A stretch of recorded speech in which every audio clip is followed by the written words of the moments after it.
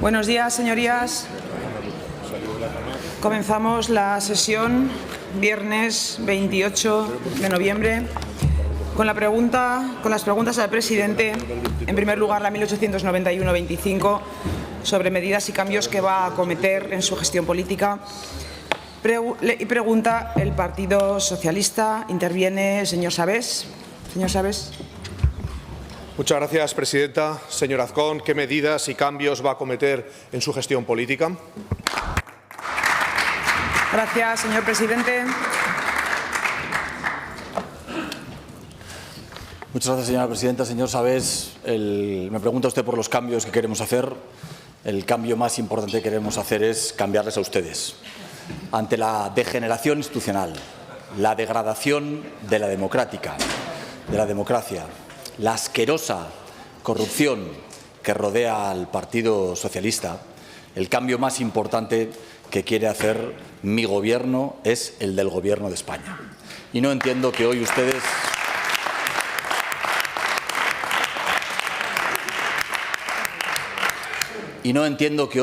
no estén indignados, y que no vayan a condenar lo que está ocurriendo.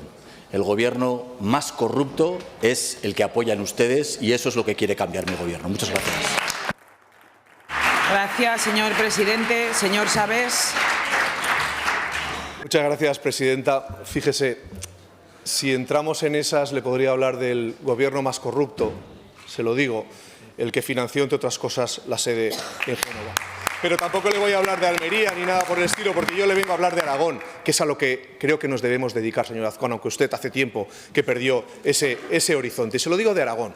Mire, señor Azcón, usted debería estar preocupado. Y preocupado fundamentalmente porque la ciudadanía se ha dado cuenta que usted le engaña continuamente.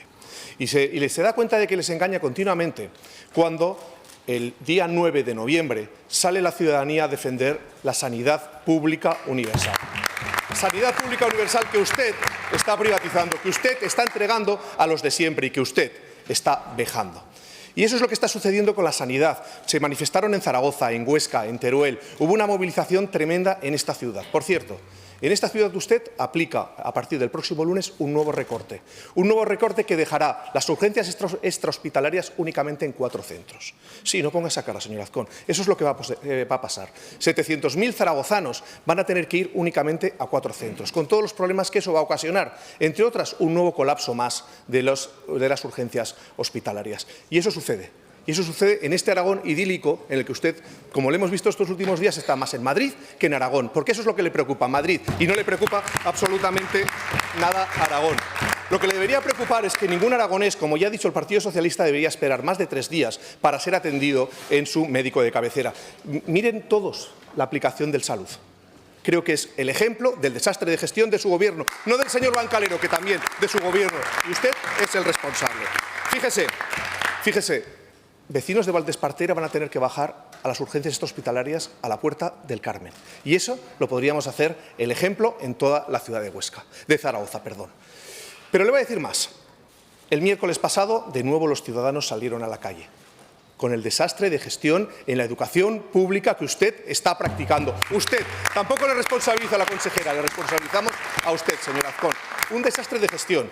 Dimisiones de la Dirección Provincial de Zaragoza, dimisiones de los directivos de centros continuamente. Y habrá más, porque usted los desatiende. Usted está más preocupado, ya lo dijo en el debate del Estado de la Comunidad, es un tema ideológico la educación. Nos lo dijo aquí, nos lo dijo desde ese estrado.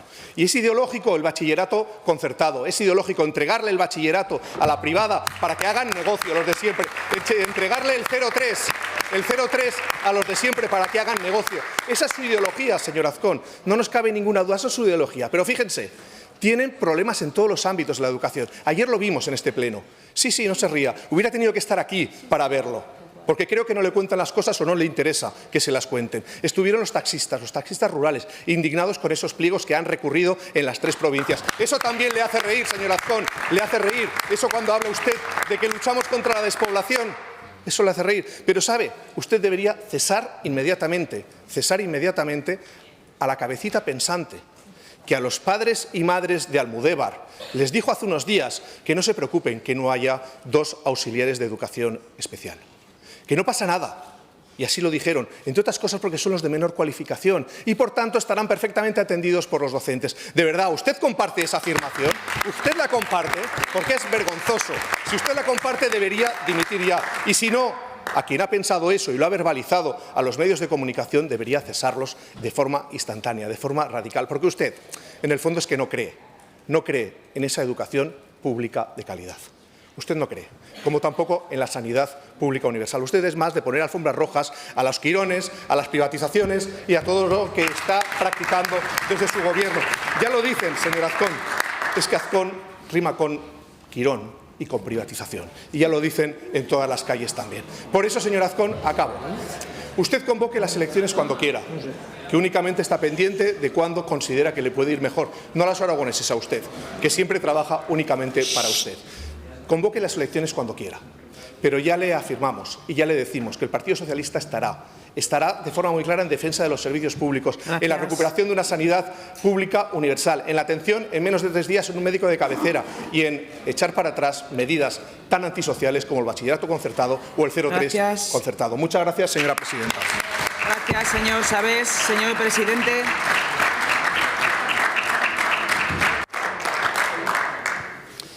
Sí, muchas gracias, señor Sabés. Si usted quería hablar sobre sanidad o quería hablar sobre educación, en la pregunta solamente tenía que haber dicho de qué quería hablar. Pero usted ha venido a preguntarme sobre los cambios que quería hacer mi gobierno.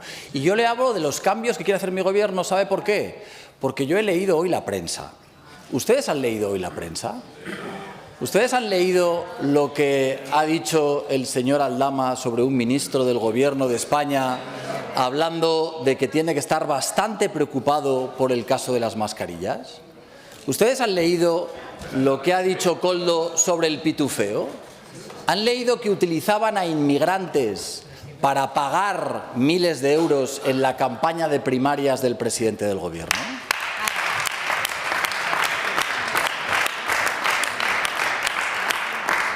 ¿Ustedes han leído lo que hoy ha dicho el señor Ábalos? ¿Ustedes han leído que si empezamos a hablar de Air Europa, empezamos a hablar de Begoña, llegamos bien llegados al presidente del Gobierno? ¿Le han oído hablar de que el presidente del Gobierno en Moncloa informó al señor Ábalos de investigaciones judiciales secretas? ¿Ustedes han oído todo eso en el día de hoy? En el mismo tiempo en el que el fiscal general del Estado ha tenido que dimitir por una condena en el Tribunal Supremo por cometer delitos. En la misma semana en la que a ustedes, al Partido Socialista, la Audiencia Nacional les está pidiendo los tickets y los justificantes del dinero en metálico que se repartía en sobres en la sede del Partido Socialista.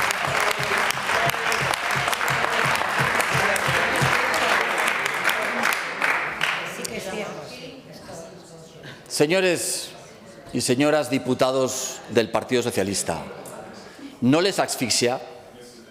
¿No les indigna? ¿Qué más tiene que pasar? ¿De qué material está hecho el Partido Socialista para que hoy no pase algo? Para que ninguno de ustedes hoy vaya a levantar la voz contra lo que es un clamor en Aragón y en España, que es su corrupción.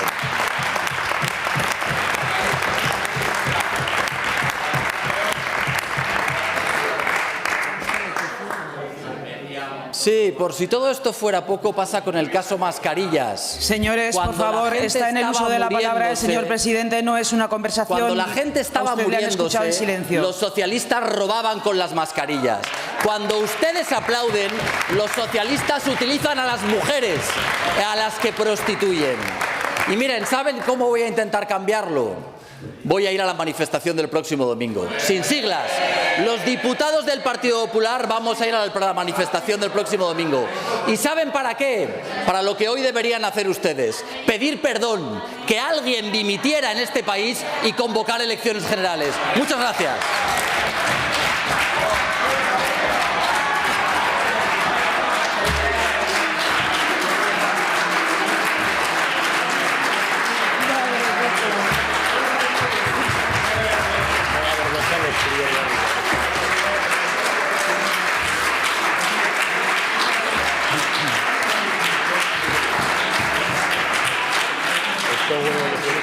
Sí.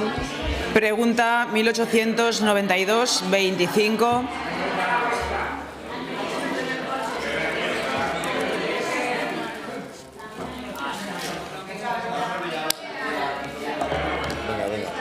Echale su grupo. Hola, ya se me ha acabado el boli. ¿Podemos continuar? Sí. Pregunta 1892-25, relativa a las reglas de la democracia formulada al presidente del Gobierno de Aragón por el Grupo Parlamentario Vox en Aragón. Señor Nolasco, su turno. Buenos días, señor presidente. El pasado 15 de noviembre concedió usted una entrevista al Español en la que afirmó que a Vox tendremos que explicarle cuáles son las reglas de la democracia. Por tanto, la pregunta es ¿cuáles son, en su criterio o a su juicio, las reglas de la democracia? Y no me conteste con la respuesta automática de señor Nolasco, no haga como el PSOE, no esconda la pregunta. No la estoy escondiendo, le estoy diciendo literalmente cuáles son esas reglas de la democracia que Vox al parecer no entiende o no conoce. Muchas gracias. Gracias, señor Nolasco. Señor presidente.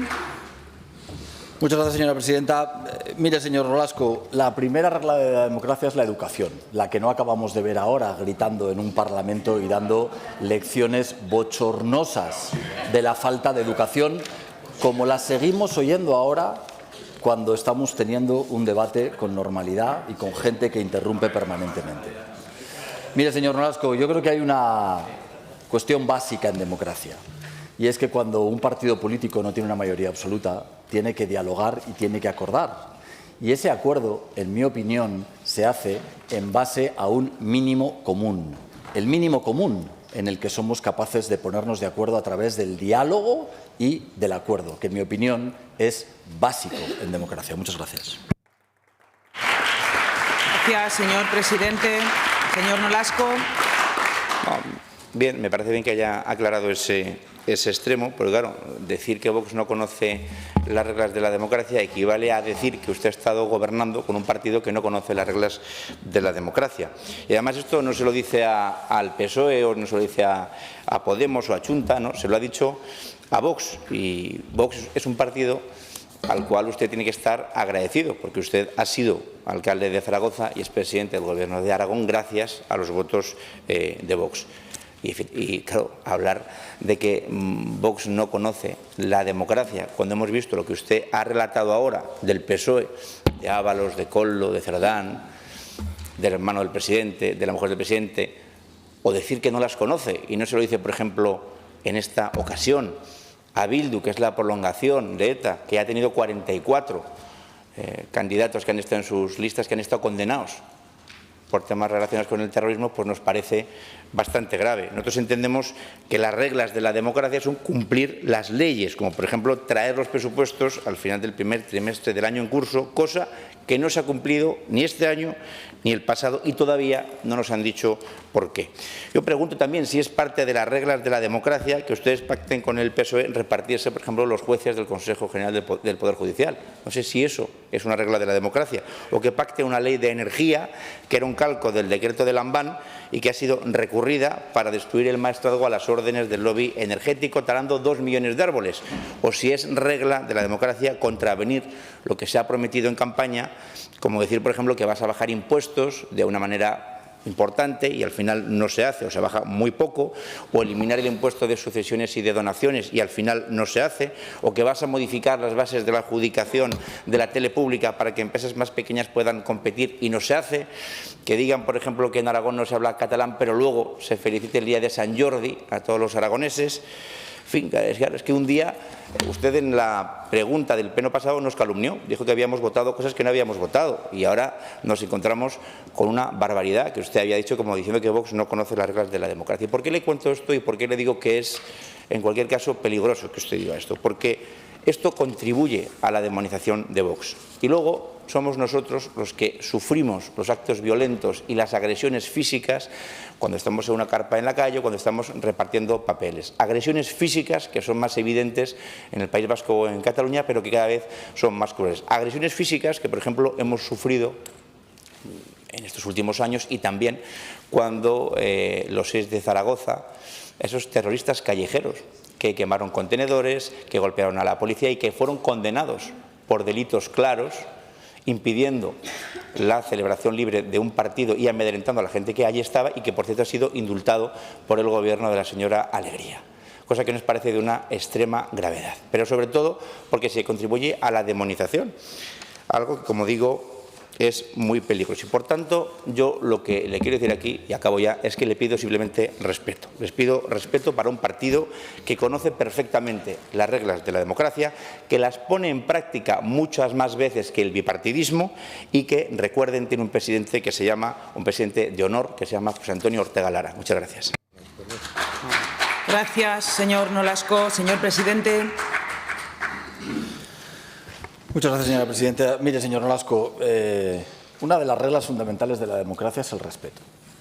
Y yo respeto a Vox exactamente igual que respeto a todos los partidos políticos en democracia, excepto, tiene usted razón, a Bildu, a todos los partidos políticos del arco parlamentario.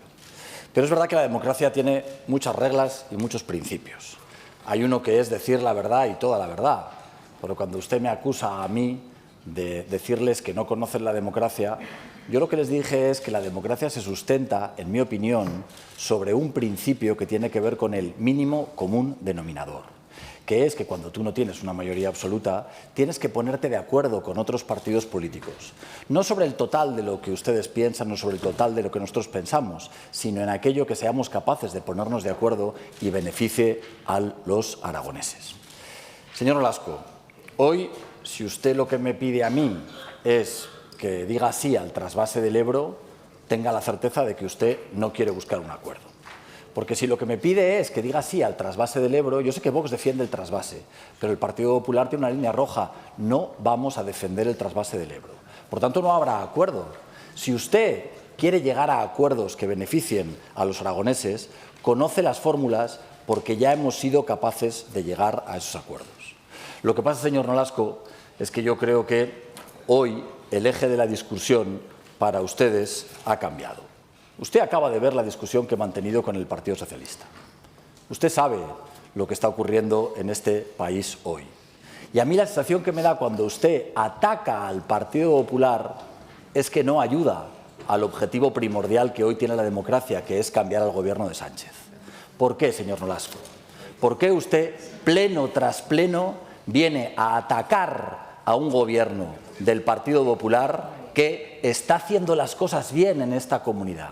A usted y a mí nos pueden unir muchas cosas, en fiscalidad, en mejorar los servicios públicos, en seguir atrayendo inversiones a nuestra comunidad autónoma. Pero, sobre todo, nos puede unir que la degradación de la democracia, que la corrupción que nos asquea y que hoy rodea al Partido Socialista y al presidente del Gobierno de España cambie en unas futuras elecciones. Y usted, sin embargo, se preocupa permanentemente de poner en igualdad de condiciones al PP y al PSOE.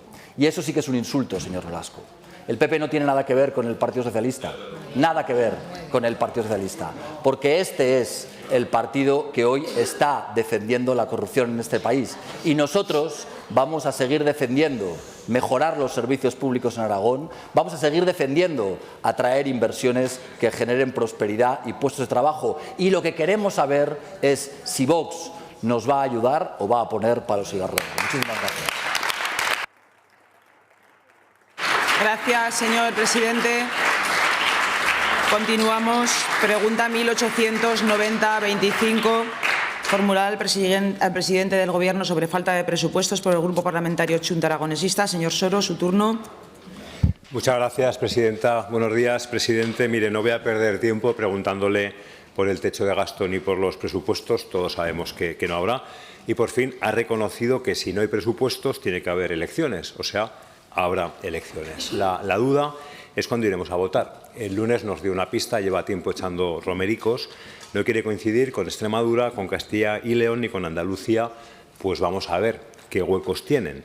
Las de Extremadura son el 21 de diciembre, la víspera de la lotería de Navidad. No sé si Guardiola tendrá suerte o le volverá a tocar la pedrea de Vox. En todo caso, no puede convocar antes que Extremadura, no le da tiempo. Antes hablaba de lotería, ahora hablo de porras. Mire, hago mi apuesta. Convocará las elecciones antes que Castilla y León, antes, en principio, del 15 de marzo, porque querrá evitar que le perjudique la imagen postelectoral de un Fernández Mañueco, otra vez rendido y desarmado a los pies de Vox. Si acierto con la apuesta y las elecciones son antes que en Castilla y León, tendrían que ser como muy tarde el 8 de marzo, pero no creo que las haga coincidir con el Día Internacional de la Mujer. Así que podrían ser el fin de semana anterior, el 1 de marzo, ese día está libre, o el 22 de febrero, pero en Teruel celebran las fiestas ese fin de son las bodas de Isabel, demasiado amor concentrado en un día, o el 15 de febrero, pero creo que es demasiado pronto. Mire, me voy a mojar. Las elecciones serán el 1 de marzo. Para eso debería usted firmar el decreto de convocatoria 55 días antes, el 6 de enero, el Día de Reyes.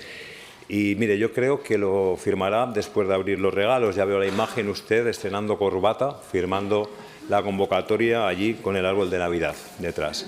Mire, si acierto y son el 1 de marzo, tendría todo el mes de diciembre para seguir enredando con los presupuestos y el techo de gasto, para anunciar más inversiones de las suyas, desde que convoque ya no podrá, y sobre todo para empezar a echar la culpa de todo a Vox, que es de lo que se trata.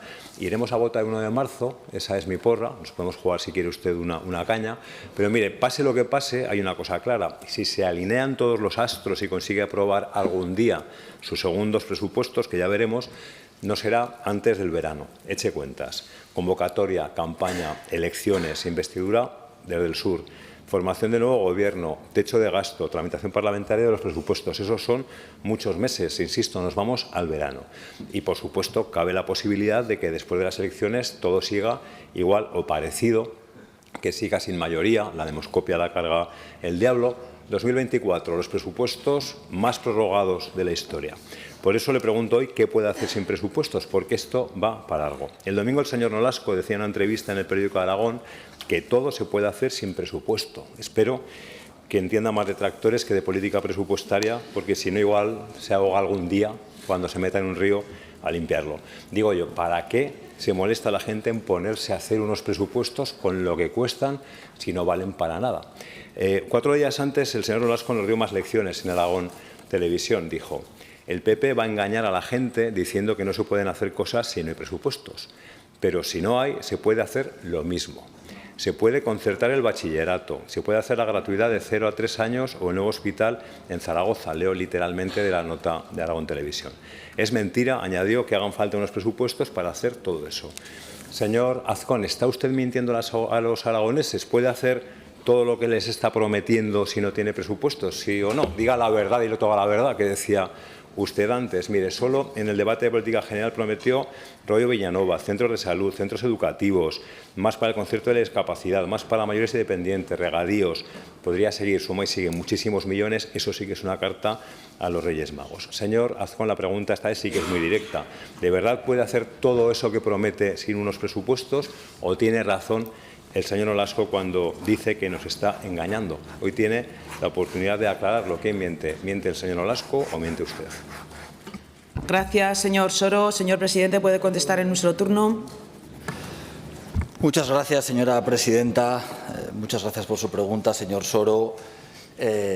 Señor Soro, la mayor parte de su tiempo lo ha empleado en analizar una decisión que toma el presidente del Gobierno, no usted.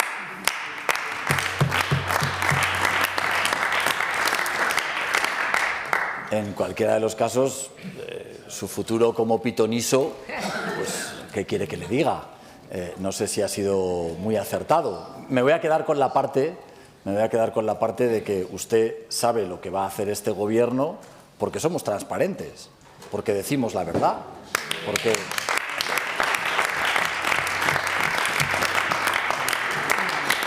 porque usted, muchas de las afirmaciones que ha hecho y de las conclusiones que ha sacado tienen que ver, entre otras cuestiones, porque yo comparezco ante los medios de comunicación y cuando me hacen preguntas las respondo para que todo el mundo sepa.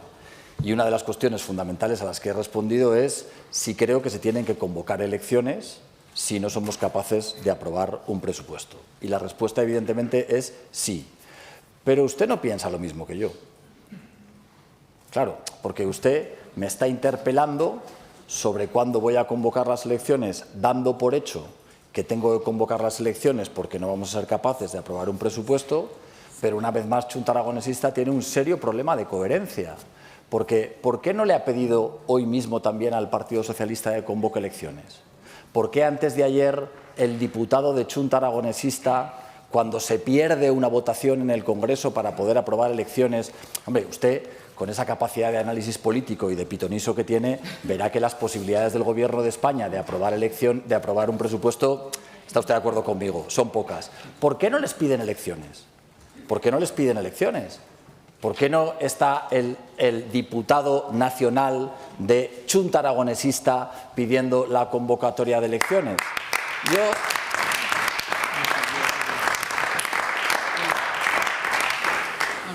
Yo se lo voy a decir, porque esta es la Chunta de siempre, la que es sumisa con el Partido Socialista. La Chunta de siempre es el correveidile del Partido Socialista. A esta Chunta le da igual lo que el Partido Socialista esté haciendo. Porque usted, señor Nolasco, también ha estado oyendo aquí esta mañana el debate que he tenido con el Partido Socialista. Un debate de corrupción al que usted ni siquiera ha hecho referencia, al que no le ha dedicado ni 10 segundos. Señor Soro, ¿se imagina que el Partido Popular estuviera acusado de los graves delitos de los que hoy está el Partido Socialista? No. La intervención... Un poco de educación, por favor. Un poco de educación. Un poco de educación.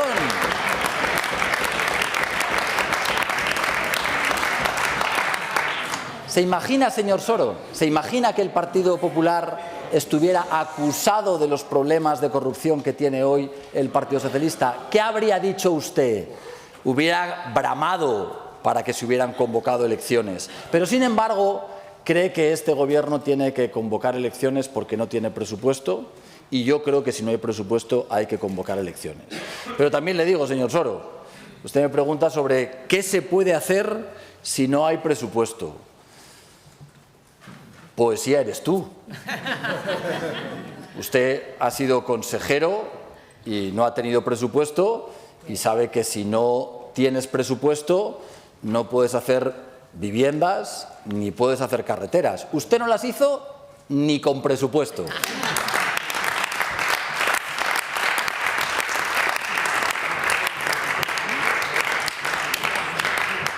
Claro, señor Soro, yo creo que hay reglas no escritas en la democracia y hay partidos que estamos dispuestos a respetarlas y a ser coherentes, y hay partidos que están dispuestos a ser incoherentes y algunos a no respetarlas.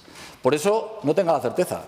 Yo voy a hacer lo que he dicho que voy a hacer, y eso es lo que a usted le permite sacar las conclusiones de las que ha hablado en este hemiciclo. No sé si usted está demasiado acertado en esas fechas, porque le aseguro que yo sigo confiando en poder llegar a un acuerdo para que haya presupuestos. Porque creo que los aragoneses ya hablaron, creo que los aragoneses votaron en mayo del 2023.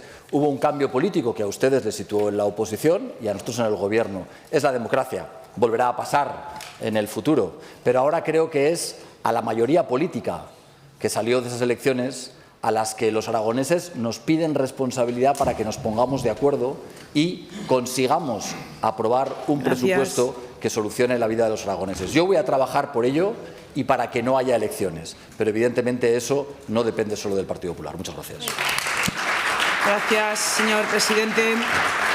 Pregunta 1893-25 sobre políticas de igualdad, formulada al presidente del Gobierno por el Grupo Parlamentario Aragón-Teruel Existe. Señor Guitarte, su turno.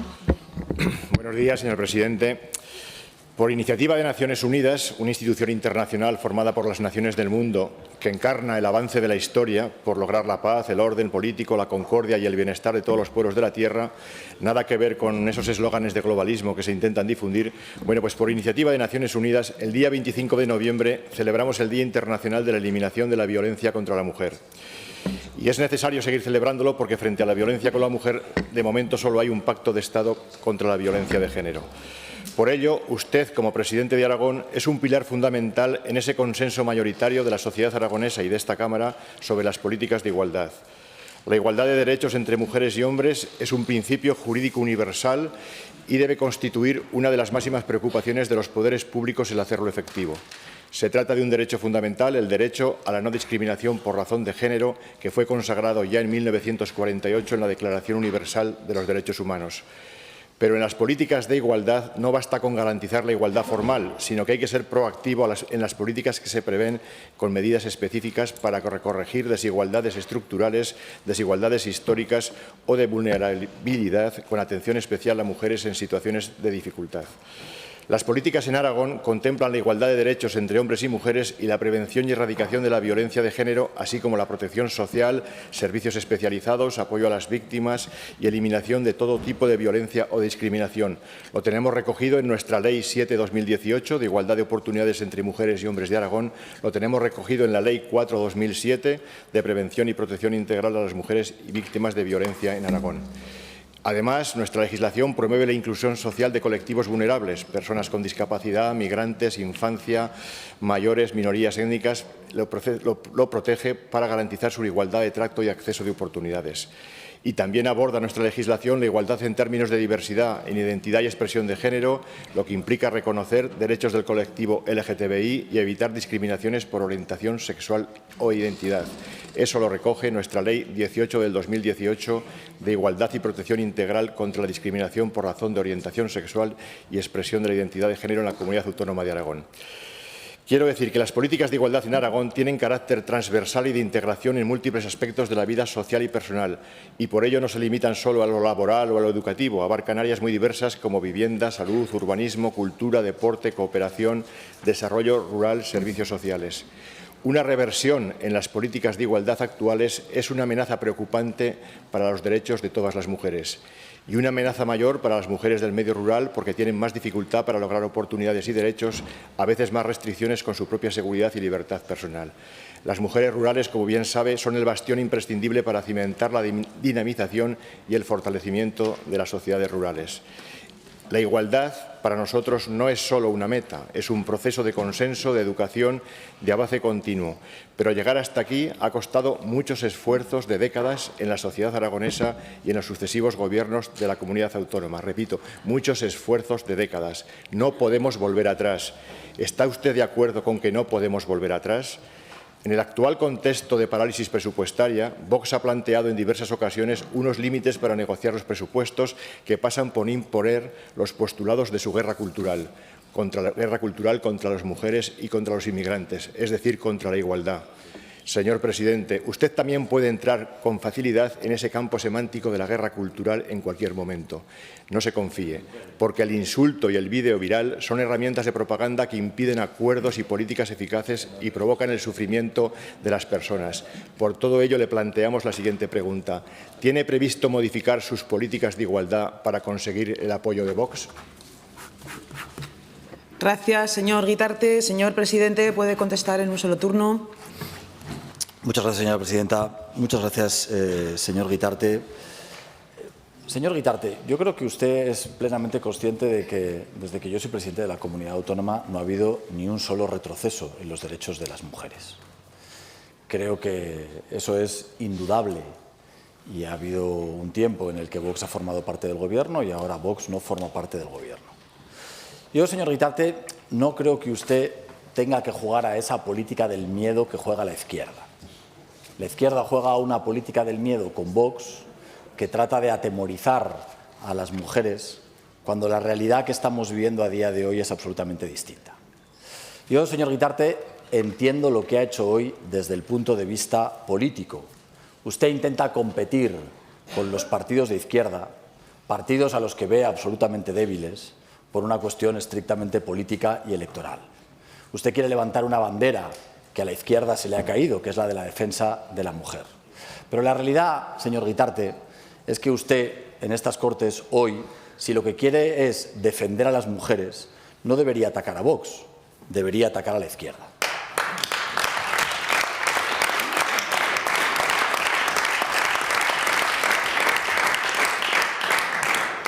Sí, porque eso ayudaría más a sus objetivos políticos, pero es que además correspondería más con la realidad, señor Guitarte. Porque es que es la izquierda quien ha aprobado una ley del solo sí es sí. ¿Sabe cuál ha sido la consecuencia de la ley del solo sí es sí? Esto es increíble, ¿eh? 1.200 delincuentes sexuales han visto cómo se beneficiaban en las penas por una ley que ha aprobado la izquierda. Esa es la mayor agresión que hemos visto. Pero es que, señor Guitarte, usted tiene que ver que hoy el Partido Socialista echa a uno de los principales asesores que tiene en la Moncloa, el señor Salazar, porque está acusado de maltratar a las mujeres, y el Partido Socialista lo vuelve a contratar como asesor. Y vemos a la secretaria general del Partido Socialista en Aragón quedando a comer amigablemente con él. ¿Usted quedaría a comer con alguien que está acusado de haber tratado así a las mujeres y de haber sido despedido de su puesto de trabajo? Eso es lo que hoy está haciendo el Partido Socialista, acompañado de todos sus socios de izquierda. La realidad es que en Aragón lo que está haciendo mi Gobierno en materia de igualdad y de lucha contra la violencia contra la mujer es absolutamente distinto. Desde el Gobierno de Aragón hemos impulsado la puesta en marcha de centros de atención integral a las víctimas de violencia sexual, los CAIVIs, en las 3 capitales de provincia, y hemos duplicado el número de profesionales que atienden a las víctimas de violencia contra la mujer. Hemos incorporado 3 nuevos pisos tutelados en Zaragoza, en Huesca y en Teruel a la red de alojamientos del Instituto de la Mujer en Aragón. Hemos puesto en marcha un servicio telefónico 24 horas de atención a las víctimas. Y estos son solo algunos de los ejemplos en lo que es la apuesta por la igualdad real entre hombres y mujeres que tiene este Gobierno. Tenga la certeza, porque usted acaba de oír el debate que hemos tenido. Mientras yo sea presidente del Gobierno, no vamos a permitir que haya ni un solo paso atrás en la igualdad real, pero tampoco vamos a jugar con la demagogia de la izquierda, que nos da lecciones de feminismo y luego utiliza a las mujeres como víctimas. Muchas gracias. Gracias, señor presidente. Pregunta 1894, relativa a la legítima Ley de Energía de Aragón, formulada al presidente del Gobierno por la agrupación parlamentaria Partido Aragonés. Señor Izquierdo. Gracias, presidenta. Permítame, señor presidente, un segundo a contextualizar el lugar en el que estamos hoy. Hoy me he querido poner elegante, yo nunca suelo llevar traje, por 2 motivos. El primero, porque gracias al Tribunal Constitucional mi partido podrá ejercer su labor y preguntarle a usted. Y eso lo tengo que agradecer y hay que celebrarlo. Y lo segundo, porque hoy se celebra en Teruel el Congreso del Amor y para que el amor llegue hay que ir también elegante. Y ahora voy a la pregunta. Señor Izquierdo, antes de que continúe la pregunta, por el artículo 122.2 y por conducir a aclarar al resto de señorías a lo que usted se refiere, ruego la lectura por parte de la letrada mayor del alcance del fallo de la sentencia a la que usted se refiere. Señora letrada, por favor.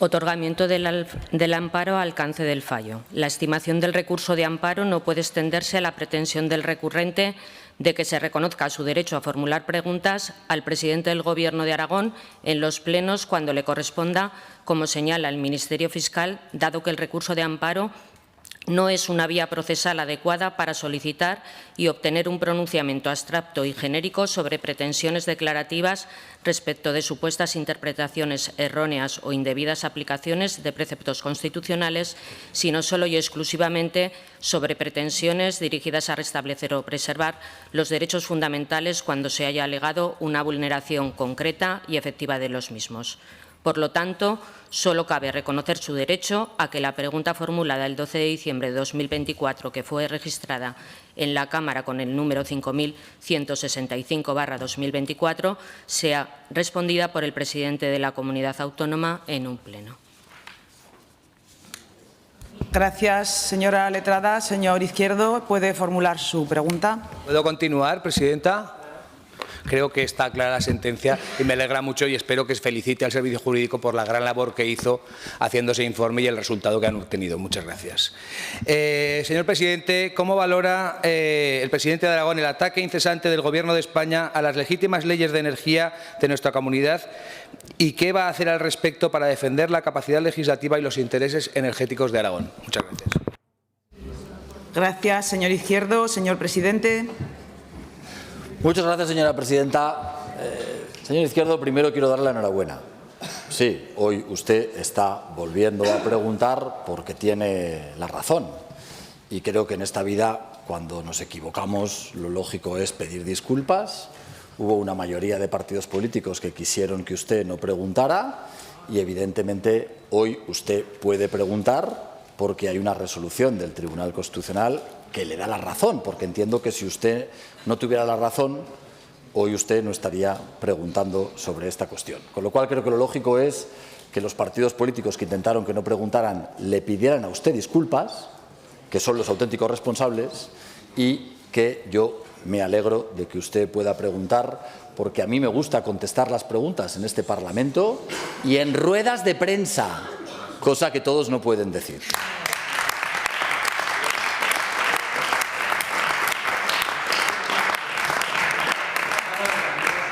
Señor Nolasco, perdón, señor Izquierdo, me pasa últimamente que hay portavoces con los que estarán ustedes de acuerdo, ¿no?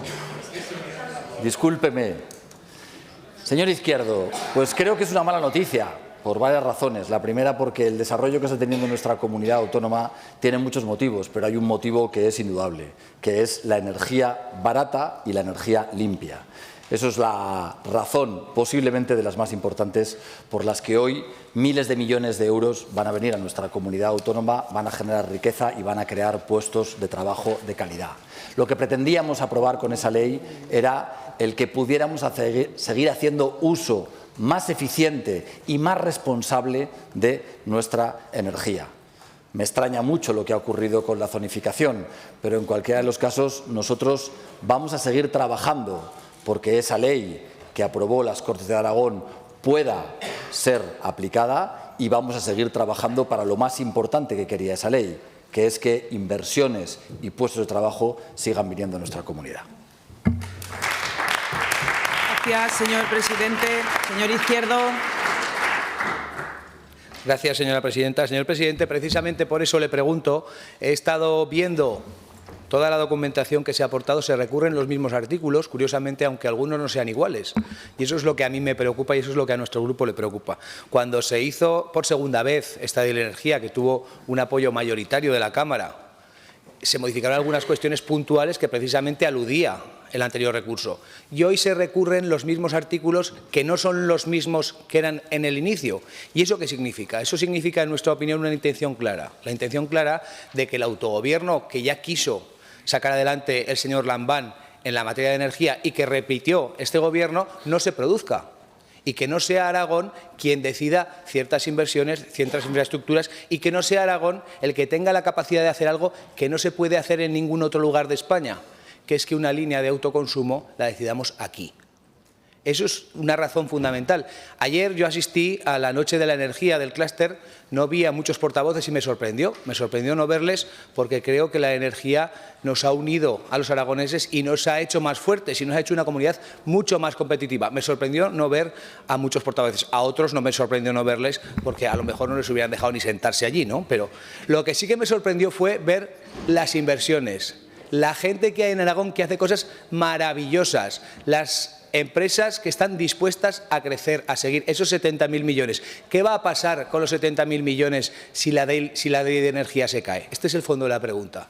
¿Están en peligro real las inversiones que se están anunciando si la ley de energía finalmente no sale adelante? Si no somos capaces, y digo no somos los aragoneses, de en ese litigio jurídico que se abrirá, imagino, con el Gobierno de España, llegar a un acuerdo, ¿qué pasará con las inversiones? ¿Hay algunas que se ponen en peligro? ¿No se ponen en peligro? Nosotros pensamos que sí. Nosotros pensamos que sí se ponen en peligro inversiones y que sí que es peligroso para el futuro de Aragón y para el crecimiento de esta tierra. Por eso lo que le digo es que tiene previsto, cómo tiene previsto el Gobierno de Aragón, que supongo que tendrá una estrategia, lógicamente, jurídica y hasta donde nos pueda contar, defender los intereses de Aragón, porque aquí de lo que estamos hablando es de que inversiones que ya están anunciadas quizá no se puedan hacer. No se pueden hacer porque quizá algunos lo que están esperando es que en Aragón dejen de crecer las inversiones para que se vayan a otros sitios. Quizá algunos lo que quieren es que sí que vaya la energía a Cataluña y al País Vasco y no se consuma aquí. Quizá lo que algunos quieren es que se paralicen las inversiones para que se invierta en otros sitios, porque las empresas no van a esperar. si no pueden conseguir sus objetivos en Aragón, quizá busquen otros lugares o otros territorios. Me llama la atención que esto pase a la vez que se reconoce un cupo energético al País Vasco del 17,4% en las inversiones de Red Eléctrica Española. Son muchas casualidades que se suceden unas tras otras y todas benefician a los mismos y también perjudican a los mismos. ¿Qué podemos hacer y en qué punto estamos? Muchas gracias. Gracias, señor Izquierdo. Señor presidente. Muchas gracias, señora presidenta. Muchas gracias, señor Izquierdo. Vamos a defender la ley y a mí, como usted, también me llama la atención. Creo que han pasado un par de cosas. ¿Por qué ahora el Tribunal Constitucional recurre a aspectos de la ley que podían ser parecidos a una ley que había aprobado con un gobierno socialista y ahora la recurre con un gobierno del Partido Popular cuando antes no lo hizo, no la recurrió? Pues creo que tiene que ver fundamentalmente con dos cuestiones. Con que ahora el gobierno es del Partido Popular y antes el gobierno era socialista. Y creo además que desde entonces hasta ahora ha habido una serie de cambios en el Tribunal Constitucional que posiblemente también ayuden, lo cual a mí me parece seriamente preocupante. Me parece muy preocupante que ante artículos prácticamente idénticos la opinión del Tribunal Constitucional con los nuevos miembros haya sido distinta de la que era en el pasado. En cualquiera de los casos, lo que esa ley pretendía es muy sencillo.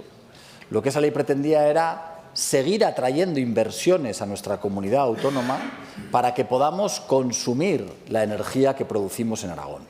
Aragón es una de las comunidades autónomas que más energía renovable produce en nuestra comunidad autónoma y lo que busca este Gobierno es que la materia prima, que significa la energía, pueda aportar valor añadido en Aragón, pueda transformarse en nuestra comunidad autónoma. Y para eso es muy importante que podamos establecer nuevas líneas de tendido eléctrico y nuevos autoconsumos, porque los 70.000 millones de euros que ya hemos atraído pueden ser muchos más si esa ley ve la luz. En cualquiera de los casos, señor Izquierdo, déjeme que le diga una cosa importante y acabo con esto.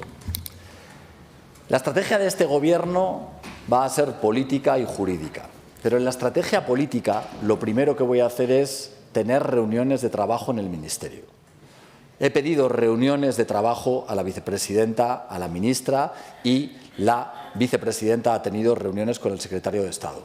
El día 17 de diciembre finaliza el plazo de alegaciones para un documento importantísimo y yo estoy convencido de que vamos a tener reuniones de trabajo en las que pediremos que las inversiones para que se mejore la red de transporte de energía en Aragón puedan ser mayores y eso nos abra la puerta a más riqueza y más prosperidad.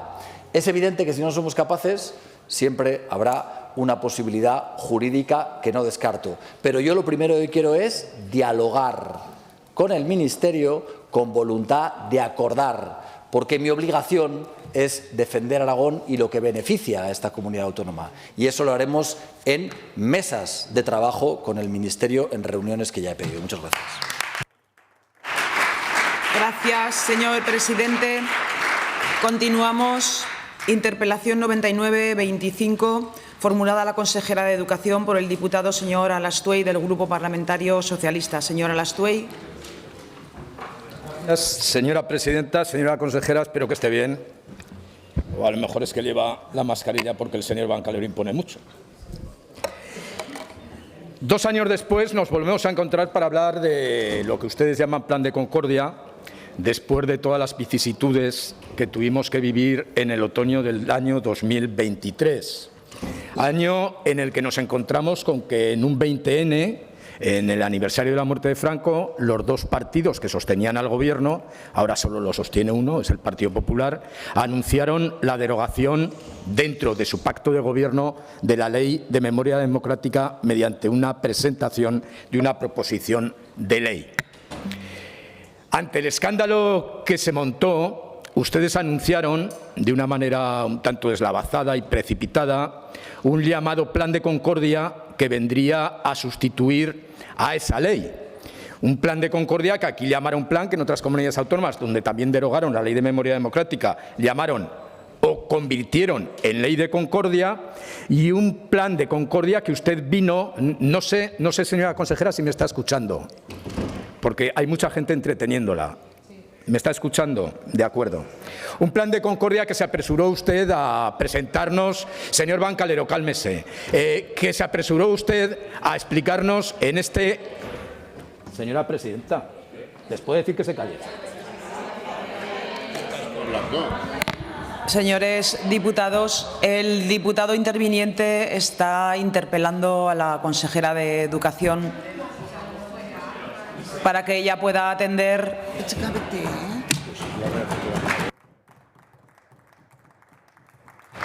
Es una cuestión de cortesía. Igual no saben lo que es, pero es una cuestión de cortesía. Digo, señora consejera, que viene usted a explicarnos apenas 10 días después un plan de concordia que no explicó, porque no sabía exactamente lo que era. Tardaron todavía unos meses, hasta julio del año 24, en aprobar ese plan de concordia y finalmente nos enteramos de que habían hecho un ejercicio de desmemoria.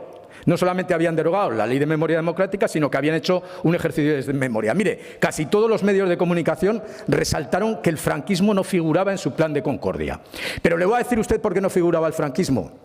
No figuraba el franquismo porque lo que ustedes no quieren de ninguna manera que se recuerde es la República Española, la Segunda República, que fue un régimen constitucional democrático y que fue derribado por un golpe de Estado por parte de militares traidores. Eso fue lo que ocurrió. ¿Y sabe cuáles son las consecuencias de eso que hicieron ustedes? Pues que ahora diversas encuestas, diversos estudios demoscópicos, también aquí en Aragón, nos están descubriendo que casi una cuarta parte de los jóvenes españoles y aragoneses no verían mal un gobierno autoritario. Es decir, que casi una cuarta parte de los jóvenes aragoneses que no han oído hablar jamás de lo que ha pasado en este país o de lo que ha pasado en Europa, no ven mal gobiernos autoritarios, porque no saben lo que es. Es más, cuanta más lejanía en edad de esas épocas, más aceptación de sus regímenes autoritarios.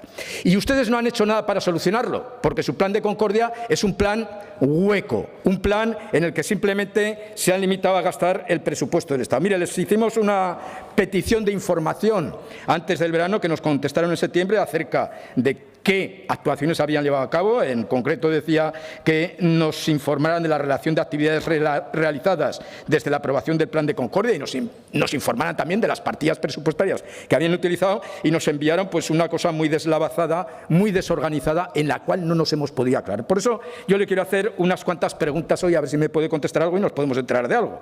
En primer lugar, ¿con qué asociaciones memorialistas están colaborando? En segundo lugar, ¿qué grado de colaboración tienen con el Gobierno de España y cuál ha sido su participación en el Consejo Territorial de Memoria Democrática? En tercer lugar, ¿qué planes anuales de concordia se han aprobado, porque figuran en su plan, y qué departamentos del Gobierno de Aragón han participado? En cuarto lugar, en su respuesta nos han comunicado que han realizado acciones de sumación, etcétera. Pero ¿qué actuaciones han llevado a cabo en los otros dos ejes de su plan de concordia en cuanto a la defensa de los derechos humanos y las libertades democráticas y qué labor de difusión han hecho?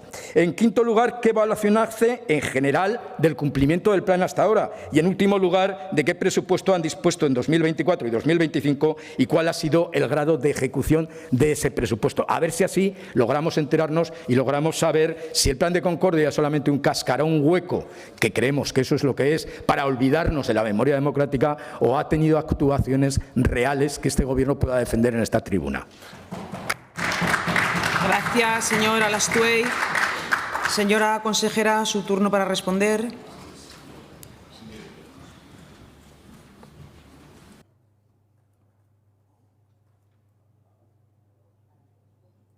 Gracias, presidenta. Gracias, señora Alastuey. Escuche, una cuestión de cortesía es usar la mascarilla cuando se puede contagiar a otras personas. ¿Comprende?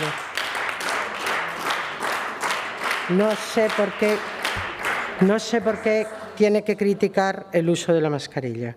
¿Vale?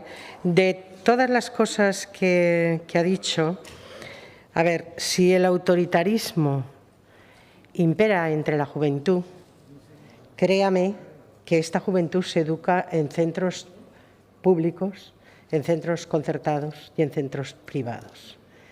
Este Gobierno tiene en sus currículums formación correspondiente a la época franquista. Se enseña en los colegios, señora Alastuey, se enseña.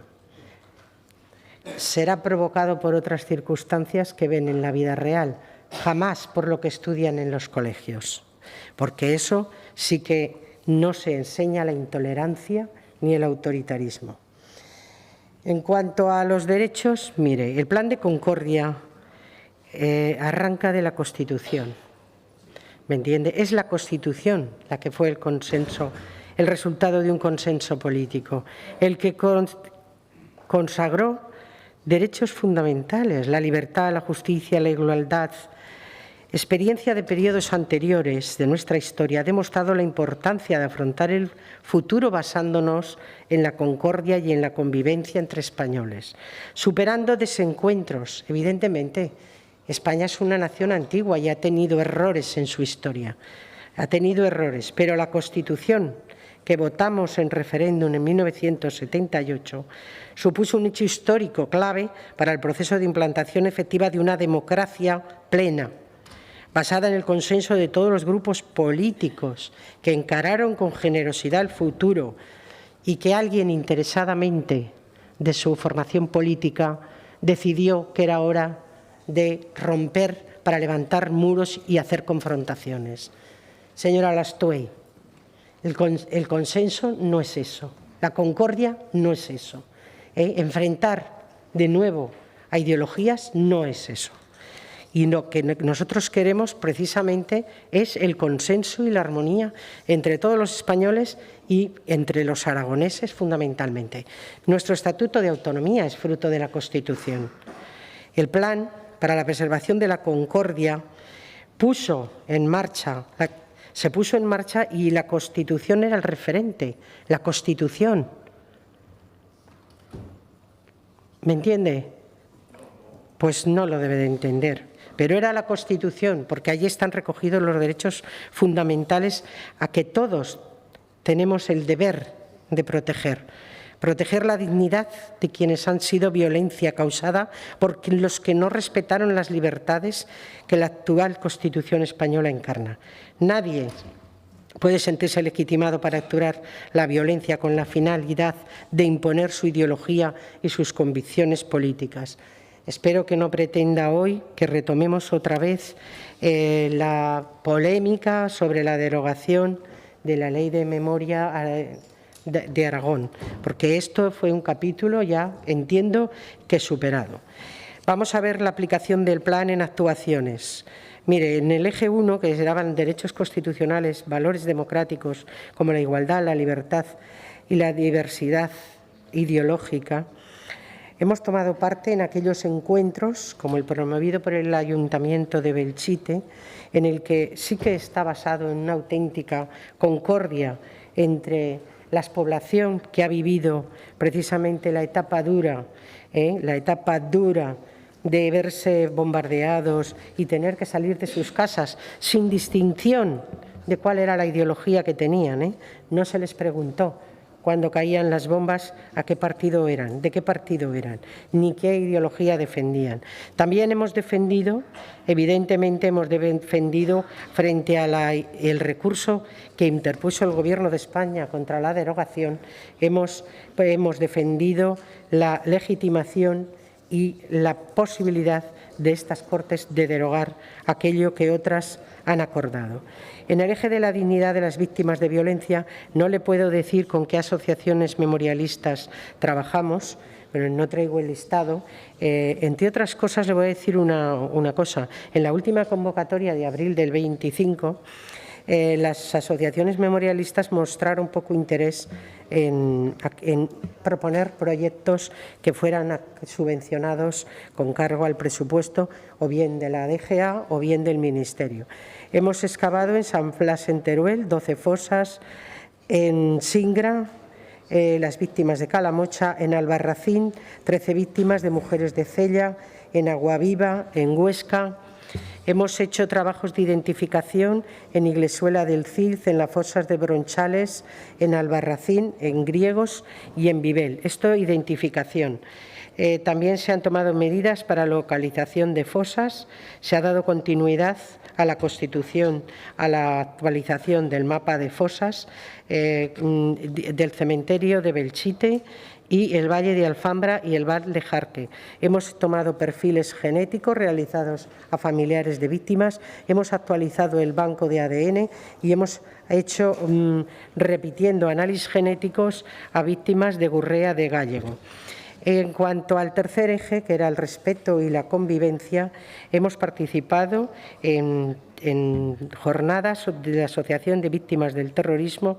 Hemos instaurado el premio Gabriel Cisneros, dando este premio a los fiscales del Procés y este año al señor don Francisco Javier Lambán Montañés. Y yo creo que hemos posibilitado que haya una convivencia pacífica entre ideologías. Y usted estuvo en una charla del terrorismo y vio cómo las víctimas se quejaban del blanqueo que se está haciendo de partido terrorista. Espero que no defienda el olvido de lo que es reciente, del pasado reciente. Muchas gracias. Gracias, señora consejera. Señora Lastuey, su turno de réplica.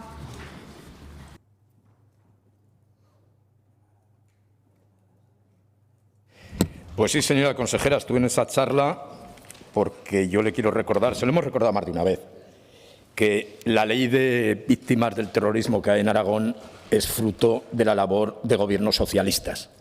Primero, del gobierno de Marcelino Iglesias, que la promovió, y segundo, de la reforma que hizo el señor Javier Lambán. Por tanto, no nos olvidamos nosotros del terrorismo, en absoluto. Pero no sabemos por qué ustedes se quieran olvidar de todo lo pasado. Si, mire, constitucionalistas somos todos apoyamos la Constitución del 78, todos nos basamos en la Constitución del 78, pero todos sabemos que la Constitución del 78 no surge de la nada. Claro que surge de la reconciliación entre dos bandos contrapuestos, pero es que esa reconciliación, o para que exista esa reconciliación, tuvo que haber dos bandos. Por tanto, ignorar eso es ignorar nuestro pasado y estar amenazados de volver a repetirlo. Y sobre todo lo que quería la Ley de Memoria Democrática era recordar a uno de esos dos bandos que había sido silenciado durante 40 años. ¿Tan mal les parece eso? ¿Eso les parece un atentado a la convivencia? Que se recuerde a aquellos que habían sido no solo olvidados, sino vilipendiados durante 40 años.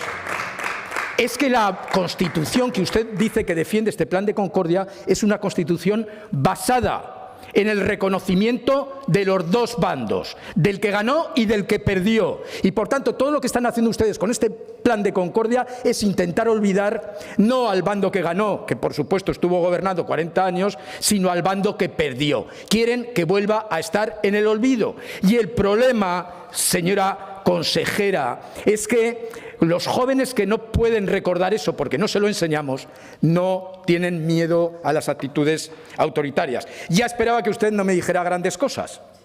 Ya esperaba que me dijera un poco, me repasara lo que ya nos enviaron, las exhumaciones que se han producido, etcétera. Pero claro, yo le he preguntado por sus relaciones con el Gobierno de España. Oiga, que el Gobierno de España aporta más a las políticas de memoria democrática en Aragón, a esas políticas de exhumaciones que usted hace, que el propio Gobierno de Aragón con su presupuesto. Es que el dinero que le viene a usted del Consejo Territorial es el que de verdad le ayuda. Mire, le voy a dar las cifras. El año 2024 le llegaron 89.000 euros del Consejo Territorial. Este año le van a llegar 130.000 euros. Usted pone 110.000 cada año. Por tanto, el esfuerzo presupuestario básico lo hace el Gobierno de España. Pero es que no nos ha dicho tampoco nada de las asociaciones memorialistas. Sí, que no quieren colaborar, pero ¿sabe usted lo que pusieron ustedes de las asociaciones memorialistas en su plan de concordia? Dijeron: el apoyo institucional y económico del Gobierno de Aragón a entidades sociales en esta materia estará supeditado a la aceptación por su parte de los anteriores principios rectores. Es decir, les obligan ustedes a aceptar unas ideas determinadas y, en particular, a la concordia heredada y al respeto de la dignidad de todas las víctimas, evitando la contribución a aquellas entidades que entre sus fines y actividades expresamente alienten el enfrentamiento y defiendan una visión ideológica excluyente. Cuando usted habla de eso, ¿sabe de qué está hablando? De aquellas asociaciones que están defendiendo la memoria de la República y la memoria del bando que perdió la guerra civil. Eso es lo que están haciendo. Y dicen ustedes, negro sobre el blanco, que los van a excluir de la financiación. Ese es el problema. El problema es que no acaban de entender ustedes lo que es la ley de memoria democrática. Mire, usted es la consejera de Educación y me dice, pues claro que les enseñamos la guerra civil, les enseñamos lo que ocurrió. Oiga, solo faltaría. Pero ¿cuántos alumnos llegan al final a estudiar esas cosas en el currículum?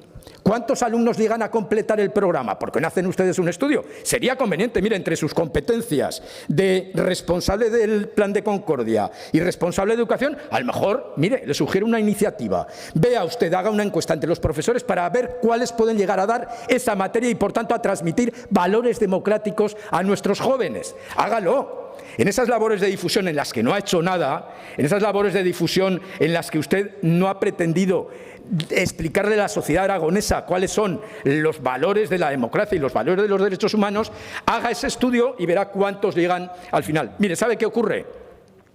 Que están enseñando ustedes la patita. Mire, entre ayer y hoy tenemos dos ejemplos completamente distintos de lo que es la memoria democrática y cuál es su actitud. Ayer el expresidente, bueno, se le puede llamar presidente, el señor Aznar, declaró que él no podía condenar el franquismo, porque su padre había participado en él. Y que el mayor atentado a la convivencia democrática de este país había sido las leyes de memoria democrática. Manda eso. ¿Sabe cuál va a ser el contrapunto a ese gesto? El presidente de Alemania, el señor Steinmeier, hoy va a ir a Guernica, 88 años después del bombardeo. Va a ir con su majestad el rey. ¿Y sabe a qué va a ir? A pedir perdón. Eso es memoria. Gracias, señora Alastuey. Señora consejera, su turno de dúplica.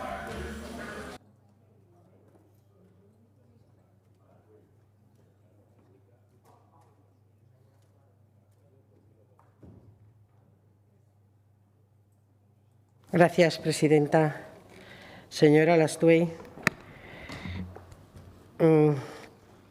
primero, cuando remite al terrorismo, ¿sabe que en el Congreso han votado el Partido Socialista en contra de prohibir actos de homenaje a terroristas? Pues se lo comunico, porque no se ha enterado. Mire, ustedes en el preámbulo de la ley que derogamos decía: es, por lo tanto, imprescindible que la Segunda República y su legado político, histórico y cultural ocupen un lugar central en las políticas de construcción de la memoria democrática de Aragón. A mí esto no me parece demócrata. A mí no. Como usted ve, tenemos dos opiniones muy distintas de lo que debemos de entender la democracia. Yo creo que estamos en un régimen donde hemos aceptado una monarquía constitucional, una constitución que nos hemos dado, y desconocer los problemas que tuvo la Segunda República es querer manipular la historia. Dejen la historia a los historiadores y no impongan en la legislación ninguna ideología en concreto. Mire, vamos a seguir trabajando en visibilizar los valores recogidos en la Constitución. De hecho, la Semana de la Constitución se va a hacer trabajos en centros, en línea, asignando a cada curso la lectura de un artículo y unos comentarios para que los jóvenes, cada uno adaptado a su nivel, vaya entendiendo lo que son los valores constitucionales. Vamos a trabajar en este aspecto. Tenemos proyectos educativos, exposiciones de fotografías. El Heraldo de Aragón tiene un archivo inmenso de fotografías que vamos a llevar a los centros para que vean los resultados de los atentados en nuestra comunidad autónoma. El Gobierno de Aragón ha contribuido a dos magníficos documentales. El atentado de la Casa Cuartel lo sufragó el Gobierno de Aragón. El asesinato de dos miembros de la Guardia Civil en Sallent también. Nosotros trabajamos en los compromisos. ¿Cuál es la relación con el Gobierno de España? Mire, el Ministerio de Memoria Democrática constituye una auténtica tomadura de pelo. ¿Le puedo a usted acompañar las actas de los órdenes del día desde que estoy en la consejería?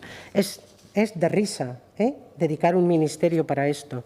Avances en el Banco Estatal de ADN. Siguiente, avances en el Banco Estatal de ADN. No avanzamos señora Lastuey. Tiene un ministerio dedicado exclusivamente a hacer un banco estatal de ADN, que sería lo que es efectivo, porque no se sabe con certeza dónde están tus familias. Y llevan 3 años y no sale el banco de ADN. ¿Qué hace el ministro? ¿Qué hace? ¿Que no lo hace? Pídale que haga su trabajo. Pide constituciones de comisiones. Comisión de Trabajo para la Memoria y Reconciliación con el Pueblo Gitano en España. Comisión Técnica para el Estudio de Medidas y Reparación de Carácter Económico dirigidos a víctimas de la guerra y a la dictadura. ¿Sabe usted algo de estas comisiones? No. Llevamos así desde junio del 24. Lo que se ha constituido es una comisión de estudio para la violencia de la transición que pactó con Bildu. Señora Lastuey, no tomen el pelo a la gente defendiendo políticas que no son efectivas y únicamente son maquillaje. Gracias, señora consejera. Continuamos. Interpelación 114-25, formulada a la consejera de Bienestar Social por la diputada señora Zamora, del Grupo Parlamentario Socialista. Señora Zamora.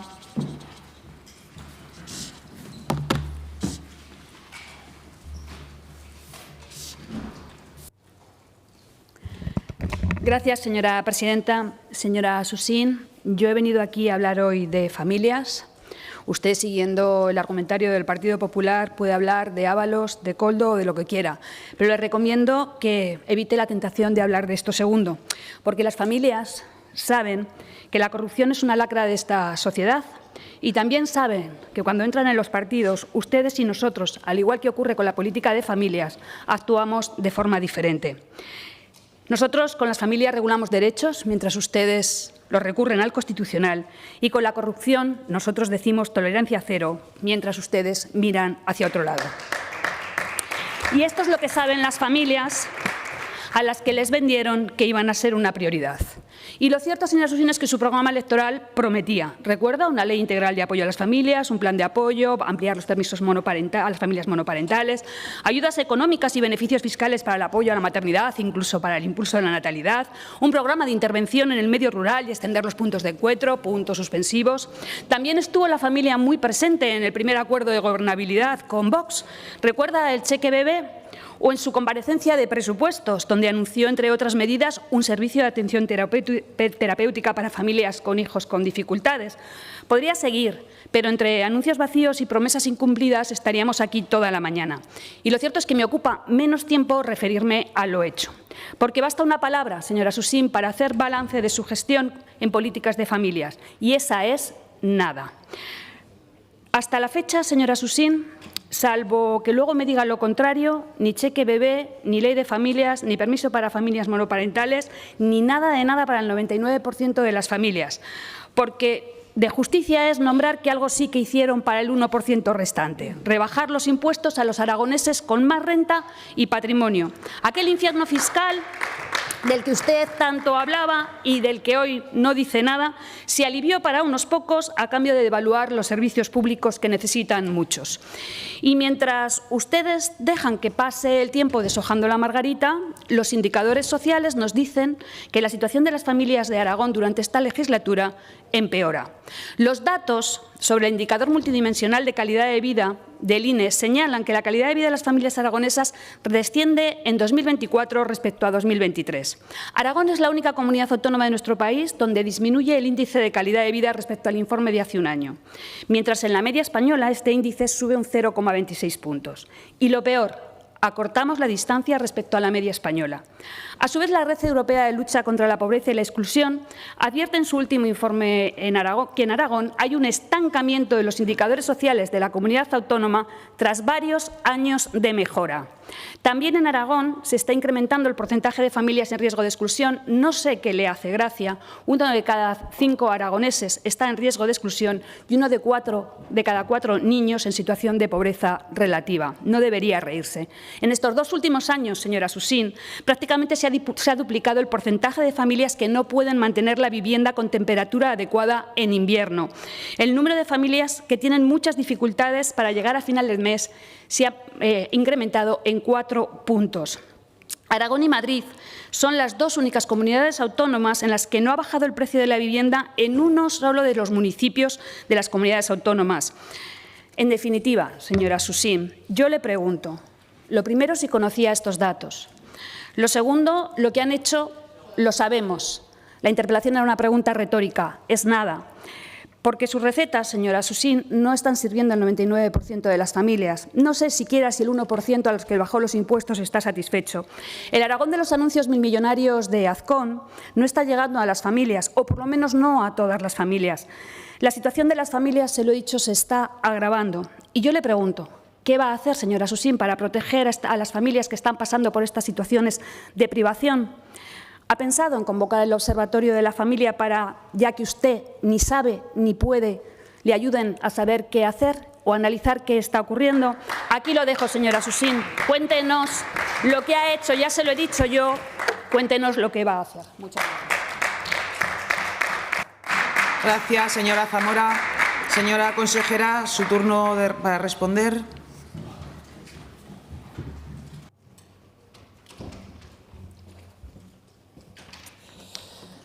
Gracias, presidenta.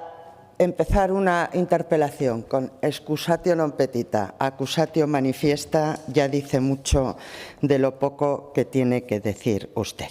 Mire, me interpela sobre la política general de protección a las familias del Gobierno de Aragón y, en concreto, sobre las medidas que ha implementado al respecto este Gobierno en 2 años de legislatura. Cuando hablamos de política de familia, estamos hablando de una política transversal que afecta a muchos departamentos del Gobierno de Aragón, desde la protección de las familias a través de la política fiscal, evitando, por ejemplo, que la política fiscal tenga un carácter confiscatorio. Y en la política de protección a la familia influye también, por ejemplo, la política de vivienda, es decir, la diferencia entre hacer o no hacer absolutamente nada para garantizar el acceso de las... No se ría, ¿no?, que esto es muy serio. El acceso de las familias a una vivienda digna o que los jóvenes, por ejemplo, puedan emanciparse y crear una familia. Influye también las políticas económicas en el desarrollo social y la calidad del empleo. Forman también parte de las políticas de protección a la familia las relativas a las garantías de servicios y recursos de calidad para las personas dependientes y con discapacidad, esas que ustedes dejaron temblando, recuerda. O también podemos hablar, señora Zamora, de servicios para el cuidado de mayores y menores en el medio rural, que permita a las familias vivir y conciliar en pequeños municipios en los que desean desarrollar su proyecto familiar. De todo eso podemos hablar cuando hablamos de protección a la familia. Respecto a los informes, ha pedido usted 2 interpelaciones, tiempo habrá. Yo le recomiendo que de los 700 folios del informe FOESA, por ejemplo, no hace falta que se los lea, al final tiene las notas metodológicas. Gracias. Gracias, señora consejera. Señora Zamora, su turno de réplica. Señora Susín, yo no le he hablado del informe FOESA, por lo tanto no me tengo que leer ninguna nota metodológica. Le he hablado del informe de la Red de la Pobreza y Exclusión y le he hablado del informe del INE con datos de sus años de gestión y de gobierno. Dicho esto, no me ha dicho nada en la primera parte porque, como yo he anunciado, también en mi primera intervención, no ha hecho nada. Lo peor es que tampoco van a hacer nada, porque aunque dicen que la familia es el centro de su acción política, cuando gobiernan, allí donde gobiernan, su forma de proceder siempre es la misma. Primero eliminan el plural, ha quedado muy claro en su intervención. Las políticas del PP son de familia, no son de familias. Acuden a la semántica con una única objetivo, invisibilizar la diversidad familiar, pero no les va a salir bien. El segundo, privatizar, recortar y debilitar los servicios públicos, derivando los presupuestos públicos hacia la iniciativa privada y poniendo en marcha medidas que no garantizan la igualdad del acceso ni prevén el control público. Y lo tercero, buscar un culpable. Sánchez o Pilar Alegría.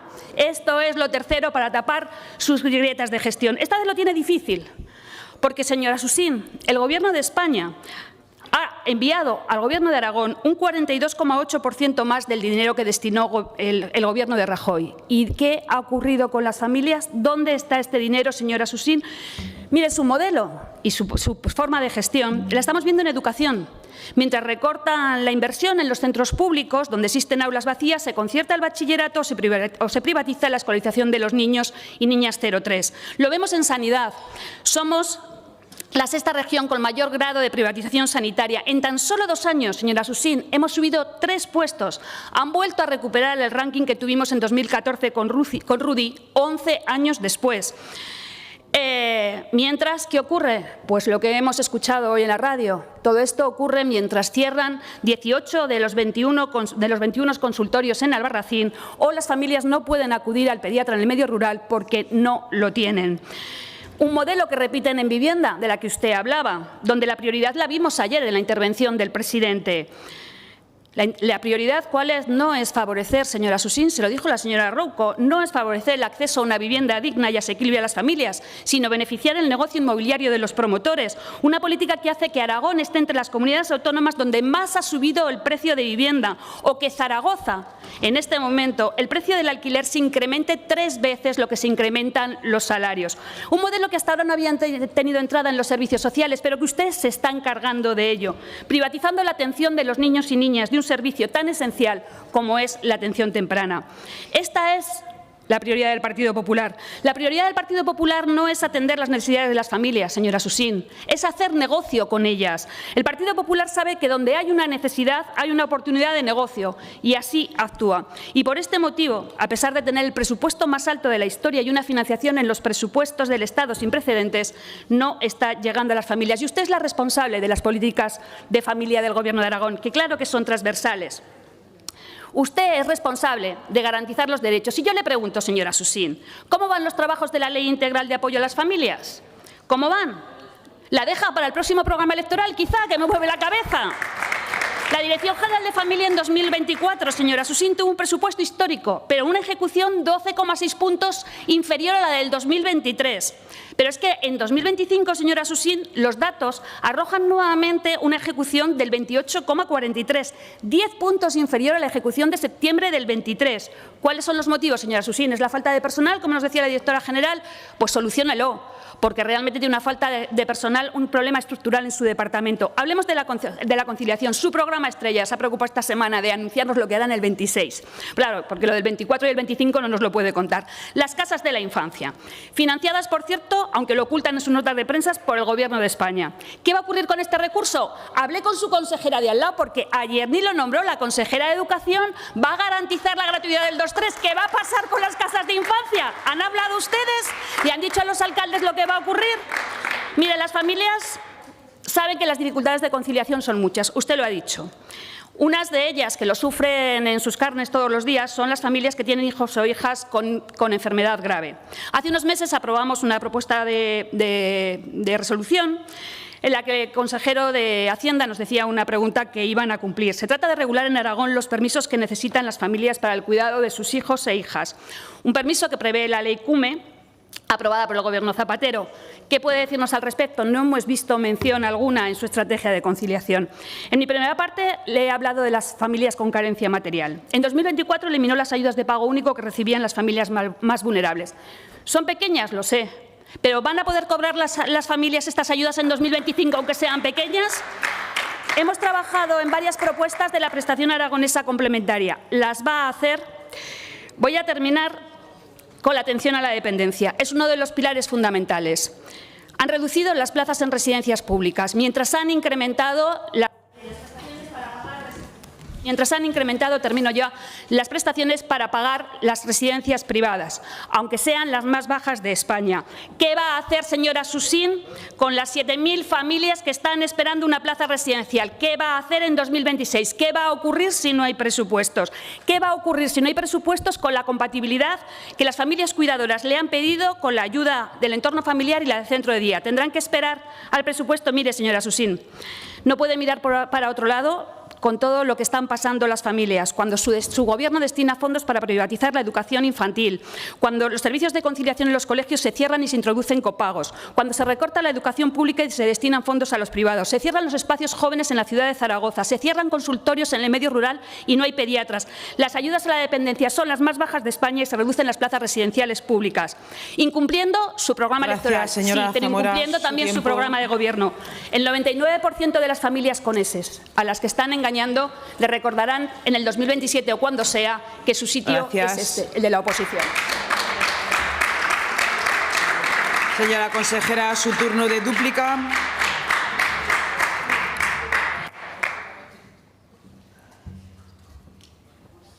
Gracias, presidenta. Ya puede seguir haciendo méritos para que su sitio siga siendo ese, señora Zamora.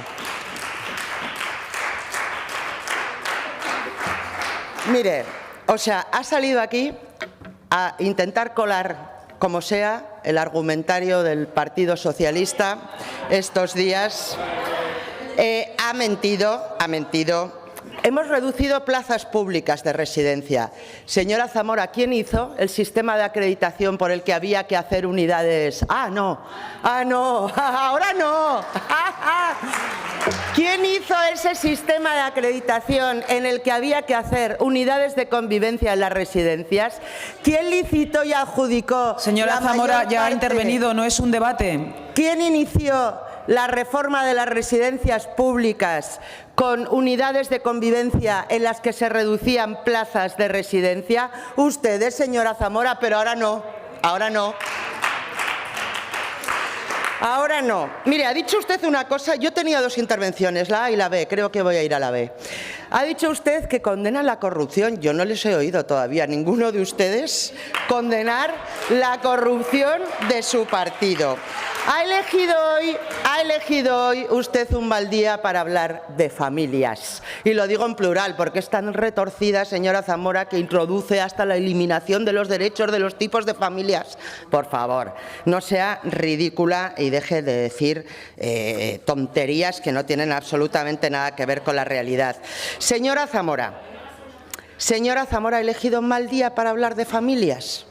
Porque, claro, el Partido Socialista se preocupa por la política de familia, efectivamente, o de familias. Ahí nosotros tenemos dos conceptos. Nuestras políticas son diferentes. Las políticas de familia del Partido Socialista se basan en montarle el chiringuito a la mujer del presidente desde Moncloa, en tener al hermano del presidente colocado a dedo, que nadie sabe dónde tiene que ir a trabajar y cobrar 2.000 euros, y luego lo tenemos en Moncloa cotizando en Lisboa. Sigo. Más política de familia, las primas de Ábalos. Sigo con las políticas de familia. Estas son las políticas de familia del Partido Socialista y no hemos oído absolutamente nada. Hablaba la señora Zamora de 200 euros del señor Lambán. Esos 200 euros que apañó el señor Lambán, recuerda, señora Vaquero, porque le sobraban en la partida de la PACIM. No, ¿qué ha hecho este Gobierno? Actualizar la PACIM y actualizar la complementaria de las PNCs que ustedes se habían cargado. Eso es lo que ha hecho este Gobierno, actualizarlo conforme a IPC y conforme a la subida del Gobierno de España. No dar una paguita de 200 euros a final de año. Eso es lo que hicieron ustedes. ¿Qué ha hecho este Gobierno también a nivel fiscal? Pues, por ejemplo, deflactar el IRPF, porque ustedes, con un 9% de inflación, se negaron a deflactar el IRPF y las rentas más bajas, las que no tenían que pagar, esas son las que con ustedes tenían que tributar. 94 subidas de impuestos con el Gobierno de Sánchez. Las familias españolas están pagando una renta media, el 48% de sus ingresos en impuestos. Esa es su política de familia, empobrecer a la sociedad española. En 7 años se han llevado por delante la clase media en España. ¿Saben por qué? Porque ustedes viven mejor entre la pobreza. A ustedes quieren una sociedad subvencionada, esa, la del pitufeo, la que afiliamos al partido y luego le damos 300 euros para que vote en las primarias y 100 de regalito por los favores prestados, ¿verdad? Eso es lo que quieren ustedes, una sociedad empobrecida. El IPREM, 3 años sin actualizar, porque no hay presupuestos generales del Estado. Seguimos con la política de las familias, vivienda, 86 viviendas en 2 años. Y vienen ustedes ahora a hablar de tipologías de vivienda. 86 viviendas, 2.900 serán realidad antes de final de año en este Gobierno. Señorías, no puede hablar, señora Zamora, usted no puede hablar de dependencia. Ustedes topaban el acceso a la dependencia, señora Zamora, porque era la única forma de mantener las listas de espera a raya, haciendo un sistema de sustitución, unos por otros. Y así, o sea, podemos seguir hablando así de todo su política de familia. Mire, proteger a la familia es hacer vivienda. Proteger a las familias es garantizar el empleo de calidad y son ya 70.000 millones de inversiones anunciadas en Aragón. Proteger a la familia es garantizar el acceso a los niños y adolescentes al ocio y al tiempo libre. Y así lo estamos haciendo incrementando las plazas de campamentos y becas con ese dinero que ustedes utilizaban diciendo que era un plan retorno para pagarles el billete de vuelta a los Erasmus. Protección a la familia es garantizar el bienestar emocional de los jóvenes, implementando asesorías de bienestar emocional gratuita en todas las comarcas. Protección a la familia es ofrecer información y orientación para prevenir las dificultades originadas en el ámbito de las relaciones personales o familiares. Es intervenir en situaciones de conflictividad familiar. Es asesorar y tramitar los títulos de familias numerosas monoparentales e inscripción en el registro de parejas estables no casadas. Protección a la familia es ayudar económicamente a las familias con hijos e hijas nacidos de partos múltiples o procedentes de adopción múltiple que desde el 24 se han duplicado el importe económico destinado a ello y además lo hemos ampliado a los partos gemelares que no tienen discapacidad. Es crear servicios de conciliación, señora Zamora, en el medio rural. Ríase. Ustedes, casas de la infancia en el medio rural, servicios de conciliación, 0. Nosotros, de momento, 14. Este año, 19. Pregúntele a esa madre que trabaja en Jaca a 2 horas de su casa y tenía que meter a su hija con meses en un coche todos los días, 1 hora hasta Broto. Pregúntele qué le parece ese recurso de conciliación. Seguramente le pensará exactamente igual que usted. Proteger a la familia es apoyar a las entidades locales y sociales en la implementación de proyectos dirigidos a conciliar. Proteger a la familia es crear también esas casas del mayor para que las personas mayores estén cuidadas en sus pueblos con un recurso de proximidad. Y proteger a la familia, señora Zamora, tiene múltiples facetas y no acaba con la enumeración que he hecho en mi intervención. Lo que sí que le garantizo es que todas las acciones de este Gobierno están dirigidas a garantizar y mejorar la calidad de vida de las familias aragonesas desde el bienestar económico hasta el social. La Ley de Familias, es que tantas veces como usted me lo pregunta se lo he dicho. Mi respuesta es la misma que el señor Lambán. Señora Zamora, la próxima vez que me interpele, si se ha de ir o no me ha de hacer caso, me tendré que sentar, porque no tiene ningún sentido. No tiene ningún sentido. Señora Zamora, reitero, mi respuesta es la misma del señor Lambán. Cuando el Gobierno de España apruebe la Ley de Familias, entonces en Aragón tramitaremos la Ley de Familias, porque se puede hacer un cambio y cambios sustanciales como la desaparición, por ejemplo, de las familias numerosas y tener que volver a modificar la ley al día siguiente. Y acabo.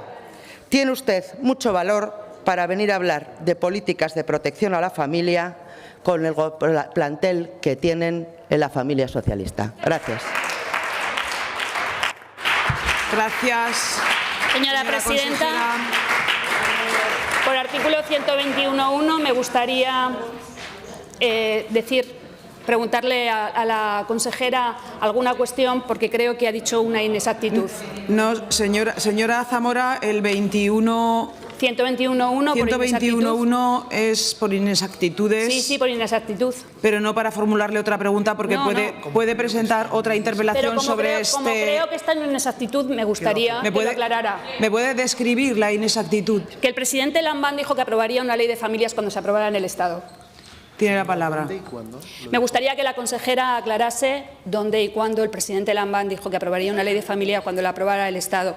Lo digo porque la ley de familias del presidente Lambán llegó a estas Cortes. Muchas gracias. Gracias, señora Zamora. Señora consejera, ¿quiere intervenir? Continuamos. Interpelación 114. Señora presidenta, disculpe. Sí. Como portavoz adjunta de este grupo, sí que le quiero decir que sí que es verdad que esa ley de familia. Le podrá contestar la otra. El 121 por inexactitudes. Ya contesto yo como miembro del Gobierno, no se preocupe. No pensaba entrar al debate porque ya empieza a aburrir un poco esto. Sí, como tantas leyes que llegaron y no tenían intención de tramitarse. Gracias.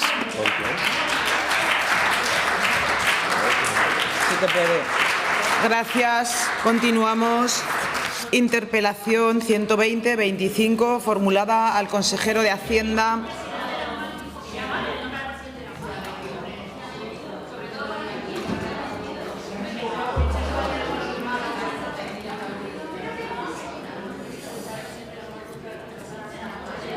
¿Dónde lo ves tú? Porque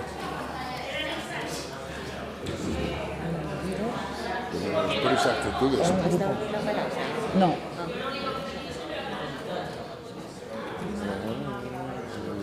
¿Solo puede contestar? Otro de su grupo.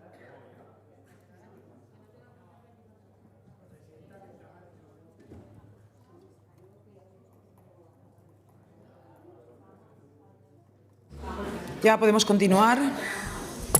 Interpelación 120-25 formulada al consejero de Hacienda por el diputado señor Galeano, del Grupo Parlamentario Socialista. Señor Galeano, su turno. Esto sí no está presente, yo creo. Su permiso, señorías. Buenos días. Comienzo también con una inexactitud, señor consejero. Es que los presentes aquí, diputados socialistas, todos nosotros condenamos desde luego la corrupción, como no puede ser de otra manera. Estoy seguro que hablo de parte de todos mis compañeros. Y desde luego a quien condenaron el Tribunal Supremo por corrupción a nivel de formación política fue al Partido Popular. Sí. Y pediríamos que, puestos aquí con las condenas, pues todos hagamos ejemplos. Señora Vaquero, humildad ante todo, desde luego. Señor consejero, comienzo con la madre mía y la mía también. Todas son santas madres, pero que a cada César lo que corresponde. Mire, señor consejero, señor Bermúdez de Castro, durante el debate extraordinario sobre la financiación que aconteció en esta misma Cámara ya por el mes de febrero de este mismo año, el señor Azcón manifestó lo siguiente, abro comillas: Aragón es una comunidad maltratada por Pedro Sánchez desde que este es presidente del Gobierno. En el año 2025 vamos a dejar de ingresar 87 millones de euros respecto del 2024.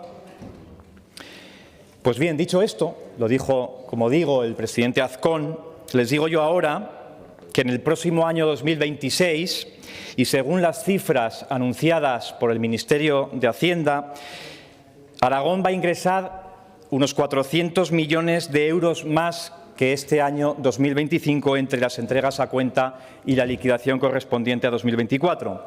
Es decir, que vamos a aumentar un 8,5% nuestros recursos respecto del 2025, incremento, por cierto, que está por encima de la media nacional.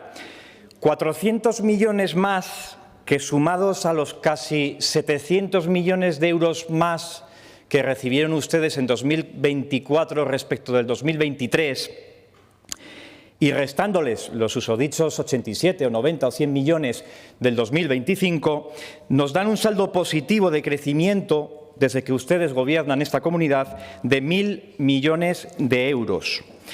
Y estos ingresos con los que ustedes deberían haber confeccionado más de un presupuesto, al año son 2.000 millones de euros más de lo que ingresaba esta comunidad cuando Rajoy era presidente del Gobierno de este país.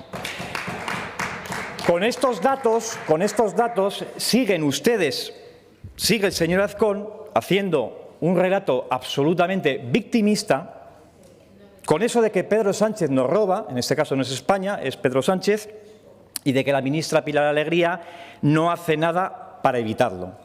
Hombre, dicho las cifras que yo les he dado, hasta los espectadores que tenemos hoy en edad infantil entienden que es un relato completamente tergiversado, señorías del Partido Popular.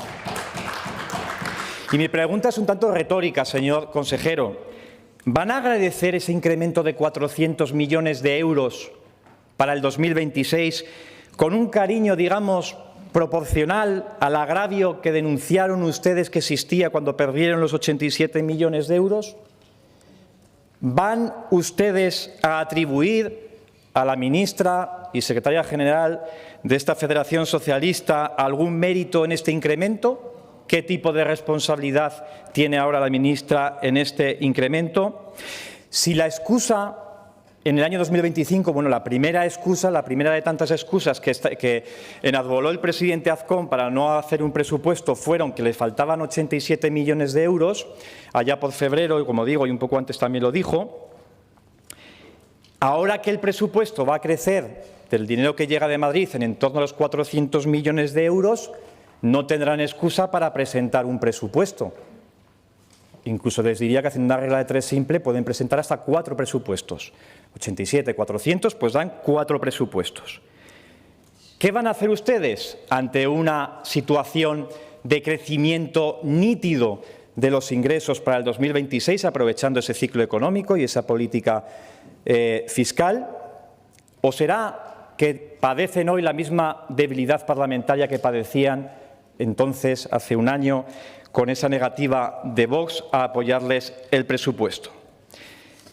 Señor consejero, ¿qué va a suceder el próximo año en cuanto a ingresos? Creo que también es una pregunta retórica. ¿Van a mantener esas previsiones de crecimiento, desde luego, potente a nivel ingresos ligados al crecimiento del sector inmobiliario? Porque creo que aparenta que ese ITP, ese AJD, que también van durante este año, no van a dejar de ir bien. ¿En qué medida nos favorece el reparto sobre el impuesto de las entidades financieras, sobre los depósitos de las entidades financieras, que se hace en este caso en función del PIB y al que Aragón creo que se le asignan en torno a los 60 millones de euros? ¿Va a servir esa cantidad, como dijo el director general de tributos, para compensar algunas de las rebajas fiscales que puedan llegar ustedes a plantear y quizás a aprobar si Vox al final cede a ello? Gracias. Gracias, señor Galeano. Señor consejero, su turno para responder.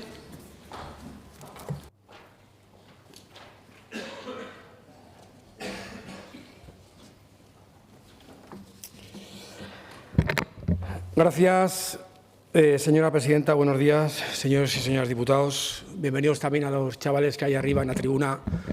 Van a coincidir que estamos debatiendo dos de los diputados más aburridos del hemiciclo, porque el tema de Hacienda no es muy entretenido y seguramente habría otros debates que serían más interesantes y más aguerridos, por decirlo de alguna manera. Pero bueno, si le dan un rato más lo verán, porque quien me va detrás de mí seguro que es bastante más entretenido en el ámbito del debate. Dicho lo cual, hay que poner algunos temas sobre la mesa porque hay que aclarar algún concepto. Te he dicho de una manera, te da muy bien, pero cuando te vas a la realidad, te da de otra manera. Si el sistema de financiación, yo creo que usted ha manifestado muchísimas veces que hay que reformar el sistema de financiación, porque según lo que he escuchado yo aquí, usted es partidario de no reformar el sistema de financiación. Usted no es partidario de reformar, es partidario. Porque usted ha dicho aquí o ha explicitado que gracias a este sistema de financiación Aragón cada vez tiene más recursos. Y claro, usted que votó a favor de que hubiera un fondo de despoblación, le recuerdo, usted votó a favor de un sistema, ¿se acuerda cuando estaba la anterior ejecutiva del PSOE? Usted que votó por el fondo ese, a favor, ¿no? ¿Y te votó Pilar Alegría en el Congreso? En contra, ¿no? y ahora ustedes votan en contra de ese fondo. Es decir, esa es su credibilidad. Cuando gobernaban unos, no hace 8 años, hace un año usted votaba a favor del fondo y ahora vota en contra. Mire, nosotros este año nuestra recaudación del sistema de financiación aumenta en 441 millones de euros. ¿Vale? Está conmigo de acuerdo. En el año 25 yo también les pediría a ustedes que quitasen el mantra de que es el mayor presupuesto de la historia del año 25, porque no es verdad. Porque como baja la recaudación del sistema de financiación, la única comunidad con Extremadura que baja, por culpa del sistema de financiación, que cada día nos perjudica más, porque el Fondo de Garantía, el Fondo de Suficiencia Global y el Fondo de Convergencia cada día nos perjudica más, y se ve.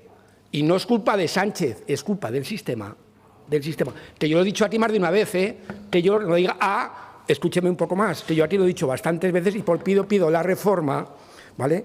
¿Por qué Aragón recibe 441 millones de euros? Mire, de IRPF, el que paga usted y el que pago yo, no el que paga Sánchez para Aragón, el que pagan los ciudadanos, vamos a recibir, porque parece que vuecencia, señor Sánchez, decide a los pringados de aragoneses 400, no. El IRPF, 161 millones de euros más. 161 millones de euros más. De IVA, del que paga usted cuando va al Zaragoza al fútbol, ese IVA reducido para el deporte, 103 millones de euros más.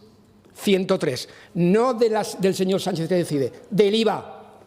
No, claro, del impuesto de la electricidad, 70 millones de euros, 14 más que el año pasado. De hidrocarburos, 26 millones de euros más. Por tanto, no es que el señor Sánchez se levante por la mañana y decida que como su ministra es candidata da 400 millones de euros más. Es el sistema. El sistema que lo da. Y yo sigo diciendo lo mismo. Ahora y antes, el sistema de financiación para Aragón es perjudicial. Y yo creo que hay que cambiarlo. Mire, yo soy consejero de Hacienda ahora. Dentro de 3, de 6 o 10 años no sé lo que voy a hacer. Lo que sí sé es que voy a vivir en Aragón y que me gustaría que mis hijas tengan una buena educación, una buena sanidad y yo unos buenos servicios sociales. ¿Vale? Y eso se paga con impuestos. Eso se paga con un buen sistema de financiación. Y eso es lo que pido yo. Y ustedes, no usted, ustedes, a quien usted representa hoy aquí, buscan un sistema de financiación que prime la ordinalidad. Y usted bien sabe, como yo, que en la ordinalidad y en el reparto que se pretende nos mata, como aragoneses. Porque es muy diferente prestar, pero ese es un debate recurrente. ¿Qué es más fácil, prestar un servicio en Andalucía o en Aragón? ¿En Valencia o en Aragón? ¿En Madrid o en Aragón? ¿En Murcia o en Aragón? Tenemos el debate perdido y como no sigamos unidos, es un debate que para futuras generaciones, entre comillas, nos va a matar. Y es así, señor Galeano. Gracias. Gracias, señor Galeano. Rúbrica.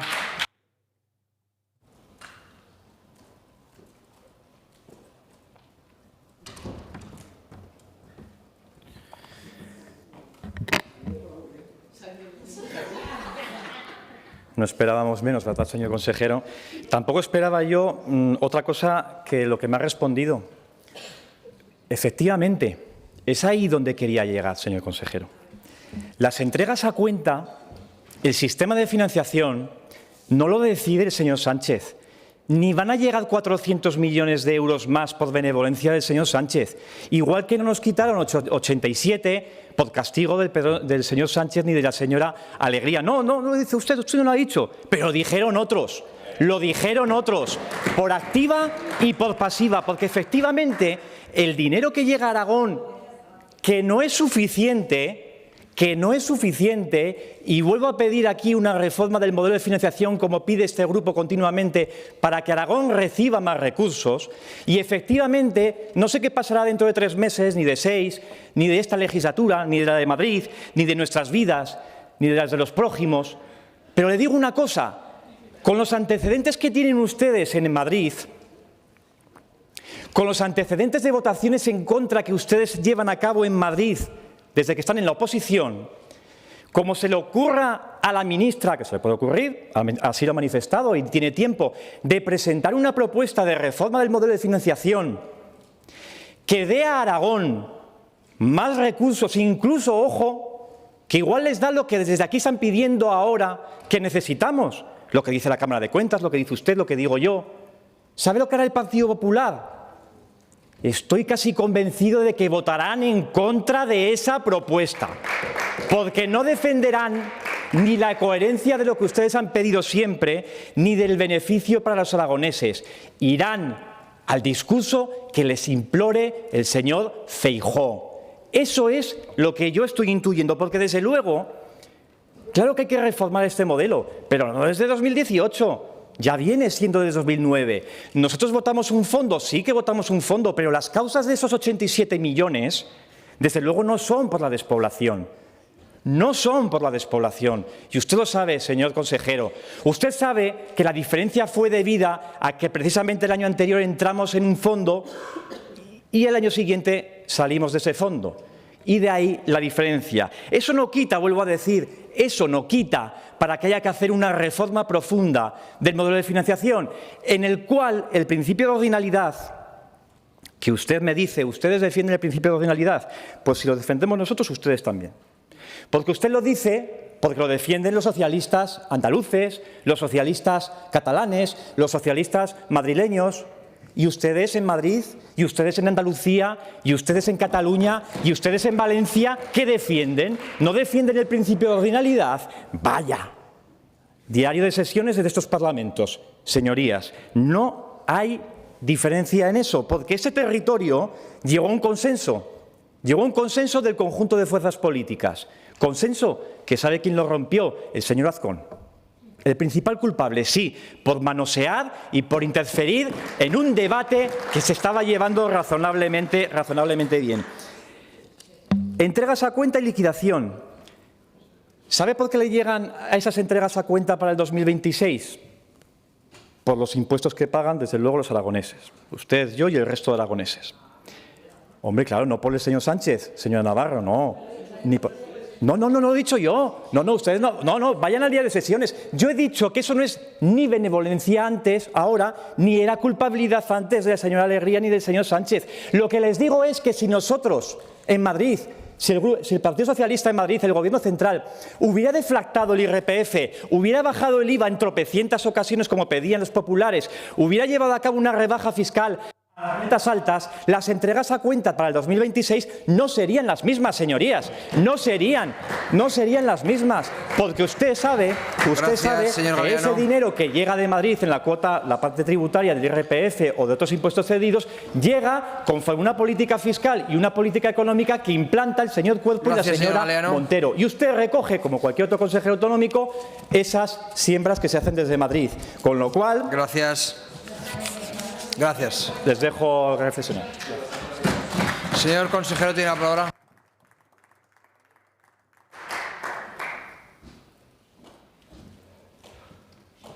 Gracias, señor presidente. Oiga, señor Galeano, ¿cuántas veces hemos escuchado esta legislatura que gracias a Sánchez son las mayores entregas de la historia? ¿Cuántas veces lo hemos escuchado? Oiga, ¿cuántas? O sea, usted, el señor Sabes, no le representa. Sí, a mí el señor Azcón me representa y el señor, entonces le representa igual, pues lo han dicho sus portavoces. ¿Cuántas veces han dicho ustedes que son las mayores entregas a cuenta gracias al señor Sánchez? ¿Cuántas veces? ¿Lo buscamos? La política fiscal, vale. Mire, usted sabe, usted votó a favor de la reforma fiscal del señor Lambán, ¿no? ¿Cuánto ha supuesto de mermas tributarias para Aragón? 50 millones de euros. Mire, gracias al señor Galeano, hay 50 millones menos, según su teoría, para gasto social, gasto sanitario. Claro, pero es que usted defiende una cosa y defiende la contraria, señor Galeano. Mire, señor Galeano, que esto no es un diálogo, que estoy llorando, usted habla, yo me callo. Yo le rogaría que usted también se callese, si no le importa. Vale, no. Usted también me pregunta a mí y yo no le contesto aquí, que es donde hay que contestar, ¿vale? Esto no es un diálogo. A ver, por partes. Sistema de ordinalidad. Lógicamente, cada comunidad autónoma piensa diferente y faltaría más.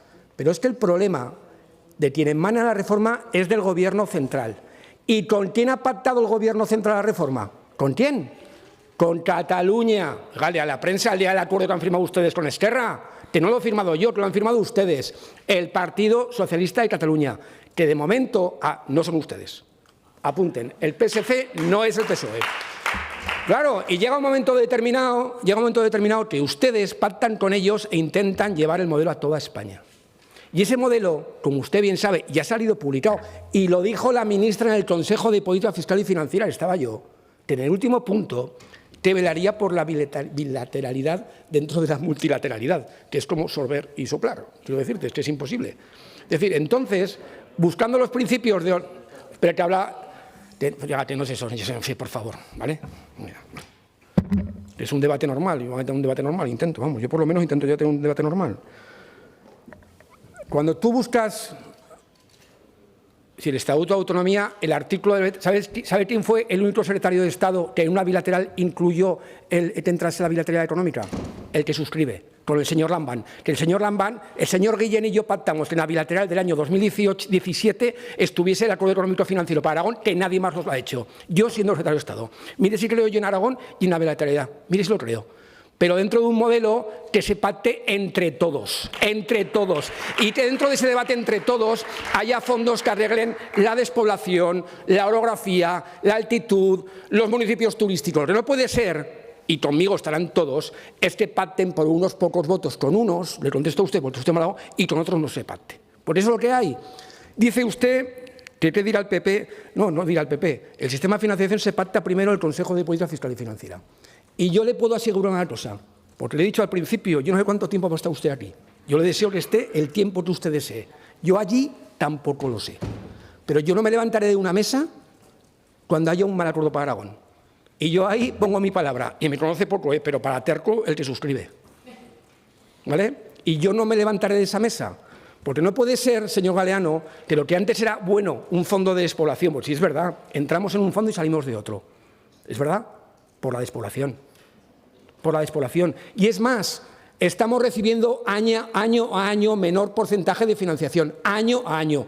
Algo le pasa al sistema que perjudica a Aragón. Mira, otro día estamos haciendo cuentas de cuánto puede suponer para Aragón el consumo eléctrico en los centros de datos y el aumento del impuesto a la electricidad. También salimos perjudicados.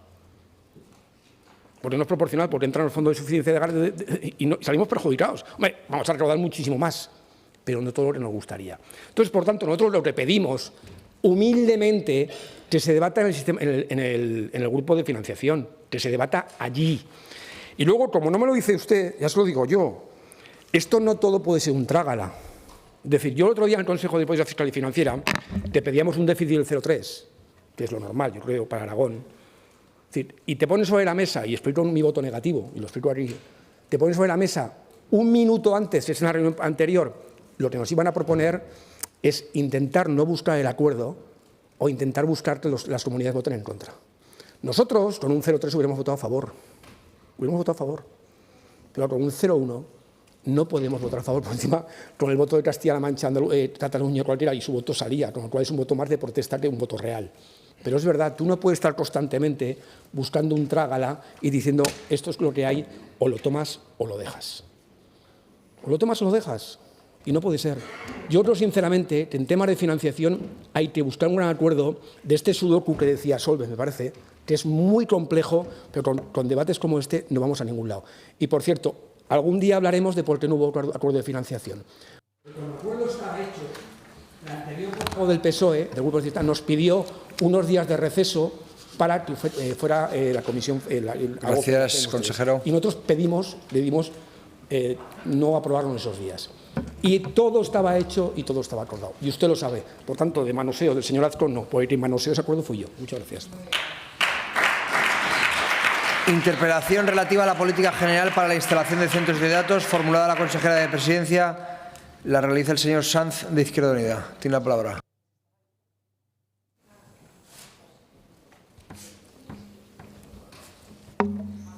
Buenos días, señora Vaquero.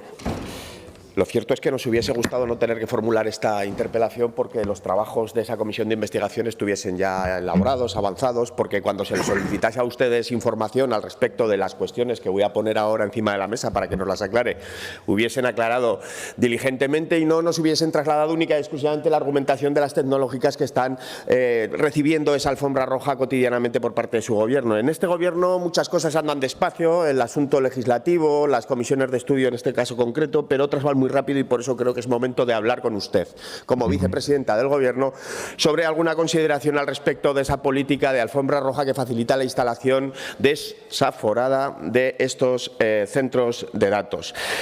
¿Tenemos algún dato ya conocido? Ya sabemos en qué ha cristalizado los 3 primeros centros de datos que ya están en funcionamiento de Amazon Web Service.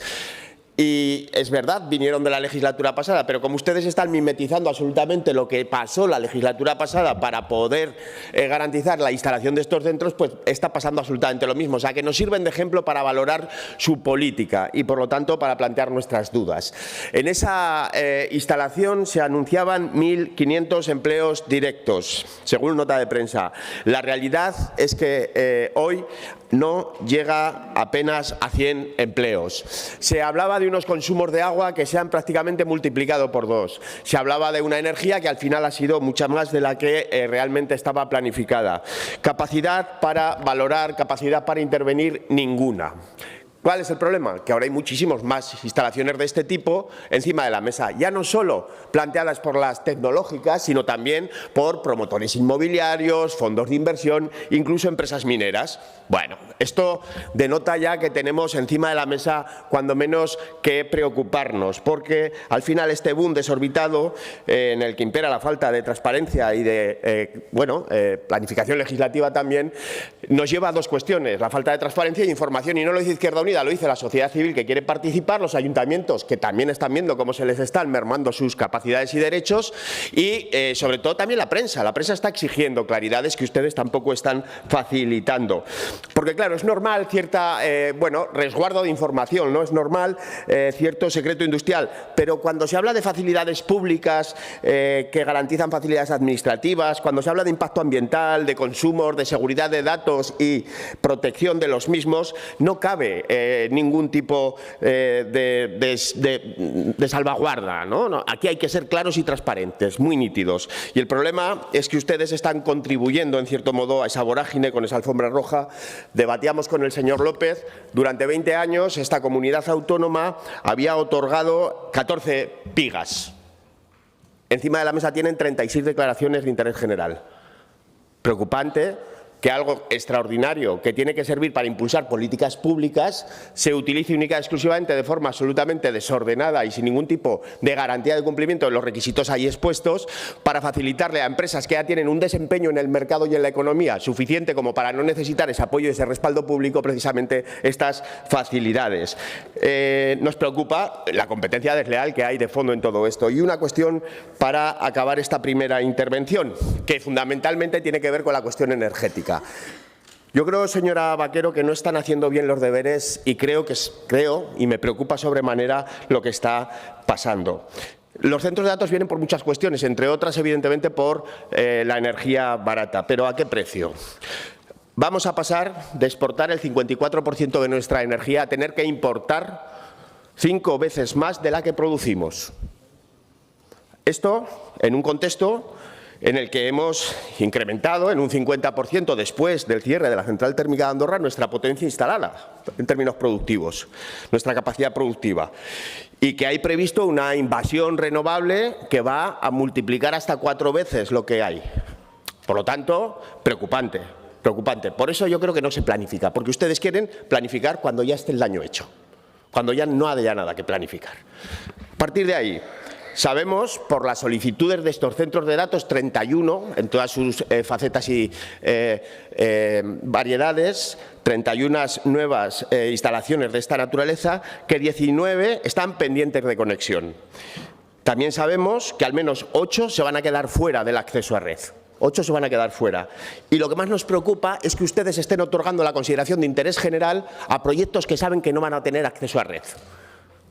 Y eso es profundamente preocupante. A mí, yo creo, a todos, creo que nos debe el Gobierno de Aragón una explicación con respecto a lo que debería de ser esa planificación y esa mirada estratégica. Y yo por eso le pregunto cuál es su política para la instalación de estos centros de datos. Vicepresidenta, tiene la palabra.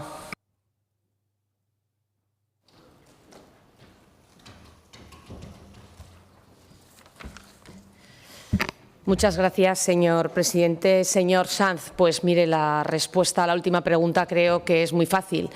Me da la sensación que, por el tono de su intervención y el contenido, la política del Gobierno en materia de centros de datos es diametralmente contraria a la que usted ha expuesto aquí, con algunos argumentos, le tengo que decir, que con poca solidez, más bien con falta de consistencia y solvencia, y muchos de ellos con falta de rigor, porque, desde luego, para el Gobierno de Aragón estamos ante una de las decisiones estratégicas más importantes para nuestro futuro industrial, para nuestro futuro económico y tecnológico, que vive nuestra comunidad actualmente, que lo hará en las siguientes décadas. Y se lo voy a decir sin rodeos, este Gobierno, con toda convicción, apoya e impulsa el sector industrial de los centros de datos, porque nosotros creemos en la industria, creemos en la prosperidad, creemos en la innovación, creemos en el empleo y en las oportunidades, y creemos en un Aragón que, desde luego, no tiene miedo al futuro. Este debate, además, mire, no es nuevo. El debate de los centros de datos que está protagonizando la izquierda nos recuerda mucho a un debate ya de finales de los años 70 y principios de los años 80, cuando se anunció la llegada de General Motors. Usted se ríe, ¿se acuerda? Es que se acuerda, ¿a que sí? ¿Se acuerda cuando, en movimientos de oposición impulsados por la izquierda, fabricaban discursos totalmente contrarios, fantasmas, campañas, manifestaciones y hasta marchas en bicicleta?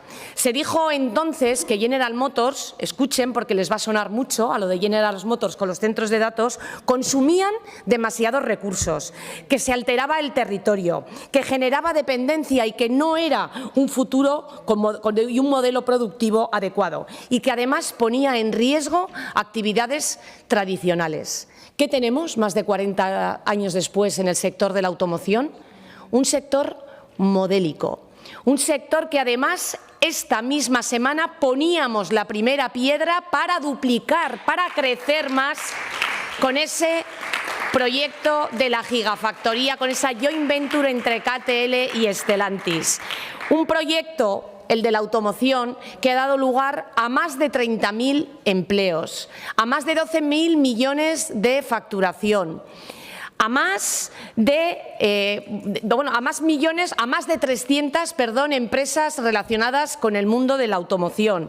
40 años después, nadie discute el papel que tuvo General Motors como uno de los mayores motores de desarrollo industrial. Miles de familias vivieron y viven de este sector. Buena parte de nuestro tejido industrial se desarrolla alrededor de esta fábrica. Pues bien, muy parecido a lo que ocurrió entonces, hoy, con respecto al sector de los centros de datos, vuelven los discursos que demonizan la inversión. Se lo hemos escuchado a usted. Vuelven las advertencias apocalípticas, vuelven las propuestas para frenar la inversión con nuevos impuestos.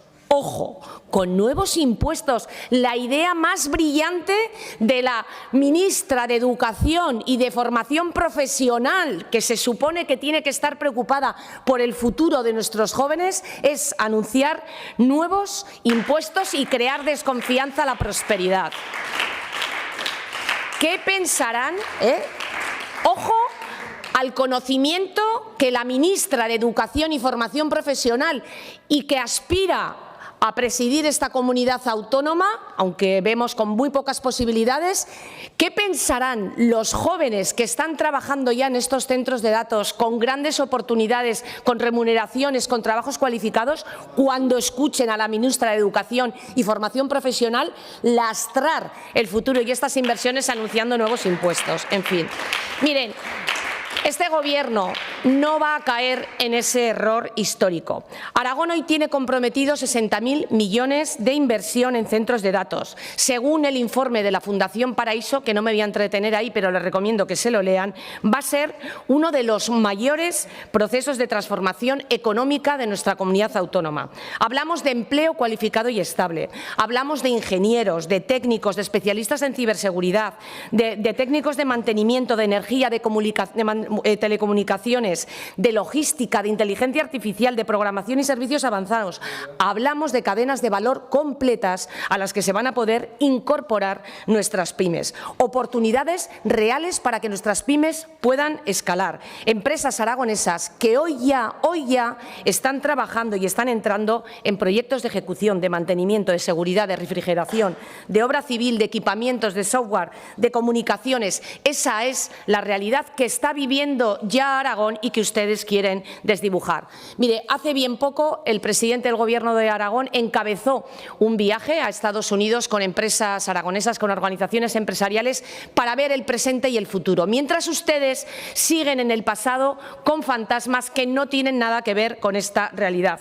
Allí lo que se pudo ver es que incluso en el condado de Loudoun, por cada empleo en centros de datos se producen 6 en la economía local, que se ha podido duplicar la población, que ha habido un impacto en todos y cada uno de los sectores. Por lo tanto, para nosotros hablamos de un posicionamiento estratégico de nuestra comunidad autónoma. Estamos orgullosos de Aragón, estamos orgullosos del potencial de Aragón y no vamos a dejar que esto no ocurra. Aragón ya compite con Madrid, ya compite con Málaga, compite con Londres, con Dublín, con Frankfurt, compite con los principales puntos y focos de atracción en materia de tecnología.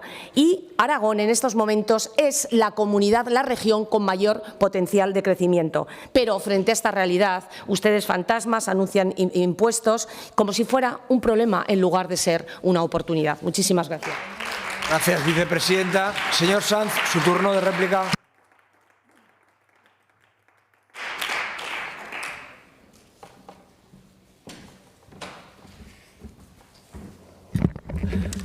Es muy predecible, señora Vaquero. Mira, lo primero, para ser rigurosos con los datos, lo que tienen que ser ustedes es transparentes con la información, si tan malos datos damos. La segunda cuestión, yo no he dicho nada que no dijera el señor Azcón o reconociese. Y ustedes comparan con la Opel. Mire, ¿usted sabe a qué nos va a llevar esa política de vasallaje suya hacia las tecnológicas? ¿Sabe a qué nos va a llevar? A un incremento, como decía el señor Azcón, según la Fundación Basilio del Paraíso, de un 2% del Producto Interior Bruto, con un consumo energético 5 veces superior al que tenemos hoy.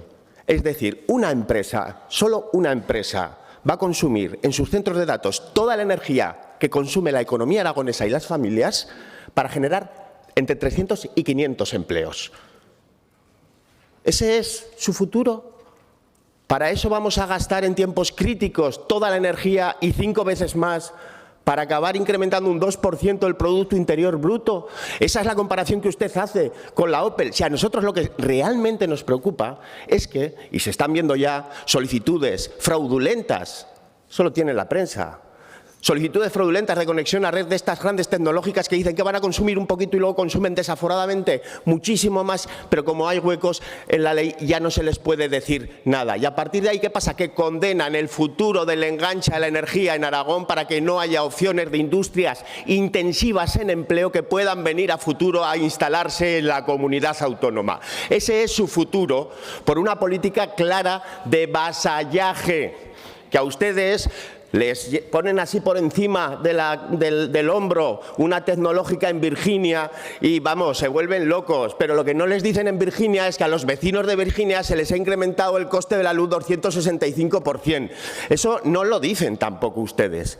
A nosotros nos preocupa que usted debería de aclarar eso aquí. ¿Cómo va a impedir esto o cómo va a facilitar esto la instalación de industrias como la Opel, por ejemplo, u otras a futuro, cuando tengamos todos los nudos de conexión energética absolutamente saturados por estas industrias que no dan absolutamente ni de lejos, ¿no?, la carga laboral que tienen las primeras? Miren, para dar salida a las solicitudes energéticas de toda esta implantación harían falta, se lo decíamos al señor Azcón, 40.000 hectáreas de placas solares. Harían falta 360 centrales eólicas nuevas más de las que hay ya en Aragón. Es absolutamente imposible y el problema es que tienen que estar 24/7 conectadas a la red. Que si no hay viento o no hay luz, da igual, tienen que seguir bebiendo energía. Y esa energía tiene que ir dispuesta a otros procesos productivos con más intensidad en el empleo y para diversificar nuestra economía. Y ustedes eso no lo están contemplando porque están absolutamente absortos. Absortos. Nadie ha desmentido aquí Nadie ha desmentido aquí que los consumos energéticos vayan a ser esos. El presidente me daba la razón y hablaba de fiscalidad. Oiga, ¿usted sabe cuánto le ha supuesto al único municipio que tiene centros de datos en activo a día de hoy la pérdida de litio? 33 años de recaudación de lo que cobra por IBI y por IAE. 33 años de recaudación. ¿Eso es bueno para el municipio? No, eso es terrible para un municipio. Pero ustedes están permitiendo que eso suceda. ¿Para cuántos empleos? Anunciaron 1.800 y se han quedado en 100. Eso es lo que hay. Y yo le pido planificación. Y si no va a planificar, pues que nos aclare estas cuestiones, porque creo que debe aclararlas. Aquí, hasta, fíjese,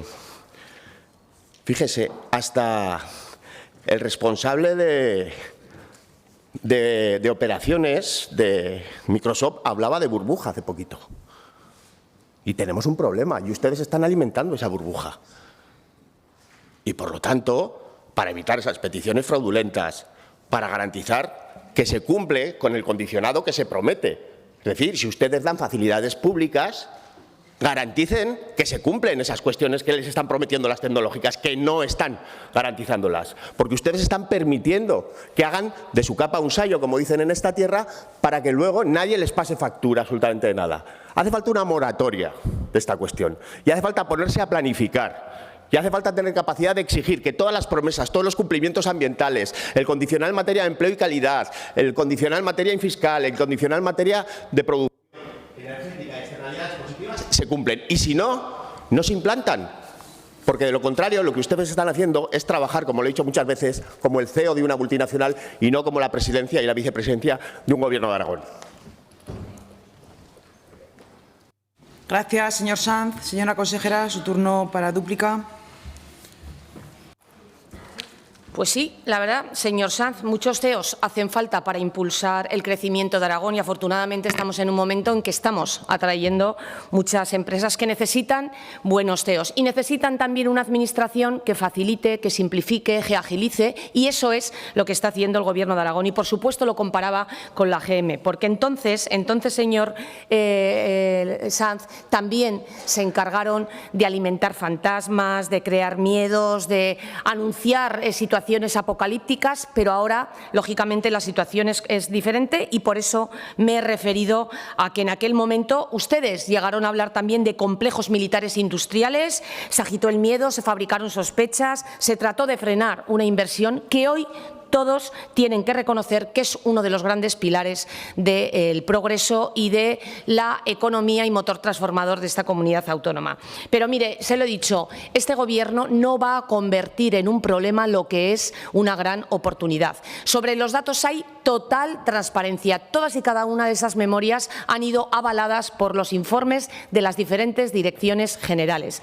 Todos los 12 proyectos que en estos momentos están impulsando están publicados, tienen solvencia, han ido refrendados por la disponibilidad de accesos a la energía. Por lo tanto, son proyectos que muchos de ellos ya han empezado a dar sus primeros pasos y en los que ya se están trabajando y que están ya generando empleo, como le he dicho, a muchas pymes y a muchos autónomos. Se nos dice que los centros de datos siempre el mismo mar. ¿Cómo no van a consumir energía? Consumen energía, consumen agua y consumen suelo. Gracias, esos son los grandes recursos que tiene Aragón y los que realmente nos están haciendo competitivos. Aragón tiene recursos, Aragón está reforzando sus infraestructuras eléctricas y esperamos que usted nos ayude a seguir siendo reivindicativos, porque lo que no queremos es que la energía que nosotros no aprovechemos y que ahora estos proyectos se puedan ver reforzados se lleven a otras comunidades autónomas para pagar peajes, para pagar su misión. Eso es sí que ir en contra de la igualdad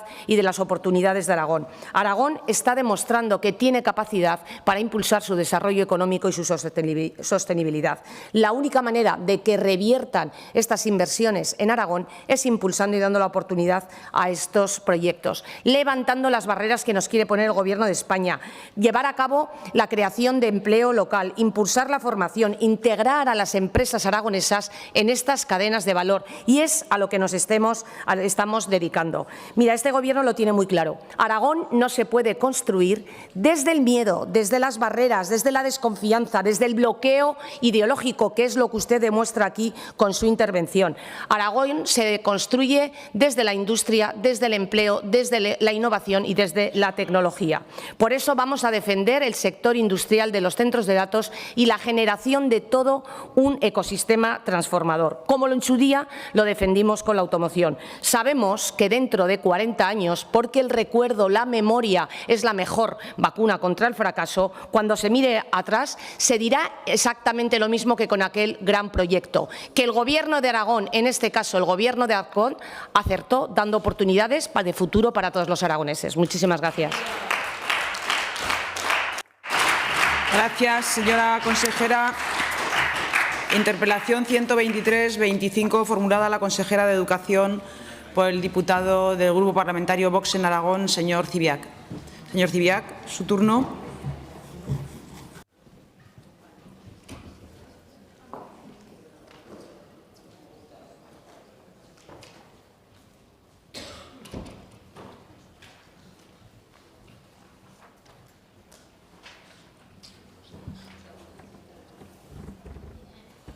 Muchas gracias, señora presidenta. Señora consejera, pues aquí estamos otra vez para hablar de lo que acostumbramos, que es de qué está pasando en el Servicio Provincial de Huesca y qué está pasando con la inspección educativa en Huesca. Es que esto nosotros ya lo habíamos dejado un poco de la mano, confiando en que el Departamento de Educación iba a hacer caso a la PNL que se aprobó en marzo de este año en relación con abrir un expediente informativo al inspector jefe, porque, a ver, razones había, pero no para abrir un expediente informativo, que nosotros estuvimos a punto de votar que no a la PNL del Partido Socialista porque entendíamos que no había materia para expediente informativo, había materia para expediente disciplinario. Pero bueno, así todo dimos un voto de confianza, pero claro, aquí pasan los meses y ese expediente informativo no lo han comunicado a los grupos que no lo han comunicado a los grupos que votamos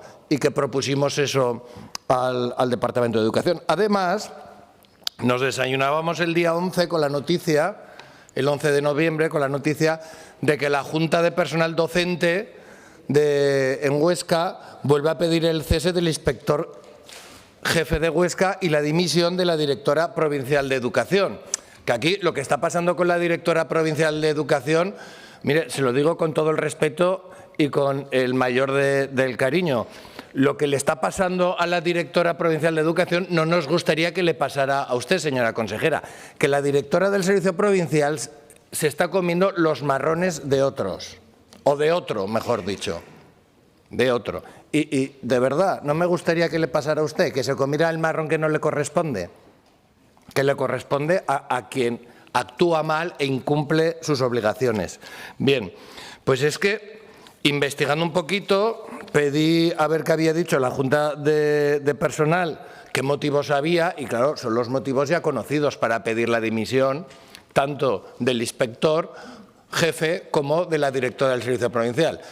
A la directora se le pide la dimisión o el cese por no hacer caso de lo que se pidió en junio también de este año, de que cesara al jefe de la inspección. ¿Y por qué había que cesarle? Pues porque se extralimita de sus funciones. Se extralimita. O sea, el decreto que regula su actuación, el decreto 32 del 2018, en sus artículos 3 y 5, establece pues las funciones de la inspección: supervisar, visitar los centros, velar por el cumplimiento de los documentos del centro, etcétera. Y de ninguna manera se contempla la intervención directa en los centros educativos, que eso es lo que está ocurriendo, que hay una intervención directa. Es como si por encima de los departamentos didácticos, del claustro, del equipo de dirección, hay como un superdirector, como ¿se acuerdan sus señorías de la tía? El superintendente Vicente, el jefe de Mortadelo y Filemón. Pues por encima de todos está el superintendente, el que manda por encima de todos y dice cómo hay que hacer las cosas. Y eso no puede ser, eso no lo podemos aceptar de ninguna manera. Y luego, por supuesto, eso de, mediante su actuación inspectora, beneficiarse personalmente, eso es inaceptable completamente. Es que, fíjese, conociéndole, señor Hernández, me parece mentira que usted esté tapando eso. Me parece muy impropio de su trayectoria profesional anterior a su vida política. Me parece absolutamente incomprensible que esté tapando algo que no va con su señoría. Porque usted, ¿qué gana tapando al inspector? Yo comprendo que el señor Magdaleno algún favor le debe al señor inspector jefe. Pero ¿usted qué gana con todo esto? Y entonces, claro, además es el trato. ¿Cómo se está tratando a los profesores?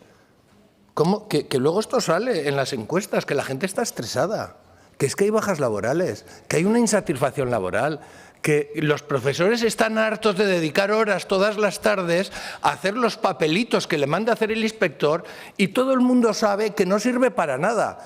Y esto no es que la ley lo exija o la normativa lo exija, es que esto solo pasa en Huesca, que hay una interpretación del inspector respecto a la normativa que obliga a que se cumpla, que esa interpretación es válida, pero no es la única.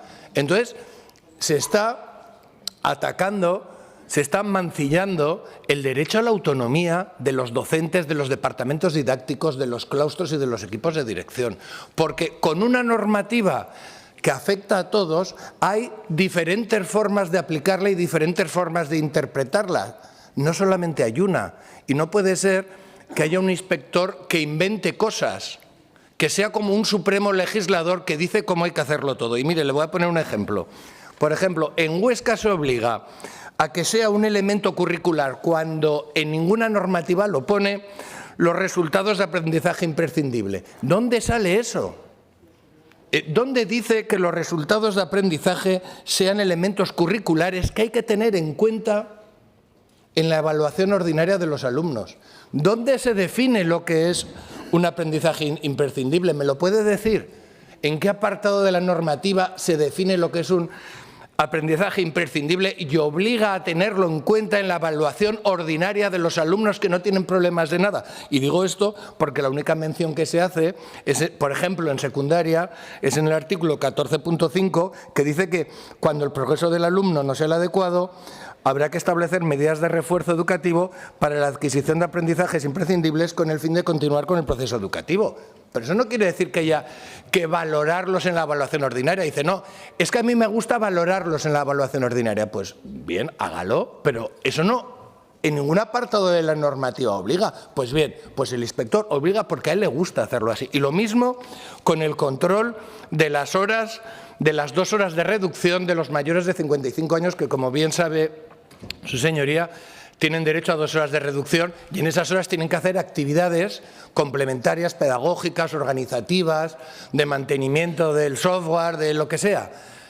Oye, que les han mandado a hacer un informe con todo lo que hacen en esas 2 horas, que ya hay profesores que dicen, mira, voy a renunciar a la reducción de horas porque prefiero dar clase que hacerle papelitos al inspector.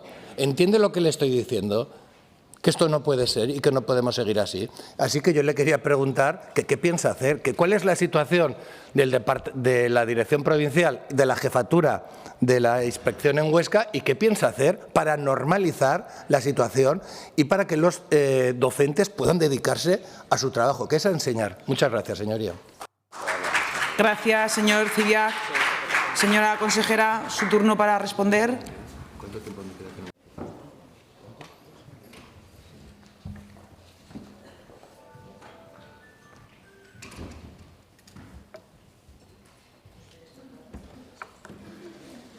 Gracias, señora presidenta. Gracias, señor Civiat. Vamos a hablar de la política general del Departamento en materia de inspección educativa y luego concretaré la situación de la inspección de Huesca. Mire, el corazón de nuestra gestión educativa garantiza la calidad del servicio y es gracias a la inspección educativa. Es un honor y una responsabilidad exponer esta política general, ya que no puede ser un apéndice, sino que es el brazo estratégico para mejorar continuamente el sistema educativo. El pasado 18 de noviembre publicamos el nuevo Plan General de Actuación de la Inspección Educativa de Aragón, que abarca los cursos 25-26, 26-27 y 27-28. Y este plan es mucho más que un calendario de trabajo, es una transformación tanto conceptual como estructural de la actuación y de la actividad inspectora. Queremos pasar de una inspección que es vista fundamentalmente como un elemento de control o como un elemento supervisor, tal como usted ha puesto parece un ser controlador y nefasto, pues para que la inspección se perciba y actúe como un aliado, un colaborador cercano y la mano que apoya a los centros. Una inspección moderna, proactiva y colaborativa. ¿Cómo se articula esta transformación? A través de 4 pilares fundamentales. El pilar 1, poner el foco en la calidad y en los resultados. Evidentemente, la inspección educativa centrará su labor en analizar los resultados académicos. Es que si no, no sería tal. Pero no para sancionar, sino para acompañar. Queremos que el inspector llegue al centro para ayudarle a mejorar, a través de un apoyo a medida, de un asesoramiento adaptado a sus retos específicos. Esta prioridad se refleja en la distribución de su carga de trabajo. Va a dedicar más tiempo a las actuaciones prioritarias de colaboración en los planes de mejora de los centros. Va a trabajar con el centro en la elaboración de estos planes de mejora. El segundo pilar estaría en el bienestar, inclusión y seguridad en las aulas. La escuela es un lugar de aprendizaje, pero ante todo tiene que ser un espacio de seguridad y de bienestar. Tenemos como prioridad proteger a los más vulnerables. Al mínimo indicio de abuso, acoso o ideación suicida, debe abrirse inmediatamente todos los protocolos. El otro día dicté la orden de inicio de modificar la orden 1003/2018 para precisamente introducir el tema del acoso en esta orden. El servicio de inspección, el inspector del centro en concreto, va a estar implicado en el seguimiento y acompañamiento a los centros en estos protocolos que se abran ante cualquier indicio, como hemos dicho, de abuso, de acoso o de ideación suicida. Además, también el plan prioriza el análisis de los resultados de convivencia para incidir en el bienestar del centro. El tercer pilar estaría en la modernización y simplificación de la actividad de la función inspectora. Cuando habla usted de carga burocrática, tenemos que ser honestos. La denominada burocracia muchas veces deriva del propio marco normativo vigente. Pese a lo que usted diga, esto es así. Para ello, el plan aborda la gestión y simplificación de procedimientos administrativos, impulsando la digitalización. Estamos trabajando en una plataforma integradora. Los trabajos son recientes, pero creemos que llegaremos a buen puerto para mejorar todas las aplicaciones de esta manera integradora, todas las aplicaciones que manejan los equipos directivos. Y el cuarto pilar sería la profesionalización y el liderazgo. Para poder ofrecer este apoyo experto, nuestros inspectores van a empezar a trabajar en equipo, a través de grupos de trabajo interprovinciales. Se han establecido áreas de especialización clave, una formación profesional, otra procedimientos disciplinarios, otra inclusión, bienestar y protección y la cuarta, evaluación. Estos equipos elaborarán protocolos y guías para estandarizar las actuaciones y garantizar que todos los centros de Aragón reciban el mismo nivel de servicio y las mejores prácticas. Yo creo que esto, señor Civiat, resume bastante la queja de algunos sectores, y entre ellos usted, el que diga que las inspecciones, cada territorio actúan de una manera, son diferentes la inspección de Zaragoza y de Teruel que de la de Huesca. Yo creo que esto va a poner en contexto y unificar todos los criterios de manera que esa afirmación que usted ha hecho evidentemente decaiga. Mire, nosotros tenemos que respetar el trabajo profesional. El trabajo profesional, pero siempre estamos abiertos al diálogo. Evidentemente, yo sé lo que opinan los sindicatos, la Junta de Personal Docente. No puede ser de otra manera. Pasan por mi despacho y me lo cuentan y me lo dicen. Yo creo que con estas medidas se tratará de unificar y cambiar la problemática de diferente visión que se tiene de la inspección en aquellas partes del territorio. Sin embargo, le voy a decir respecto al sentido tan peyorativo que usted tiene de la inspección de Huesca, que a los centros directivos se les manda una encuesta anónima. Y las respuestas que han dado, se las puedo pasar en privado, pero sobre una puntuación de 5, el Servicio de Inspección de Huesca obtiene puntuaciones muy altas y en materias como el impacto de un centro de la intervención en el proceso de evaluación que hace el Servicio de Inspección y la valoran con un 4,04. Está dando verdaderamente buenas puntuaciones el Servicio de Inspección de Huesca. No sé usted dónde residencia la queja del Servicio de Inspección, salvo en una única persona, que no es la que evidentemente inspecciona todos los centros. Mire, fluidez, flexibilidad y accesibilidad en las comunicaciones con la inspección, un 4,41 sobre 5. Es una inspección cercana, es una inspección que atiende, es una inspección que soluciona los problemas. Por supuesto que tenemos que garantizar la aplicación de la norma y si algún funcionario o servidor público no se ajusta al cumplimiento de la norma, evidentemente dejará de tener el apoyo de esta consejería. Muchas gracias. Gracias, señora consejera. Señor Cibiac, su turno de réplica.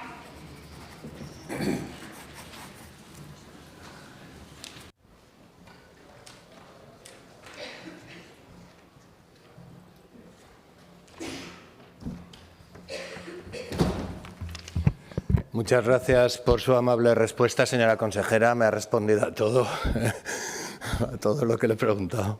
Muchas gracias. La verdad que no sé, yo no sé si seguir haciendo interpelaciones porque es que casi nunca responde a las preguntas, pero no a las mías, a la de los restos de portavoces tampoco. Pero bueno, imagino que es una estrategia como otra cualquiera y es legítima. Mire, estos datos son suyos.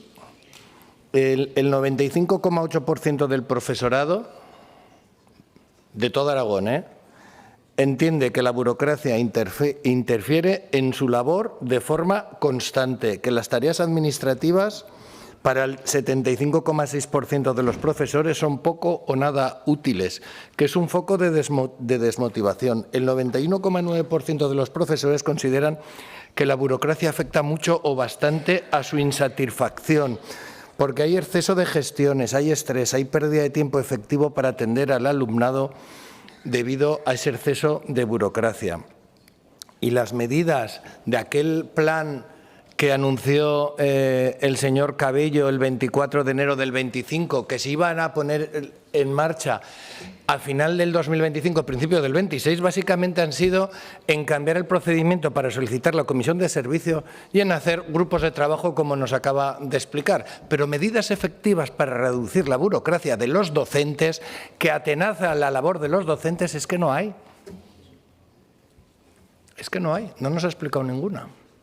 Y ese es un problema que tenemos. Y estas estadísticas de todo Aragón, si las hace en la provincia de Huesca, se agudizan. La gente está que no puede más. Esa encuesta que usted me dice, de anónima, que me gustaría saber si fue anónima, se refiere a la inspección en general, no al jefe de la inspección. Ahí está, que ahí es donde está el mal. Ahí está el mal. Mire, yo le recomiendo una cosa. A usted que le gusta mucho recorrer los centros educativos y que va a un centro y a otro centro y va a hacerse fotos a otro, hable con los profesores, pero con los profesores. Entre en la sala de profesores, tómese un cafecito con ellos y dígales, a ver, ¿qué puedo hacer para ayudarles? ¿Qué puede hacer esta consejera para ayudarles en el ejercicio de su trabajo? Y yo apostaría lo que quisiera a que no le van a pedir que les aumente el sueldo, les van a pedir que le reduzca burocracia y que les quite al inspector jefe de encima. Quíteselo de encima, mándelo a... Yo qué sé, hágalo director general. Líbrelo director general de algo, de infraestructuras educativas o algo, que se ponga a construir institutos y que nos deje a todos en paz, porque es que luego va a... Usted que tan relacionada está con el mundo de la justicia, luego, por su culpa, pierden juicios en la jurisdicción contenciosa administrativa y le han tenido que pagar 72 mensualidades de atrasos a un profesor al que no se lo pagaban, que venía de otra comunidad autónoma, debido al informe negativo del inspector jefe, que luego al final lo tiene que pagar usted, las negligencias de los demás. Se lo he dicho al principio, no se coma los marrones de los demás. Muchas gracias. Gracias, señor Ziviac. Señora consejera, su turno para dúplica.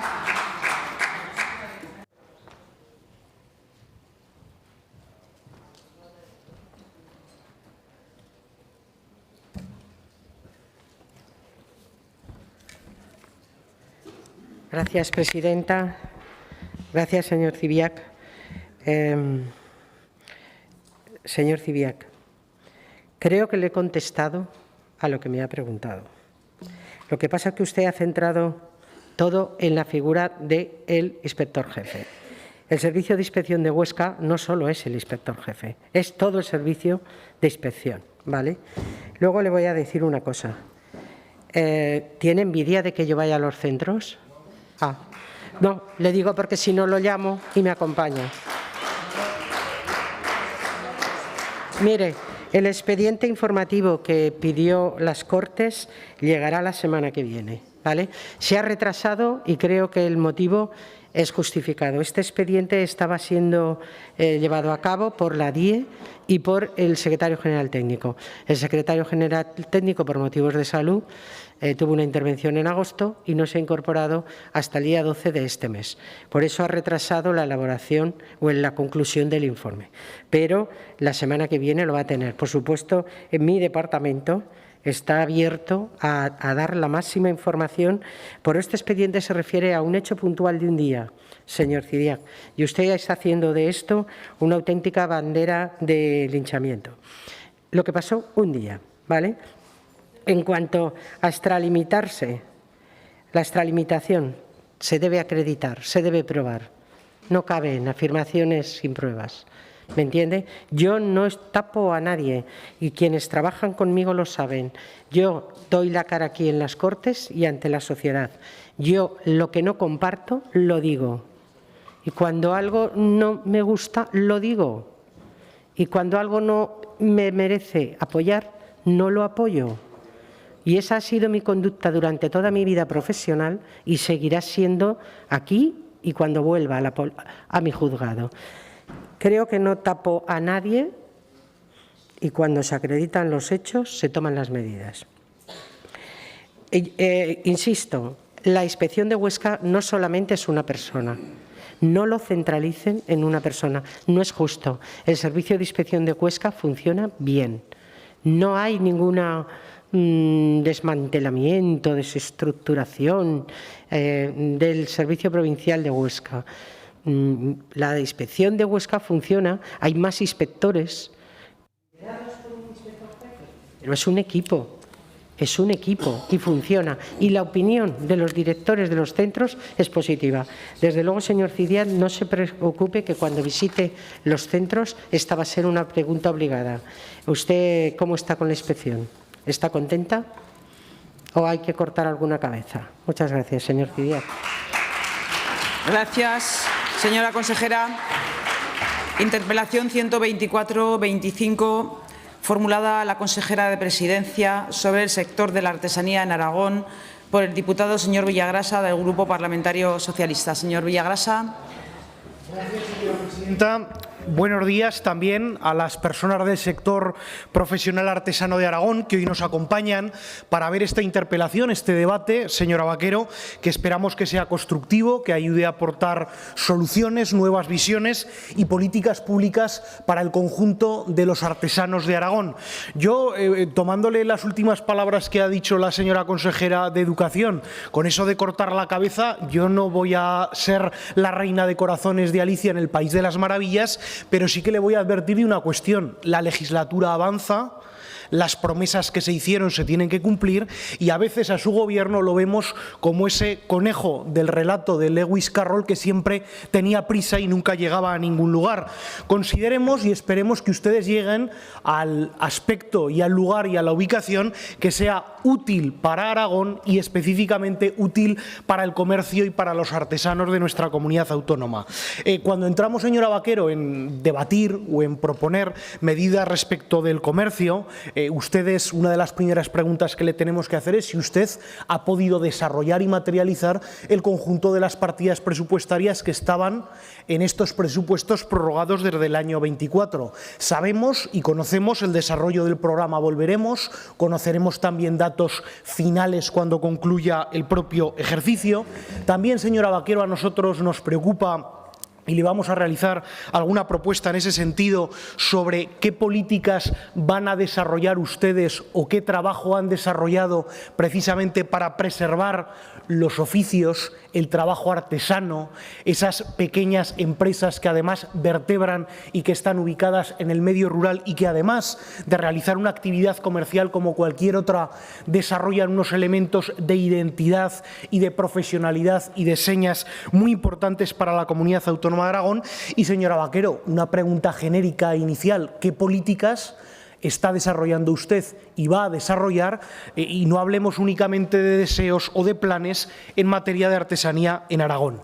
Igualmente, señora Vaquero, yo creo, y es una buena oportunidad desde esta tribuna, el manifestar, invitarles a todos ustedes a la Feria de Artesanía de Aragón, que se va a desarrollar entre los días 4 y 8 de diciembre en la Cámara de Comercio de la ciudad de Zaragoza.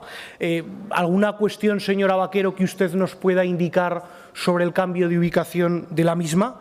Respecto de esta feria concreto, señora Vaquero, ¿van ustedes a realizar o han desarrollado alguna actuación de promoción invitando y divulgando esta importante cita en el Puente de la Constitución para que la sociedad aragonesa podamos ir a visitar y podamos ir a esa feria, que estoy seguro, señora Vaquero, que comparte la importancia, al igual que se la dice este mismo diputado?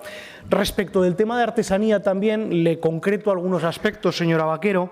Ustedes, a principio de este ejercicio, no solamente en su faceta económica, sino en otras áreas del Departamento de Gestión, nos indicaron que no iba a haber limitaciones y que no iba a haber grandes cambios en la gestión presupuestaria ni tampoco en las subvenciones nominativas con el hecho de la prórroga presupuestaria. Nosotros les preguntamos a ustedes, señora Vaquero, si iba a algún colectivo, alguna asociación de dejar de percibir esas subvenciones nominativas, precisamente porque éramos conscientes de las limitaciones y las tensiones del presupuesto.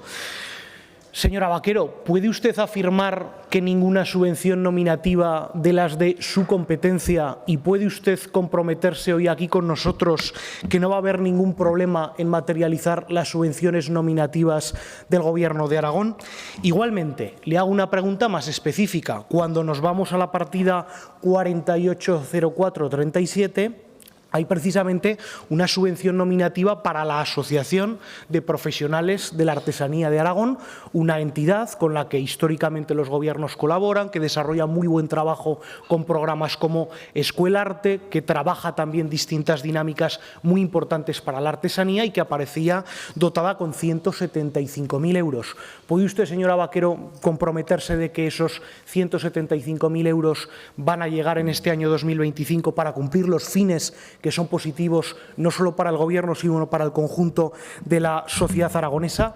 Quiero también, señora Vaquero, el manifestarles que nosotros confiamos en la gestión que el Gobierno de Aragón desarrolle, pero queremos preguntar qué acciones va a desarrollar su Gobierno para apoyar al sector artesano en su conjunto. ¿Nos puede indicar también cuándo se va a emitir la propuesta de resolución provisional de las ayudas al sector artesano que se publicó por orden de 12 de mayo del año 2025, que concluyó el plazo de presentación de solicitudes en el mes de septiembre? Y creo, corríjame si me equivoco, por favor, que hasta la fecha no tenemos esa resolución provisional.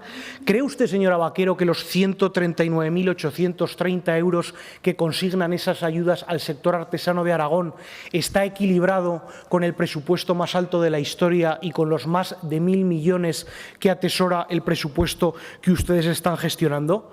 ¿Cree, señora Vaquero, que podríamos, de cara a la convocatoria del año 2026, que incorporar algunas mejoras en esas bases reguladoras o en esa convocatoria, como introducir aspectos como el relevo generacional, como la ubicación en el medio rural o con acciones también derivadas de la participación en ferias? Imagino, señora Vaquero, que usted me va a hablar del programa MIMA, de modernización, innovación y mejora y competitividad de la artesanía aragonesa, que presentaron a primeros de este mes, donde hablaban de la calidad Aragón a mano, la plataforma digital, donde hablaban también del apoyo a la promoción y comercialización. Imagino, señora Vaquero, que usted lo centralizará. Si nos puede indicar qué calendario, qué fechas tienen ustedes precisamente para materializar ese programa o ese plan. Otra de las preguntas que le quiero hacer, señora Vaquero, ¿cree usted que podría ser interesante, y para eso nos ofrecemos también el Grupo Parlamentario Socialista, que revisar y actualizar la Ley de Artesanía de Aragón del año 1989? Y, señora Vaquero, nosotros, como bien sabe, estas intervenciones son también constructivas. Les vamos a hacer algunas propuestas para que el Gobierno de Aragón las pueda desarrollar. ¿Usted no cree que sería interesante que los epígrafes de artesanía estuvieran incluidos en el programa Volveremos del ejercicio 2026? ¿Usted no cree que habría que hacer un plan específico para la formación y la divulgación? ¿Usted no cree que había que promocionar y trabajar de una manera específica y singular la Feria de Artesanía de Aragón? ¿No cree que había que aumentar la dotación presupuestaria para los artesanos y para estas muestras? ¿No cree que había que implementar medidas de relevo generacional? Son muchas las preguntas, señora Vaquero. Yo sé que usted es una parlamentaria que va a responderme en criterios de vericondicionalidad, es decir, sí o no. ¿Qué va a hacer usted por la Feria de Artesanía de Aragón? ¿Va usted a suscribir y a materializar en este ejercicio 2025 esa ayuda nominativa a la Asociación de Profesionales? ¿Y cuándo va a desarrollar ese programa MIMA, además de los aspectos que le he comentado sobre las ayudas a artesanos? Espero sus respuestas, señora Vaquero, que si son satisfactorias lo serán para el conjunto de los artesanos en Aragón y para el conjunto de la sociedad. Gracias. Gracias, señor Villagrasa. Señora consejera, su turno para responder.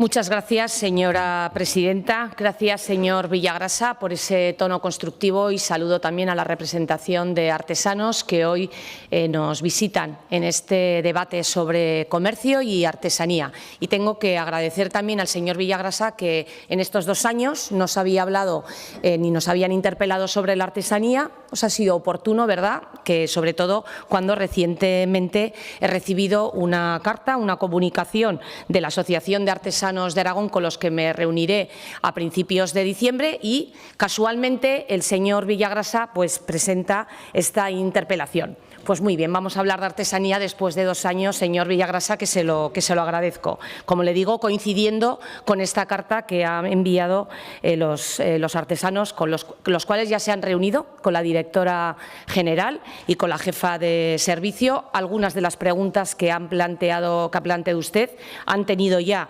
información directamente desde el Gobierno, o sea que usted en esta interpelación ha trabajado poquito, ha tenido más material y más información. Le han dado el trabajito hecho, señor Villagrasa, le han dado el trabajo hecho.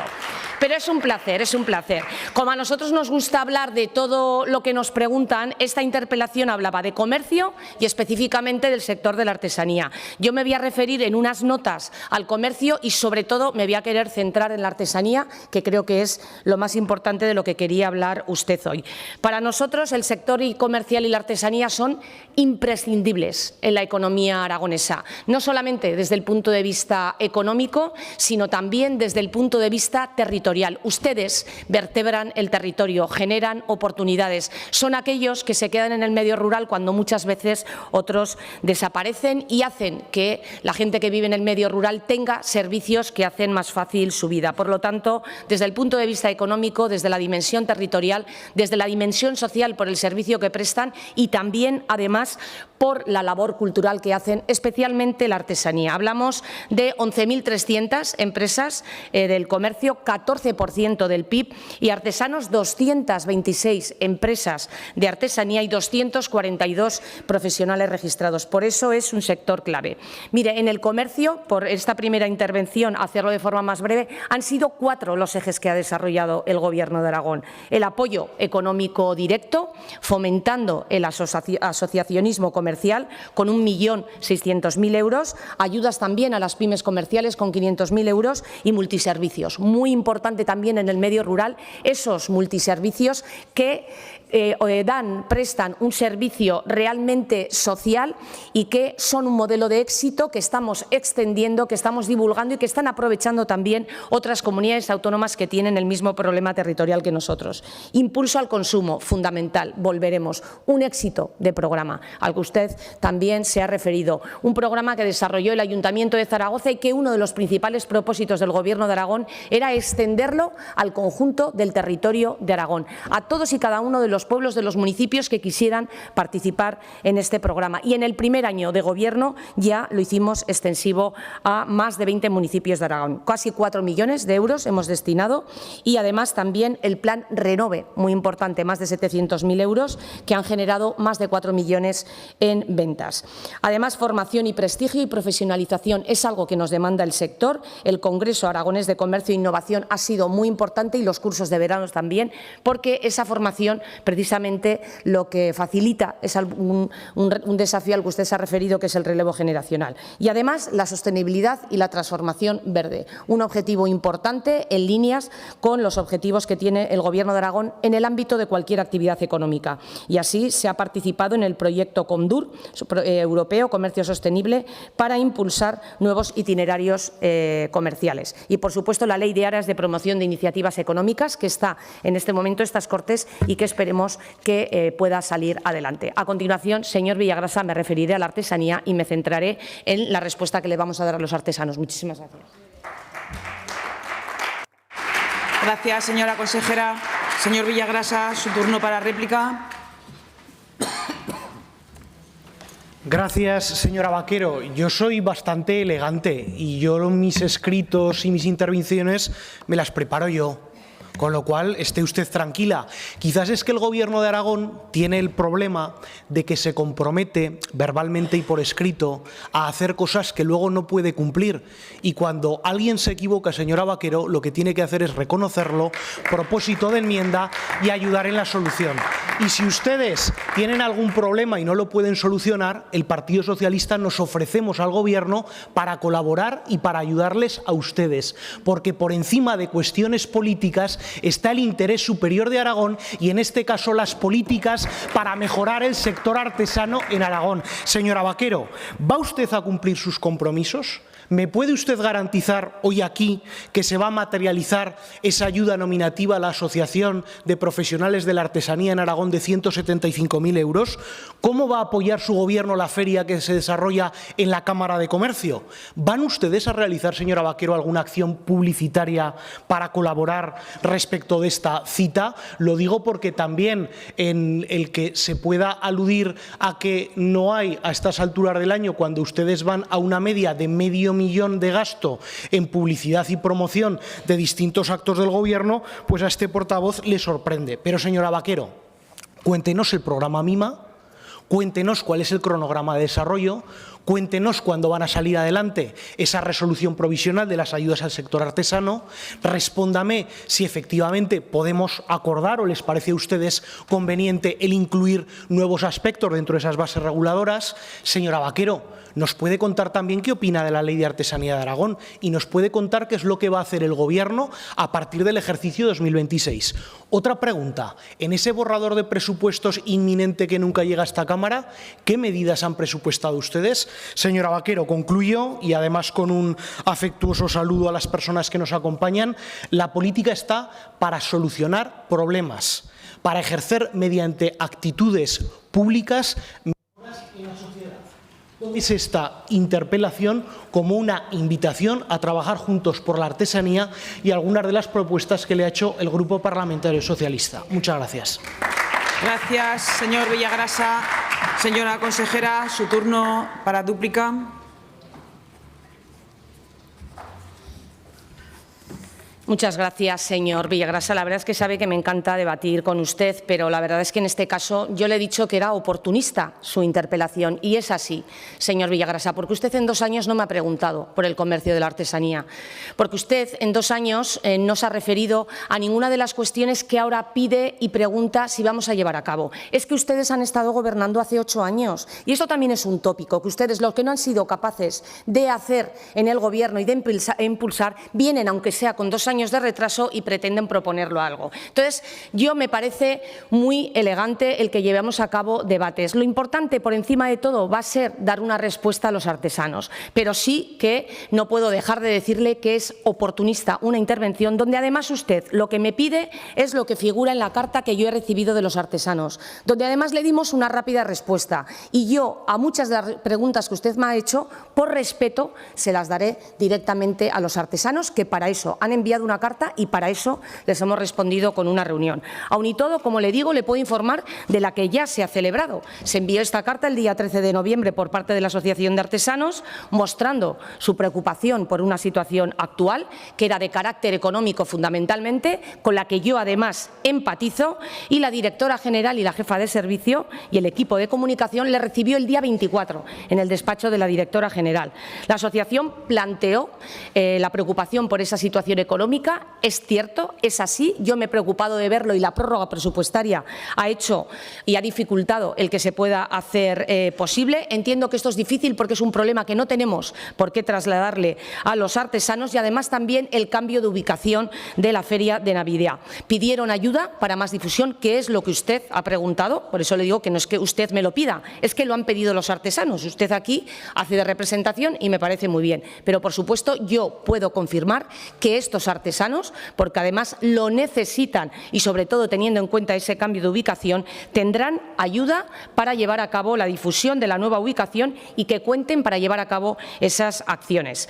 La subvención se mantiene, vamos a esperar resolver este incidente de la prórroga presupuestaria y además en los presupuestos de 2026 que esta consejería tiene ya preparados, como ustedes saben, también se contempla esta subvención y además ya se les ofreció apoyo comunicativo en difusión de medios de comunicación de la Feria de Navidad. La respuesta de la asociación entendimos que fue positiva y yo el día 2 espero reunirme con ellos en el despacho y poder mantener esta reunión y avanzarles alguna cosa más. Yo le hablaba del comercio, pero desde luego el sector de la artesanía es fundamental, porque además tiene un rasgo muy especial de vinculación con nuestra cultura, con nuestra identidad. ¿Y cuál es el objetivo y la política del Gobierno con la artesanía en lo que se lleva trabajando estos 2 años? Pues defender, modernizar y fortalecer el comercio local y la artesanía como sectores estratégicos. Lo que queremos es llevar a cabo 3 pilares fundamentales y que tienen que ver con sus infraestructuras, el apoyo económico y la estrategia sectorial. El Centro de Artesanía de Aragón lo mantiene el Gobierno de Aragón, aproximadamente es una inversión de unos 70.000 euros al año, está cedido por el Ayuntamiento de Zaragoza y es ahí donde opera la Asociación de Artesanos de Aragón. Se le apoya con una subvención para esas actividades CERCO o los Días Europeos de la Artesanía y se va a seguir haciendo. Y si puede salir adelante ese presupuesto 2026, seguro que esa subvención será mejorada, porque el incremento presupuestario queremos que llegue a todos y cada uno de aquellos sectores que son claves en Aragón y somos plenamente conscientes que comercio y artesanía forman forman parte de esas prioridades. Por lo tanto, se mantiene la subvención y la mejoraremos. Otras actividades, pues ha firmado con el Ayuntamiento de Zaragoza también un convenio para que la Feria del Pilar y de Navidad tenga un precio más reducido en cuanto al coste del suelo. Y tenemos que decir que el Ayuntamiento de Zaragoza ha sido muy receptivo y así se ha podido firmar. Además, en el mercado de Navidad del Parque La Bordeta se ha financiado con 20.000 euros, más 15.000 para animación, la instalación de las 4 casetas para 8 artesanos durante un mes. En total, la inversión directa del departamento ha sido de 191.000 euros, además del ahorro de las tasas municipales, que es alrededor de unos 30.000. Ayudas a pymes artesanas también las ha habido en 2025, cercana a 140.000 euros destinados a la inversión en talleres y participación en ferias. Mire, sobre el plan MIMA, era necesario modernizar, innovar y mejorar la competitividad de las empresas. La dotación que hemos previsto es de 294.000 euros. El otro día tuve la gran suerte, el gran honor, y la verdad es que fue una reunión que me gustó mucho por el trabajo que hacen los artesanos, por las ganas que tienen de seguir manteniendo muchas de esas técnicas tradicionales que se han ido transmitiendo de generación en generación, y por eso los objetivos de este plan MIMA no solamente es mantener el trabajo de estos artesanos, sino que es potenciarlo, que es que trascienda, que se dimensione y que tenga competitividad fuera de nuestra comunidad. Y voy terminando ya, señora presidenta, había muchas preguntas en esta interpelación. Los objetivos, pues fundamentalmente hacer aflorar más artesanos, que enlaza con ese relevo generacional. Conocer mejor el sector, nos va a permitir conocer mejor el sector, incrementar su visibilidad y además prestigiar esta gran labor que realizan. Y sobre todo ligarlo también y vincularlo a otros sectores que va a propiciar darle esa visibilidad, como es la moda, como es el turismo, como es la gastronomía. Digitalizar talleres, la artesanía ligada con las técnicas más tradicionales, más ligadas a nuestra cultura, no es incompatible con la innovación y con la digitalización, y eso es lo que queremos hacer para potenciar los canales de venta, además de impulsar la comercialización y potenciar esa formación, el relevo generacional que va ligado al emprendimiento. Se lo digo desde aquí a los artesanos, nuestro compromiso es firme. No hemos dejado de trabajar en estos 2 años. Yo sé que las peticiones son infinitas, pero desde luego, por mucho que a veces haya intervenciones oportunistas, la carta que han dirigido la hemos leído, les hemos atendido y yo les volveré a recibir el día 2 con el ánimo de seguir atendiendo este compromiso y ese sector tan importante, no solamente para la economía aragonesa, sino para el empleo que se crea en Aragón. Muchísimas gracias. Gracias, señora consejera. Interpelación 125-25 formulada al consejero de Agricultura por el diputado señor Morón, del Grupo Parlamentario Vox en Aragón. Señor Morón. Gracias, señora presidenta. Buenos días, señor Rincón. Señorías, en primer lugar, quiero dar la bienvenida a los miembros de la plataforma de afectados por el cambio del sistema de riego de la Comunidad 5 de Riegos de Bárdenas, que nos acompañan desde la tribuna.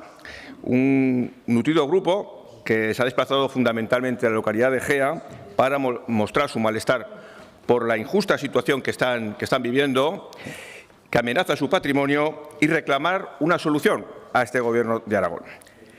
Hasta 3 generaciones de pequeños propietarios de explotaciones agrarias de la misma familia se han acercado, hoy aquí estaban antes manifestados, también delante de la aljafería, porque se sienten abandonados por las mismas administraciones que les han conducido a esta situación. Desde el Gobierno de España, la propia Comunidad de Regantes, el Gobierno de Aragón o el propio Ayuntamiento de Gea los Caballeros. Lo más injusto del caso que nos ocupa, para aquellos que desconozcan los detalles, es que no estamos ante una situación que ellos hayan buscado. No se trata de una inversión que haya salido mal y que vengan a pedir una ayuda al Gobierno de Aragón. Su única culpa es ser agricultores que durante generaciones han intentado, a base de esfuerzo y trabajo, generar un patrimonio y que ahora ver que pueden perderlo. De hecho, muchos de ellos ya tuvieron que afrontar la creación del regadío y tuvieron que invertir una parte importante de su capital. La actual problemática que amenaza la viabilidad de estas explotaciones agrarias familiares se desencadenó tras la aprobación mayoritaria por parte de los miembros de la comunidad de regantes de un proceso de modernización del sistema de riego que sustituye el tradicional riego a manta por un sistema presurizado mediante hidrantes y que en el anterior Ejecutivo de la Comunidad Autónoma, presidido por el señor Lamán, declaró como PIGA. Este proyecto de dudosa legalidad por su forma de aprobación, que al final, en última instancia, fue aprobado por la Junta de Gobierno, en una extraña situación, actualmente está recurrido ante la Sala del Contencioso Administrativo del Tribunal Superior de Justicia de Aragón, es ruinoso, es inviable para los afectados que tienen que asumir el 43,76% del coste de este proyecto de modernización. Esto, para que nos hagamos cuenta, cuando anteriormente otros porcentajes asumidos por las administraciones no habían superado el 33%. Es importante decirlo.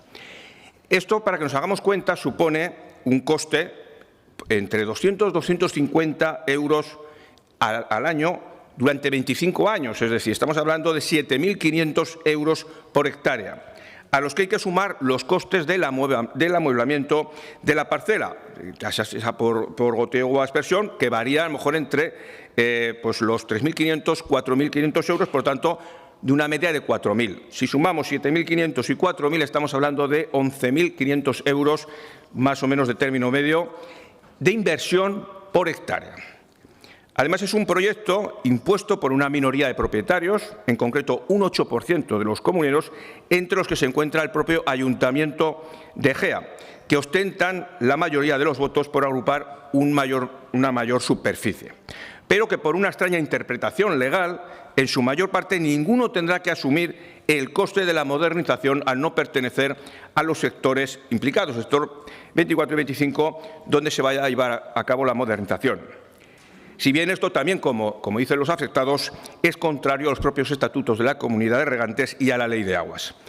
Es decir, en resumen, la iniciativa del anterior Gobierno del cuatripartito y unos cuantos terratenientes obligan a pequeños propietarios a hacer una inversión millonaria que no van a poder asumir, condenándoles a la venta de sus tierras, ya que ya están pasando a fondos de inversión y a grandes terratenientes. Una injusticia que el actual Gobierno de Aragón, lejos de corregir, legitimó el 25 de octubre de 2024, cuando usted, señor Rincón, como consejero del Departamento de Agricultura, Ganadería y Alimentación, dictó resolución desestimatoria del recurso de alzada que habían interpuesto y que pedía la nulidad de este proyecto. Señor Rincón, les están expulsando de sus tierras. ¿De verdad, señor Rincón, que el Gobierno de Aragón no piensa hacer nada para revertir esta situación? Muchas gracias.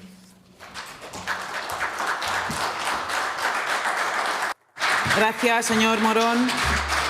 Señor consejero, su turno para responder.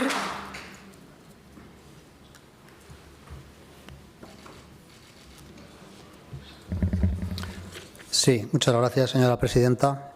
Yo también aprovecho para saludar a los regantes de la comunidad número 5 de Bardenas. Señor Morón, como usted sabe perfectamente, las comunidades de regantes están sujetas a lo establecido en el texto refundido de la Ley de Aguas y en el Reglamento de Dominio Público Hidráulico. Son corporaciones de derecho público que se rigen por sus propios estatutos y reglamentos y que están tuteladas por los correspondientes organismos de Cuenca, teniendo autonomía plena en la toma de decisiones y estando dotadas de sus propios órganos de representación y gobierno. En este sentido, es necesario indicar que la Comunidad de Regantes número 5 de Bardenas adoptó en Asamblea General los acuerdos pertinentes relativos a la modernización de sus regadíos y que, por otra parte, en mayo del 2021, el Departamento, entonces llamado de Agricultura, Ganadería y Medio Ambiente, convocó, en el marco del PDR, subvenciones en materia de inversiones para la modernización integral del regadío. Esta comunidad concurrió a dicha convocatoria, resultando beneficiaria, tras el correspondiente procedimiento ordinario de concurrencia competitiva, de una subvención de 4,5 millones de euros, importe que era el máximo permitido en la convocatoria, de acuerdo con lo indicado en el apartado 5 de la orden.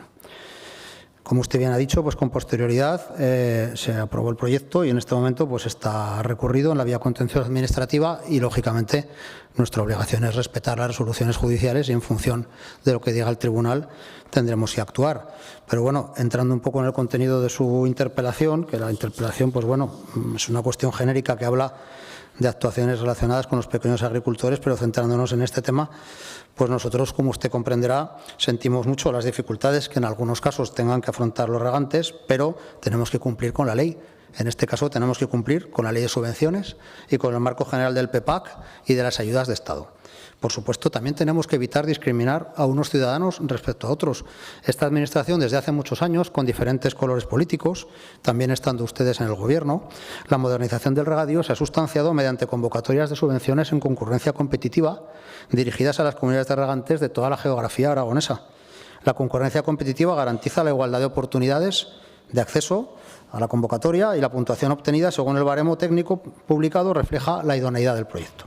Este esquema es igual para todas las comunidades de regantes existentes en Aragón y garantiza la igualdad de trato entre todos los agricultores aragoneses, sean de donde sean. Estos han sido, ya lo he dicho alguna vez en estas Cortes, los principios inspiradores de la acción de este departamento y así van a seguir siendo. Porque en Aragón, afortunadamente, son numerosas las comunidades de regantes interesadas en modernizar sus regadíos. Y en la última convocatoria de subvenciones que convocaron ustedes estando en el Gobierno en el año 24 y que se resolvió en el año 25, resultaron beneficiarias de la misma un total de 28 comunidades con un presupuesto total de 51 millones de euros y una subvención de 20 millones de euros, con lo que resulta un porcentaje medio de subvención en torno al 40%, que viene a ser el habitual, a veces en modernización integral es un poco más.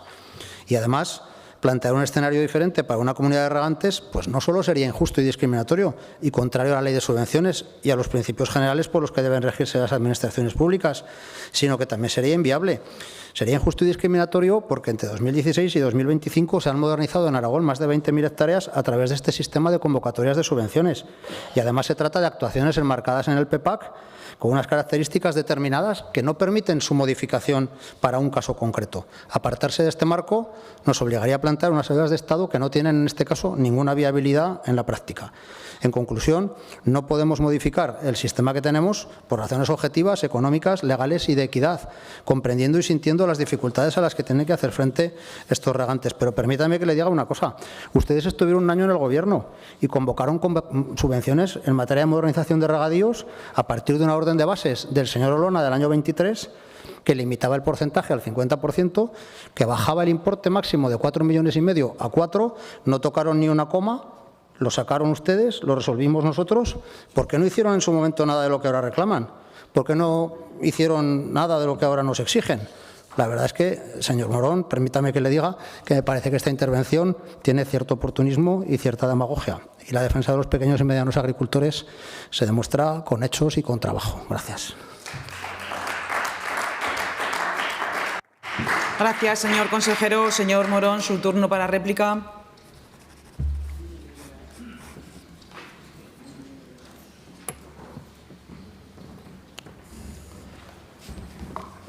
Gracias, señora presidenta. Bueno, pues ha quedado claro, señor Rincón, que no piensan hacer nada. Ha quedado claro que no piensan hacer nada. Ni piensan anular el proyecto. Dice que ustedes son estrictos cumplidores de la ley, pero yo creo que más allá del cumplimiento de la ley hay algo más. Tiene que haber algo más en un Gobierno de Aragón. Ni lo van a anular, ni siquiera hay un compromiso de buscar una solución, porque es que es una realidad, es que esto es una realidad, es que esas personas que están allí y otras muchas que no han entrado y otras muchas familias que no se han desplazado aquí a Zaragoza, esas personas van a perder sus tierras, y usted está aquí hablando de cumplimiento de las leyes. Yo creo que estamos hablando de algo más importante, Mire, no hay dinero, dice, es que no hay dinero, es que tendríamos que igualar a todos el resto de comunidades de regantes para que no existiera discriminación. Miremos en qué gasta el Gobierno de Aragón el dinero. Proyecto de cooperación al desarrollo, fortalecimiento en Burundi del sistema comunitario de protección de niños y niñas vulnerables, 100.000 euros. Subvención a COE Aragón, 1.475.000 euros. Subvención a CEPIME Aragón, 1.175.000 euros. Subvención a UGT Aragón, 1.275.000 euros. A COE Aragón, 1.275.000. Publicidad en medios de comunicación en el año 2024 de la DGA, 4,7 millones de euros. En el 2025, un poquito más, 5,3 millones. Cooperación al desarrollo, 2 millones de euros. O, por ejemplo, ¿cuánto se han gastado ustedes en la organización del Congreso para la lucha contra la despoblación? a base de congresos y a base de premios, ¿creen ustedes que van a frenar la despoblación? Más les valdría escuchar a estas personas, a estos agricultores, a estos ganaderos que están perdiendo sus tierras, están perdiendo su patrimonio, que está pasando a fondos de inversión y que está vaciando nuestros pueblos. Más les valdría, porque si no, la España vaciada va a ser una realidad. Y de hecho es así, porque mire, por muchas leyes de agricultura familiar y por mucho que desde esa Cámara se apoye la agricultura social y familiar, por mucho que se aprueben leyes de dinamización, si desde luego no se toman medidas reales para solucionar estos problemas, lo que está ocurriendo es que la gente abandona la actividad agraria. Y así lo vemos en los últimos 6 años, 1.600 afiliados menos a la seguridad agraria. En el último año, en el 2024, 400 menos. Bueno, yo no sé ya qué más se puede decir para abrir los ojos y para ver que hay que buscar alguna solución. Decía la señora vicepresidenta en la anterior interpelación, ha hablado de la necesidad de apoyar los multiservicios en la España, en el medio rural. Pues claro que sí, pero los multiservicios, ¿para quién? ¿Para quién los vamos a apoyar? ¿Quién va a ver en la España rural? ¿Quién va a ver? Pero si es que la gente, si tienen que abandonar sus tierras, si es que al final van a acabar en 4 fondos de inversión que se van a dedicar a la especulación de esas tierras. Y al final, el resultado final será pérdida de soberanía alimentaria, consumo de productos que llegarán de terceros países y, al final, pérdida también de seguridad alimentaria. Bueno, pues ese es el futuro que nos espera si no se hace nada más y nos ajustamos exclusivamente al cumplimiento de la ley. Yo, señor Rincón, espero algo más de este Gobierno de Aragón y espero que se junte con esta plataforma de afectados, al igual que pueda haber otros afectados, porque esta es una plataforma y efectivamente hay muchas comunidades de regantes en Aragón que están en distintas situaciones y que probablemente muchos de ellos también estarán en una situación similar. Pues bueno, habrá que atender esta situación, porque si permitimos que se generen estas injusticias, dentro de unos años ya no habrá debate porque ya no habrá agricultura y ganadería en Aragón. Y la que haya estará en manos de grandes terratenientes. Si realmente se cree este Gobierno de Aragón que hay que apoyar a la agricultura social y familiar, por favor, atienda estas cuestiones, siéntese con ellos y busque una solución más allá del estricto cumplimiento de la ley. Muchas gracias. Gracias, señor Morón. Señor consejero, su turno para dúplica.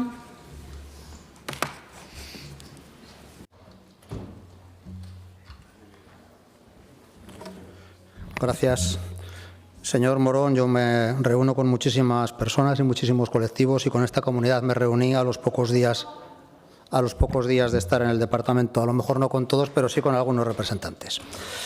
En fin, me habla usted de la protección de los pequeños y medianos agricultores frente a los fondos de inversión. Permítame que le diga que ya me estaba acostumbrando a que sus intervenciones y sus peticiones coincidieran cada vez más con las del PSOE, pero ahora ya hasta coinciden ustedes con Izquierda Unida. Tengo una, fíjese si coinciden, que el señor Sanz me formuló el pasado 14 de octubre una pregunta escrita que le voy a responder, creo que ya, que prácticamente coincide con el contenido de su interpelación. Mire, señor Morón, se lo vuelvo a decir, ¿por qué ustedes no hicieron nada de lo que ahora reclaman en el año en el que estuvieron al frente del departamento? ¿Por qué exigen ustedes ahora algo que entonces parecía no preocuparles? Se lo repito, porque ustedes viven del oportunismo y la demagogia. La defensa de los pequeños y medianos agricultores aragoneses es para este Gobierno una prioridad estratégica y transversal.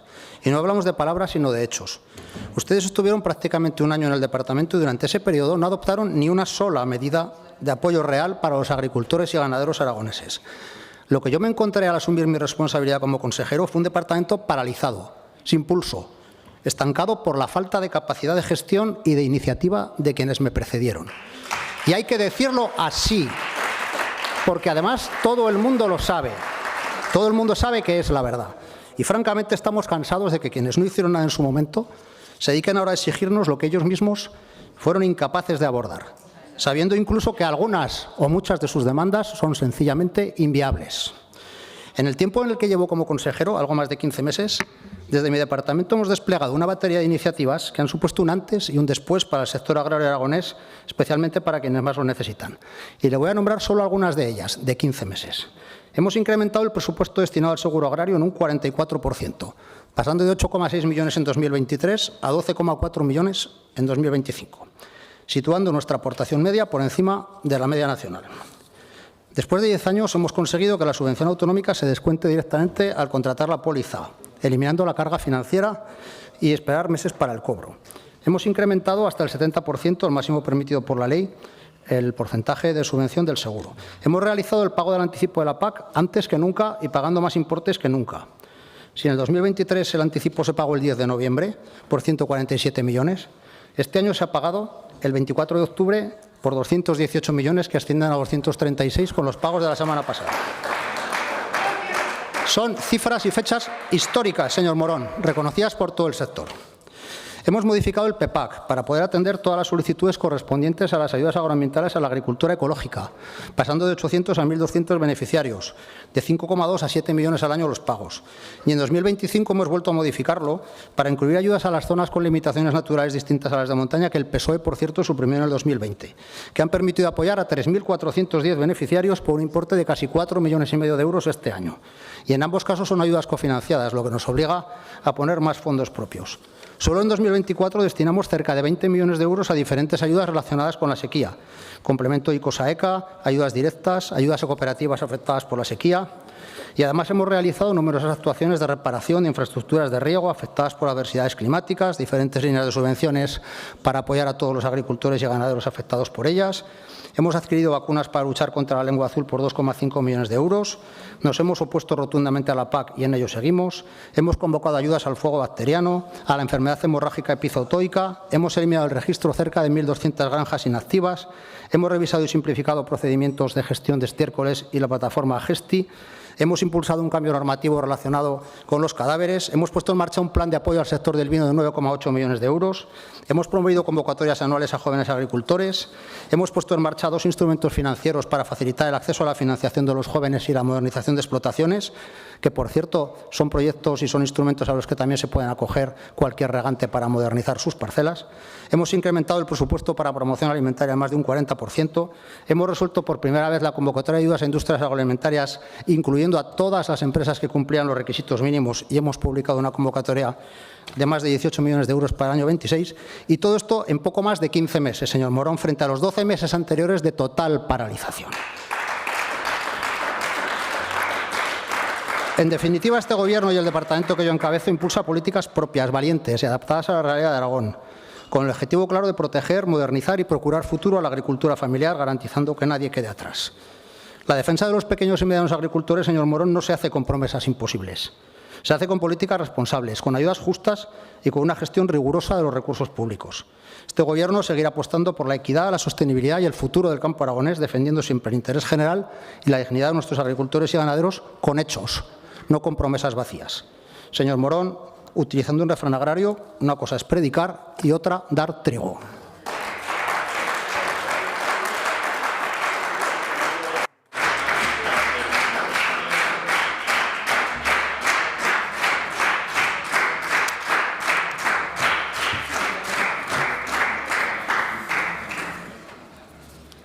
Gracias, señor consejero. Continuamos. Turno de preguntas. Pregunta 1776-25, formulada a la consejera de Educación por el diputado señor Villagrasa. Señora Soler, del Grupo Parlamentario Socialista. Gracias, presidenta. Señora consejera, hoy volvemos a traer un tema aquí que es crucial e imprescindible. Además, es un problema directamente para el futuro de nuestros pueblos, que es el atasco crónico que presentan las comisiones de patrimonio en las 3 provincias. En el pasado marzo ya le hicimos una pregunta oral aquí. Usted nos contestó que iban a poner todos los medios, que era el problema de que faltaba un arquitecto, y Y unos meses más tarde hicimos una pregunta escrita que usted nos confirmó que todavía quedaban muchos expedientes atascados, por ejemplo, en Huesca 54, Zaragoza 137 y Teruel 267. Y a día de hoy seguimos con comisiones desbordadas, expedientes acumulados y respuestas que llegan tarde porque los empresarios no pueden invertir, porque las familias que quieren rehabilitar una casa no pueden hacerlo y que los ayuntamientos que quieren y desean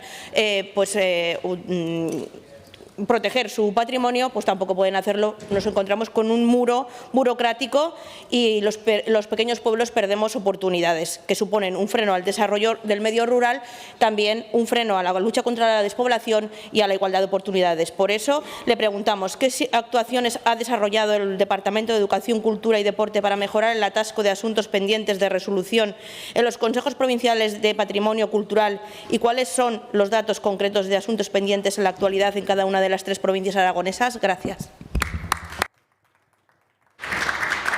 Gracias, señora consejera. Gracias, presidenta.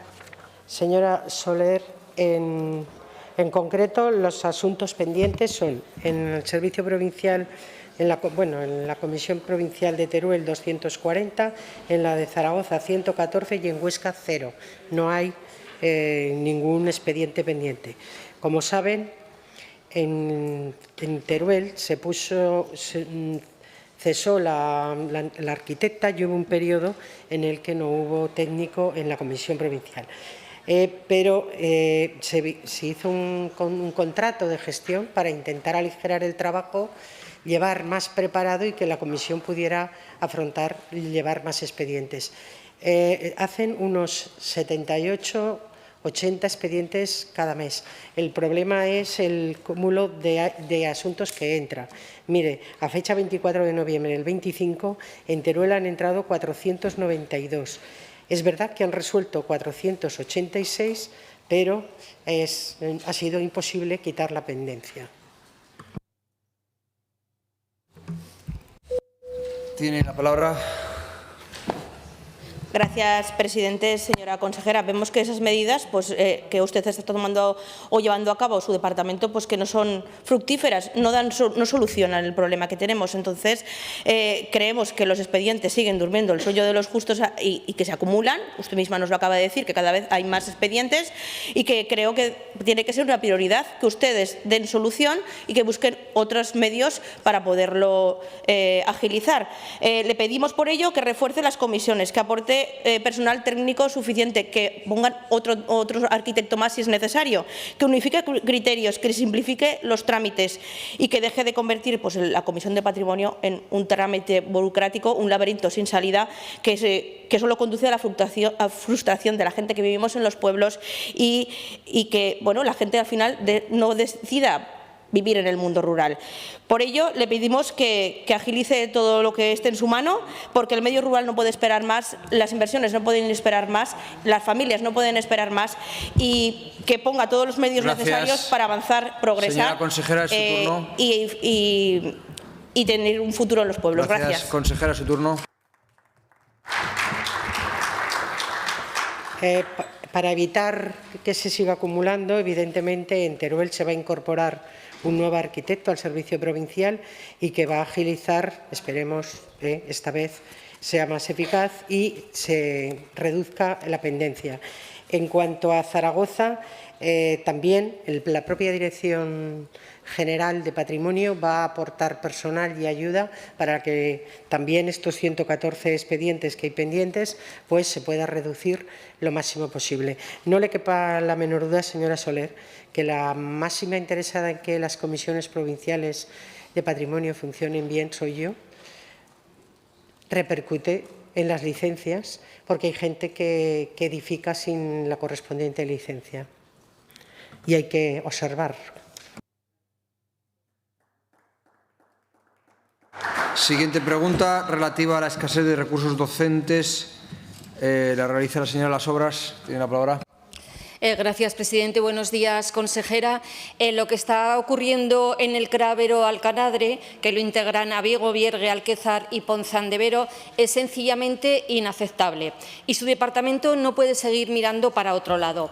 Abiego y Vierge tienen cada uno 11 alumnos y alumnas en cada municipio y la normativa es muy clara. Entre 10 y 12 alumnos hay... Por favor, ¿podéis hablar más bajo? Gracias. La normativa es muy clara, entre 10 y 12 alumnos hay 2 maestros por aula. Pues bien, su departamento no está cumpliendo ni siquiera la normativa mínima que exige. Abiego dispone únicamente de 2 maestras al 75%, Vierge tiene una al 100% y otra al 75%.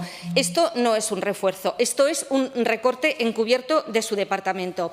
Y mientras tanto, los docentes itinerantes, para tapar esos huecos, dejan sin cobertura al resto de municipios. Eso está pasando desde septiembre. Usted lo ha hecho y no ha movido ni siquiera un dedo. No estamos pidiendo favores, estamos exigiendo que se cumpla la ley, estamos exigiendo recursos mínimos para garantizar una educación digna. Y a esto se suma el caso de Alquézar, que había 2 alumnos, ahora hay 7 entre infantil y sexto de primaria y no han previsto también el cupo necesario. ¿De verdad cree que con los itinerantes se puede atender un aula de 7 niveles distintos? En Ponzán de Vero pasa lo mismo. Ahora hay 12 alumnos y alumnas entre infantil y 5 años. Y había una plaza y media ha desaparecido. ¿Usted va a poner alguna medida para solucionar el problema del CRA Vero Alcanadre? Gracias, señora consejera. Gracias, presidente. Señora Las Obras, por los informes que yo tengo, el CRA Vero Alcanadre tiene correcta la dotación del centro. Correcta. Mire, se le asignó en junio medio cupo más extra en previsión de lo que pudiera llegar fuera de las matrículas que pudieran tener fuera de plazo. Y en septiembre a ese 0,5 cupo, medio cupo, se le añadió 1,5. Usted no ha hablado hace poco con el equipo directivo del CRA, porque si no lo sabría. No. Quien habla somos nosotros, señora Las Obras. Y ya le digo yo que todas las afirmaciones que ha hecho relativas a este CRA no se ajustan a la realidad. O a mí me informan mal, porque desde luego, y esto sale de la Dirección General de Personal, tienen perfectamente asignado el personal que les corresponde. Y en cuanto a necesidades especiales, mire, el procedimiento es que la orientadora haga un informe y a los alumnos se les pueda hacer catalogaciones correctas antes de asignar los recursos. Usted sabe que ese es el procedimiento y entonces hasta que no esté en los informes no se asignan los recursos. Señora Las Obras, no hay ningún recorte. Gracias, señora Las Obras. Consejera, es una situación que viene desde septiembre que no tienen suficientes personal y suficientes recursos. Mire, consejera, yo hablo con las familias y sé cómo está la situación, no faltaría más. Podemos hablar con todo el mundo que consideremos necesario. Mire, los docentes están agotados, las familias están hartas y el CRA está haciendo milagros para salir adelante, para sostener un departamento que usted, desde luego, no está garantizando absolutamente nada. Mire, no se somete la educación pública ni con discursos vacíos, ni con que yo no he hablado con las familias, que yo no sé la situación. Es que además hay otro problema. Este colegio es Brit, Aragón. En una sola aula hay desde infantil hasta cuarto de primaria. Usted solamente ha incrementado un 0,25. ¿Así cree que se puede solucionar también los problemas? Mire, tiene totalmente abandonado a este CRA, es del medio rural y lo que tiene que hacer menos conciertos y más educación. Gracias, señora Las Obras. Señor consejera, tiene la palabra. Señora Las Obras, visto su enfado, creo que lo estoy haciendo muy bien. Mire, le he dicho que en septiembre se le asignó 1,5 cupo más. No se quede con el medio cupo. Le asignaron 1,5 más. No sé cómo decirle. Según los informes que tenemos y hablando con la dirección del CRA, la dotación a fecha actual es la que le corresponde según la normativa. Y, desde luego, estamos abiertos y en permanente comunicación con ellos. No sé, de verdad, ¿ustedes dibujan realidades paralelas a las que determinan los alumnos? ¿No? ¿Y qué tiene que ver esto con los conciertos, señora Las Obras? Usted está enfadada por el concierto, ya lo entiendo. Mire, es que está gobernando un partido, mire los que tengo detrás mío, mire quiénes están ustedes, 3. Pues ¿quién decide? El que gobierna, señora Las Obras, el que gobierna. Siguiente pregunta relativa al transporte escolar. Señora Las Obras, tiene la palabra. Gracias, presidente. Bueno, consejera, voy a poner otro asunto encima de la mesa. Hoy quiero hablarle de una realidad que usted conoce, pero que parece empeñada en ignorar, la de la Escuela Rural Aragonesa, la de esos municipios pequeños que sostienen el territorio mientras su departamento los tiene abandonados. En la Valdonsella hay 2 municipios muy pequeños, Undués de Lerda y Urries. No llegan a 40 habitantes. No sé si lo conoce, si no los conoce, le invito a que los visite.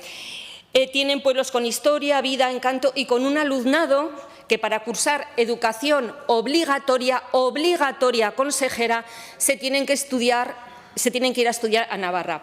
¿Sabe por qué tienen que ir a Navarra? Pues porque desde Undués de Lerda hasta Sangüesa hay 20 kilómetros, 30 minutos, y a Egea, que es lo que le correspondería por la provincia, hay 64 kilómetros, más de 1 hora de trayecto.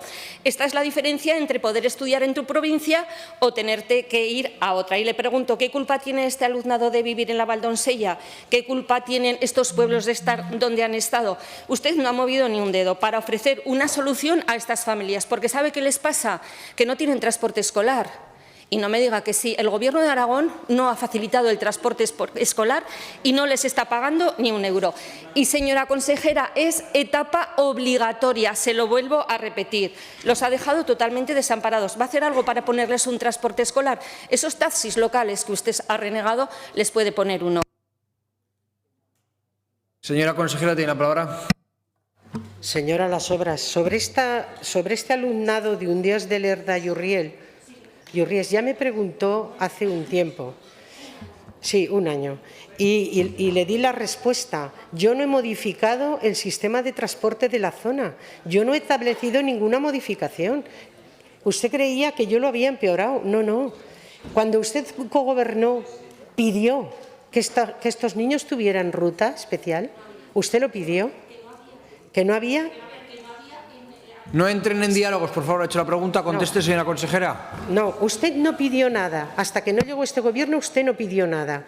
Yo ya entiendo, mire, lo único que sé es que Undués de Lerda ha cerrado la escuela.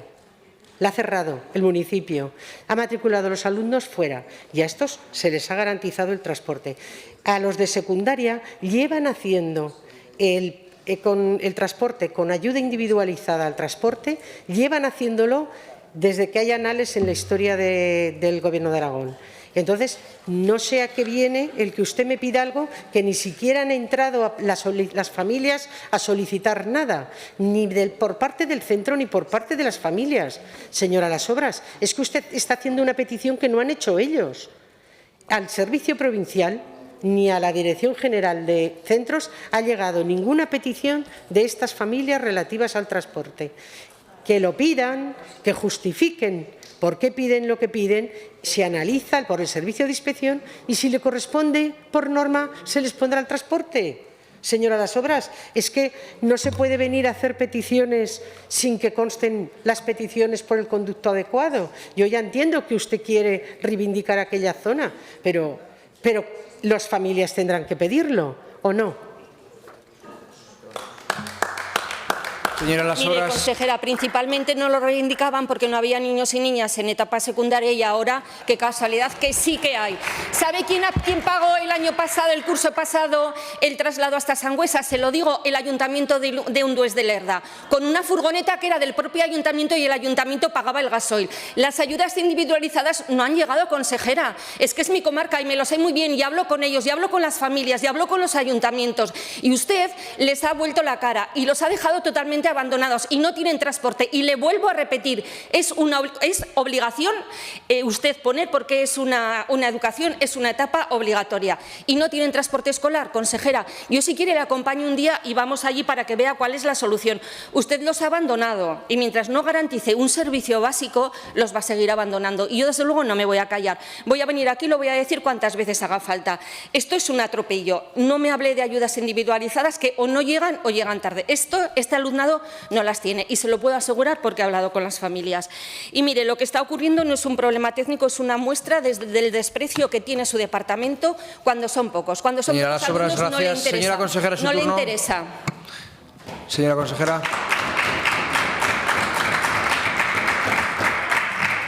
Señora Las Obras, no puedo abandonar a nadie que no ha hecho ninguna petición. La está haciendo usted, que le estoy repitiendo que no ha entrado ninguna petición de transporte para estos dos pueblos, ni en el Servicio Provincial ni en la Dirección General de Personal. Siguiente pregunta. Relativa a la falta de personal, la realiza también la señora Las Obras, a la consejera de Educación. Señora consejera, le pido disculpas porque hay un error en la pregunta. Es personal auxiliar administrativo, no es de limpieza. Y ahora le explicaré por qué. Hoy traigo aquí una situación que, aunque pueda parecer un caso concreto, refleja una tendencia preocupante en el sistema educativo público aragonés. Me refiero a lo que está ocurriendo en el CEID Lucien Brier, en Zaragoza. Faltan 3 puestos esenciales para el funcionamiento normal del centro, un auxiliar administrativo, personal de limpieza y oficial de mantenimiento, que estos 2 últimos son competencia municipal, pero le digo que por favor descuelgue el teléfono, llame a la señora Chueca y le diga que no está cumpliendo tampoco con la norma. Estos puestos son imprescindibles para garantizar un entorno seguro, limpio y administrativamente organizado. Sin embargo, la escuela no puede funcionar con normalidad. Es exactamente la situación que están viviendo en este centro. Hoy los equipos directivos, ya saturados, ya desbordados, están teniendo que asumir tareas que no le corresponden, trámites administrativos, gestiones técnicas, incluso cuestiones básicas de higiene. Mientras tanto, siguen impartiendo clase, coordinando proyectos, atendiendo a cientos de familias y sosteniendo la vida educativa del centro. Esto no es una vocación, esto, consejera, es un abandono institucional. Es muy grave que la Administración municipal abandone a este centro educativo y es muy grave también que la Administración autonómica diga como respuesta muchísimas veces que están en ello cuando realmente los han dejado también tirados y sin ese personal. No solamente lo que le corresponde a usted, sino lo que le corresponde al Partido Popular del Ayuntamiento de Zaragoza. Gracias, señora consejera. Gracias, señor presidente. Señora Las Obras, precisamente yo he hablado con la directora del CEIB, Lucien Briet. Sé la situación que ha coincidido todo, se le ha concentrado, el que el auxiliar administrativo que tenían cesó el día 30 de octubre, señora Las Obras, el 30 de octubre, no de este año, no del año pasado. Y, aparte, el personal de mantenimiento pues lo tiene enfermo y se le ha juntado todo. Pero, escuche, la cobertura de plazas en esta comunidad autónoma tiene un trámite y usted lo sabe perfectamente. ¿Cómo se designan después de un cese al que le ha de sustituir a esa persona? Primero hay que publicar una comisión de servicios, ya está publicada el día 21 de noviembre y estoy seguro que en el llamamiento que haga Función Pública ahora a primeros de diciembre se va a cubrir esta plaza porque en la ciudad de Zaragoza no hay ningún problema para cubrir las plazas. Señora Las Obras, cubrir las plazas en un mes y medio es récord. No se ha hecho nunca con el Partido Socialista. Usted ha sido funcionaria durante estos últimos 8 años que ha gobernado el PSOE. Yo he estado en la función pública cuando dependían los nombramientos por parte del Grupo Socialista. Le puedo asegurar que hasta el primer mes de vacante no se podía ni solicitar el interino. Gracias, señora Las Obras. Mire, consejera, me esperaba la respuesta, estamos en ello. Una frase repetida tantas veces que ha dejado de ser un compromiso para convertirse en una forma de dilatar los problemas hasta que estallan. Y estallan porque cuando una escuela no tiene quien limpie, quien mantenga sus instalaciones o quien gestione su actividad administrativa diaria, pasa lo que pasa. Hablamos de riesgos, de sobrecargas, de desigualdad, de pérdida de calidad educativa y de un deterioro progresivo que se vuelve silencioso hasta que se hace evidente. No es casualidad que las familias de Lucien Briet hayan convocado concentraciones, no es casualidad que hayan tenido que recurrir a los medios de comunicación para que sean escuchados y no es casualidad que esta situación se repita en otros centros educativos públicos de Aragón.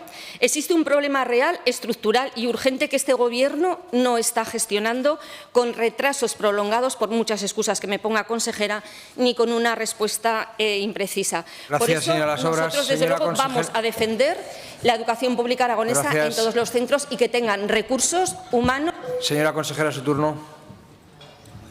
Señora Las Obras, si le digo que no es problema de recursos, es problema de el trámite que hay que hacer para cubrir las bajas. Es que ustedes pretenden que dejemos de ser garantistas ahora para una asignación a dedo de una plaza, ¿verdad? Ahora ese es el método de cubrirlas. Pues, señora Las Obras sabe perfectamente cómo se cubren las bajas en esta comunidad autónoma, porque el proceso de cómo se cubren lo lleva Función Pública y desde hace años es el que es. Primero hay que sacar las plazas a Comisión de Servicios, luego una atribución y, por último, el llamamiento al interino. ¿Que este proceso puede llevar tiempo? Sí. ¿Que me gusta dilatar en el tiempo? No. Si por mí dependiera, evidentemente, ya tendrían alguien en el lugar del puesto de auxiliar administrativo. Claro que les falte el personal auxiliar administrativo repercute en la marcha del centro, ¿cómo no? ¿Cómo no va a ser así? Gracias, señora consejera. Que si no sería personal que no sería necesario. Gracias, señora Las Obras. Siguiente pregunta relativa a la valoración de la reciente manifestación por la educación pública. Tiene la pregunta, señora Las Obras.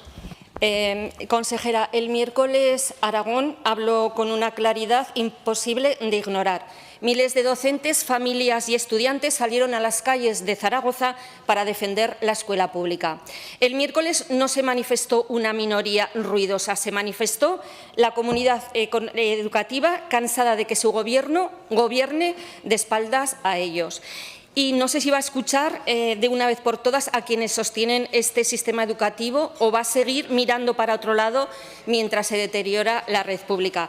Porque la realidad es evidente. Cuando directores dimiten por agotamiento, cuando faltan docentes, cuando no hay personal de administración y de limpieza, cuando las escuelas infantiles municipales sobreviven gracias al esfuerzo de los ayuntamientos, lo que hay no es incapacidad, es abandono político.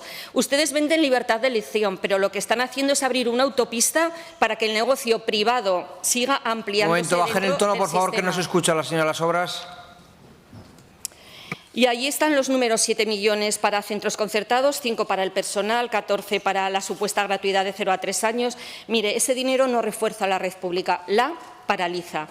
¿Va a hacer algo? ¿Va a escuchar a todas esas personas que se manifestaron el miércoles en las calles de Zaragoza? Gracias, señora consejera. Tiene la palabra. Gracias, presidente. Señora Las Obras, yo no he hablado de minoría ruidosa. ¿Usted la define así? Yo no. Yo no he dicho absolutamente ni una palabra respecto a quienes decidieron manifestarse en contra o a favor. Bueno, no sé, más bien era a favor de la escuela pública, entiendo, más que en contra de algo. Mire, la demagogia política es demagogia, aunque sea política. Este Gobierno ha presupuestado 195 millones más en educación, 195. Hay 3.215 profesores más que hace 3 años. Ha logrado un acuerdo para los docentes de 126 millones de euros. En inversión, jamás se había dedicado tanto a la educación pública.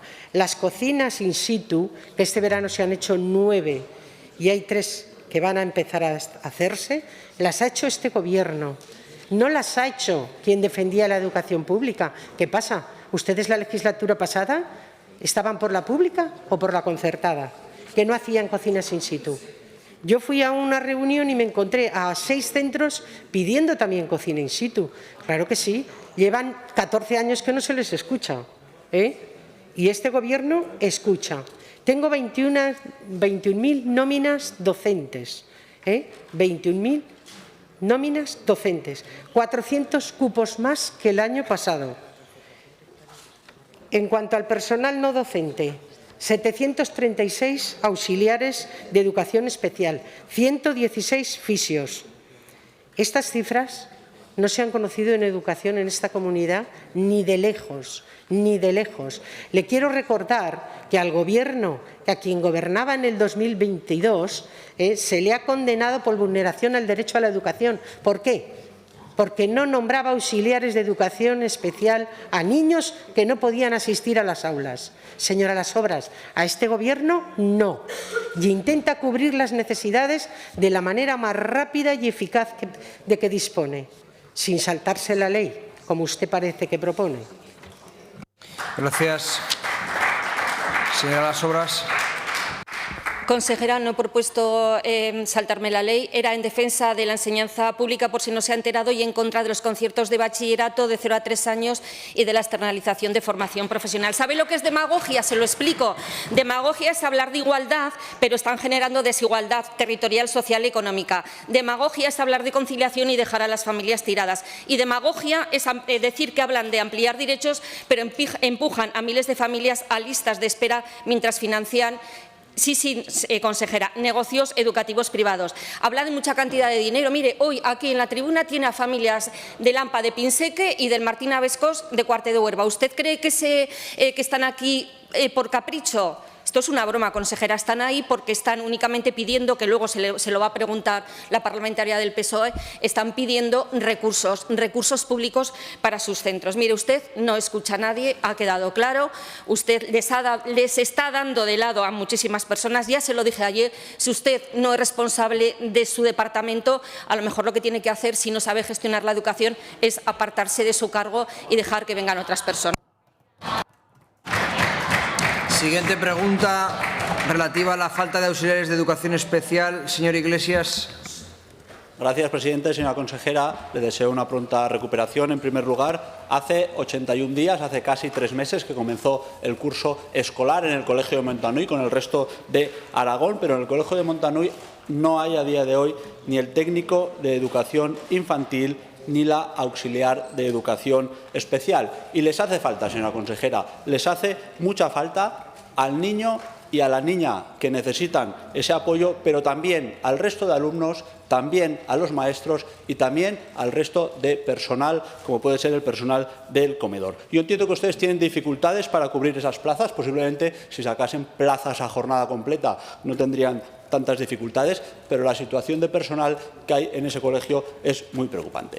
Hay una maestra que sí que está a jornada completa, hay otra que está a media porque está compartida con otros sitios y hay una PT que se dedica a hacer el trabajo de las dos auxiliares, de la técnico y del auxiliar, que no han cubierto ustedes, y otra maestra que ha estado de baja durante 15 días sin cubrirse esa baja. Y esto, señora consejera, no puede ser. Conocen ustedes las necesidades específicas de este colegio desde el verano y no le han dado solución. Y por eso le pregunto, ¿cuándo va a cubrir el Gobierno de Aragón las plazas de TEI y de AE en el Centro de Enseñanza Infantil y Primaria de Montanui? Muchas gracias. Señora consejera, su turno. Gracias, presidente. Señor Iglesias, usted no le voy a explicar dónde está Montanui, ¿verdad? Y sabe cuál es el problema para que no se cubran las plazas, ¿no? Llevamos desde el mes de agosto intentando cubrir este personal.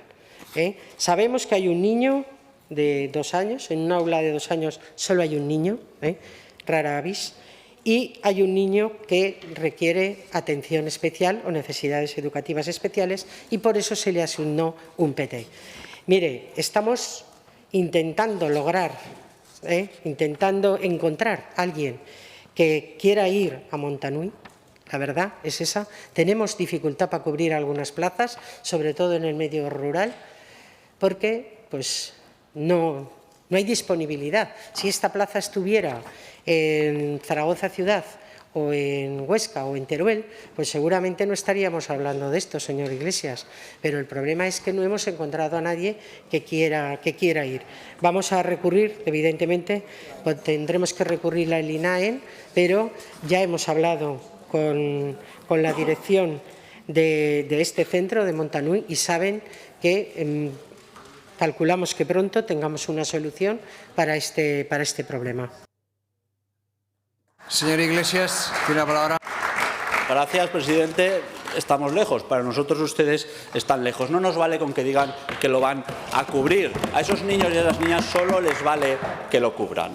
Porque lo que sucede aquí es que ustedes le quitan recursos a la educación pública para dársela a los amiguetes de Azcón de la educación privada. Porque lo que sucede aquí es que mientras en Montanui no hay el auxiliar que necesita ese alumno, ustedes le dan sobresueldos a los directivos de la concertada. Porque lo que sucede aquí es que mientras ustedes no cubren la plaza del técnico que necesita esa alumna de Montanui, ustedes les dan millones de euros a los colegios privados para que concierten el bachillerato.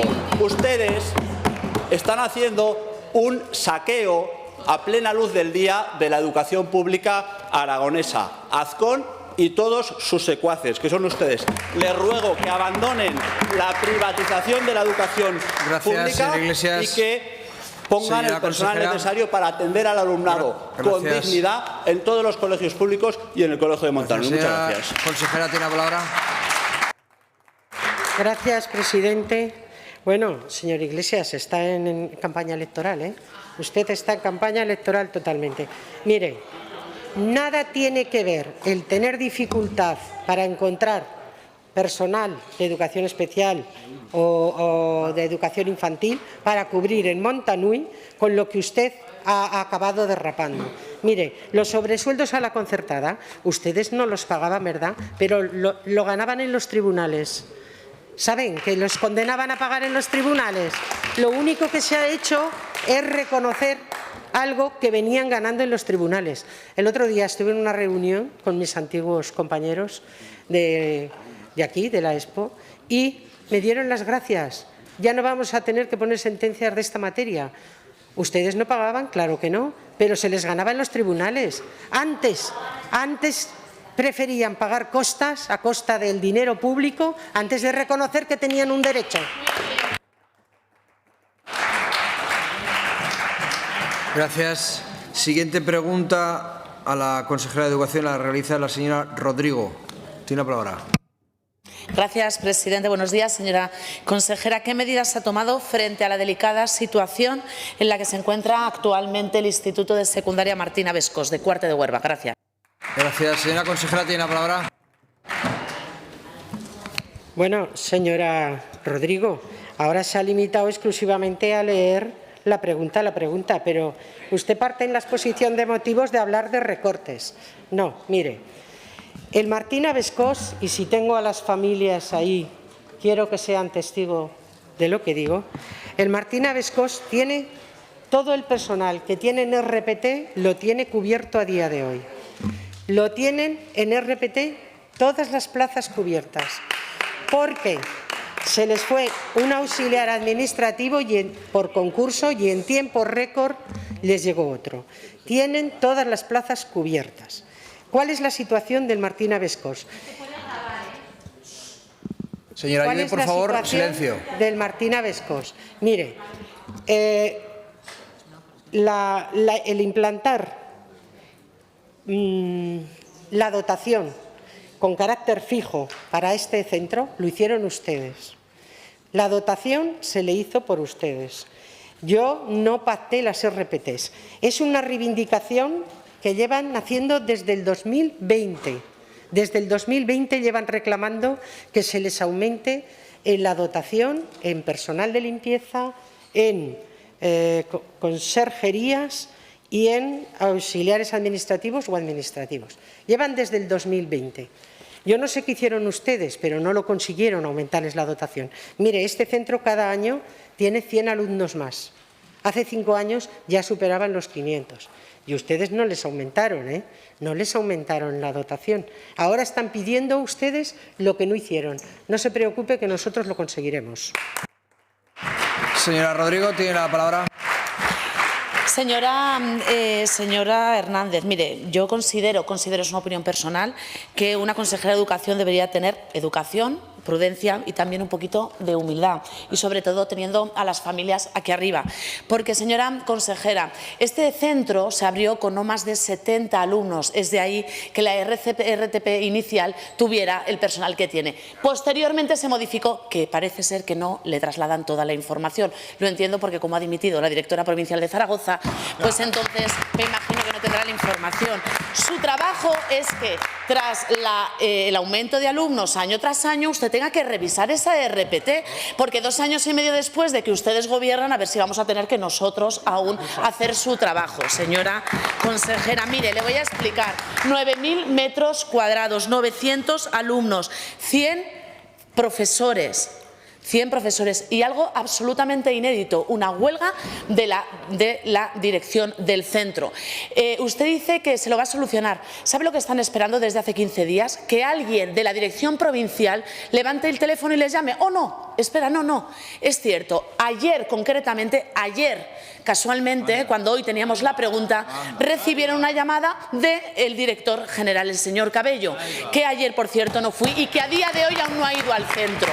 No sé si usted se lo ha encargado, pero a día de hoy, en este minuto, me acaban de confirmar que sigue sin acudir al centro. Por lo tanto, señora consejera, lo que le pedimos es que no se esconda. Es su obligación, es usted la consejera y usted la responsable de que si hay un problema en el centro, atender primero a la dirección del centro, estudiar las demandas y, a partir de allí, tomar acciones. Usted ni ha escuchado al centro, ni ha atendido las demandas, ni, por supuesto, está poniendo soluciones. Miren, más de 3.000 firmas de la comunidad educativa a lo largo de los últimos fines de semana. Y, como le digo, hasta ayer por la mañana no hubo una llamada de la dirección provincial o de usted misma, señora consejera. Entonces, usted está, por supuesto, haciendo dejación de funciones. Lo único que le pide la comunidad educativa es que, después de los anuncios que hizo ayer de más de 13,5 millones para la privatización del 0-3 años, como usted anunció, usted misma anunció, usted se tome también el mismo interés por la escuela pública, bien sea a nivel económico o bien sea respondiendo a una llamada. Muchas gracias. Consejera.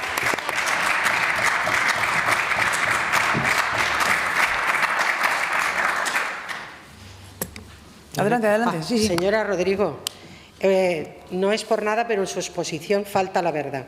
Mire, el director general del Martín Abescós se reunió hace 15 días con la directora del Servicio Provincial. O sea, de eso de que no tienen comunicación, no es verdad.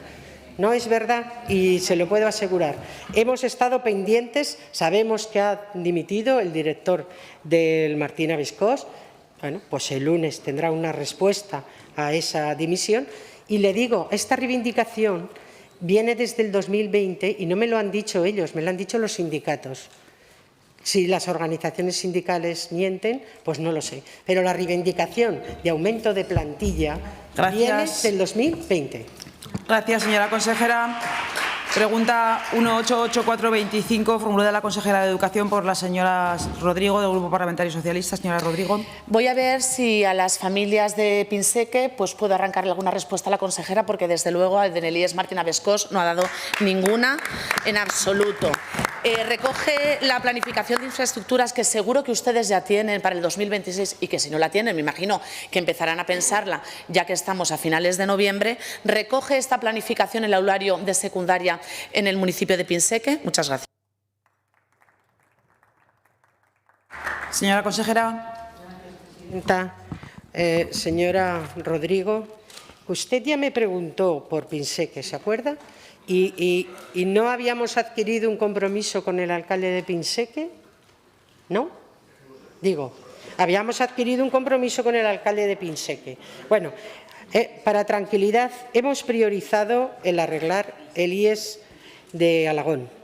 ¿Por qué? Porque tiene 50 años, tiene unos defectos muy importantes, tiene un alumnado de 600 alumnos, a los que van los de Pinseque, los de Torre. 600 alumnos en total, al que van alumnos de Pinseque, alumnos de Torremolinos y alumnos del propio Alagón. Se prioriza hacer el IES Conde de Aranda de Alagón. Eso no significa que se abandone el hacer una reforma en Pinseque. Desde luego, igual la duda ha venido porque vieron el otro día la licitación de la obra y piensan que se abandona el proyecto. Tengo que reunirme con el alcalde de Pinseque, ¿vale? Él sostenía que Pinseque no perdía población, no perdía alumnado. Analizaremos los datos de escolarización porque de este año tiene 16 alumnos menos de los que tiene en el sexto de educación primaria. Vamos a redimensionar el proyecto y le vamos a proponer hacer exclusivamente para tener aulas para primero y segundo de la ESO. Y a partir de segundo de la ESO que vayan la escolarización al IES de Alagón, donde ya tendrán un centro totalmente rehabilitado y ampliado. mantendré esta reunión, lo llamaré próximamente por si ustedes se lo quieren comunicar. Gracias, señora Rodrigo. Gracias, señora consejera. La reunión a la que usted se refiere es de julio del 2024, ¿de acuerdo? Mi pregunta es posterior y usted lo que me contestó, y tengo la transcripción de su contestación, es una interpretación mía, es que a lo que usted se comprometía es a una ampliación, o lo que estaban estudiando era una ampliación del Instituto de Alagón. En ningún caso de Pinseque, ya que le parecía que el proyecto era desproporcionado a lo que planteado por el Ayuntamiento. Mire, usted ayer anunció 13 millones de euros para la privatización del 0-3 años, 7 millones para la concertación de bachillerato. Hace 15 días, 4,7 millones para los pluses de los cargos directivos de los centros concertados. Más de 20 millones que usted va a poner en la que no va a poner en la educación pública en el próximo presupuesto. Hoy, según la página de transparencia del Gobierno de Aragón, que ustedes mismos actualizan, ¿de acuerdo?, aparece en la partida de inversiones del Gobierno de Aragón que está ejecutada un 30%. Noviembre, 30%. Pues yo le doy una idea, porque nosotros estamos proactivos y estamos por ayudar. Mire, el municipio de Pinseque, 4.800 habitantes, casi un 20% de la población menor de 18 años. Diariamente, 300 alumnos que en 5 autobuses diarios tienen que ir a Alagón a asistir al instituto y volver, con todo lo que eso supone, porque hay varias paradas, porque no es una ruta que es directa, porque eso supone, obviamente, un perjuicio tanto por los alumnos, como también para las familias, obviamente, porque son alumnos de edades muy diferentes. Lo que yo le propongo es que, como usted solo ha ejecutado un 30%, tiene el proyecto, tiene la parcela que ya se la dejó preparada el alcalde y que a día de hoy continúa urbanizándola solo para usted. Por lo tanto, pues como solo tiene un 30% ejecutado, utilice la parte del 70% que aún tiene usted, pues no le dé tantos millones a la parte privada, a la parte concertada, e inicie ese proyecto que usted ya tiene preparado. Si usted no lo hace, es porque no hay voluntad de hacerlo, porque tiene disponibilidad de terrenos, disponibilidad presupuestaria. Gracias. Y lo único que falta es voluntad por su parte. ¿Qué va a poder decirles? Gracias. Gracias, señora consejera.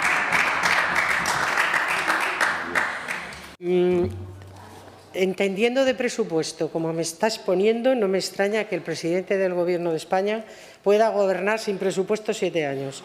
Mire, no le he dicho que no al proyecto de Pinseque. No le he dicho que no al proyecto de Pinseque. Le he dicho, y así se le dijo al alcalde, que se iba a redimensionar. No, pero es la... bueno, es el compromiso, Gracias. Señora... Gracias. A ver, ustedes proyectaron cocinas que no hicieron. Su tiempo.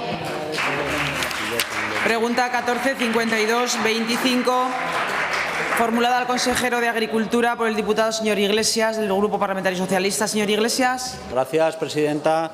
Señor consejero, en los últimos años, alrededor del mes de marzo, el Gobierno de Aragón sacaba las ayudas para el fomento y la promoción de venta local de productos agroalimentarios en Aragón. Pero este año ustedes las han suprimido. Estas ayudas para los pequeños productores que practican la venta directa es una ayuda que deriva de la Ley de Venta Local de Productos Agroalimentarios en Aragón, una ley que se hizo bajo el Gobierno socialista de Lambán para dar respuesta a una cuestión largamente demandada por los pequeños productores aragoneses, para ver facilitada la venta directa de sus productos, tanto en sus explotaciones como en los mercados de proximidad, para adecuar locales para las infraestructuras de venta. Una ayuda pequeña, pero importante para los que la solicitan. Por eso le pregunto, ¿cuándo se va a convocar la subvención para el fomento y promoción de la venta local de productos agroalimentarios en Aragón para este año 2025? Muchas gracias. Gracias, señor consejero. Gracias, señora presidenta. Esta ayuda no se va a convocar en el año 25, señor Iglesias. Gracias. Señor Iglesias.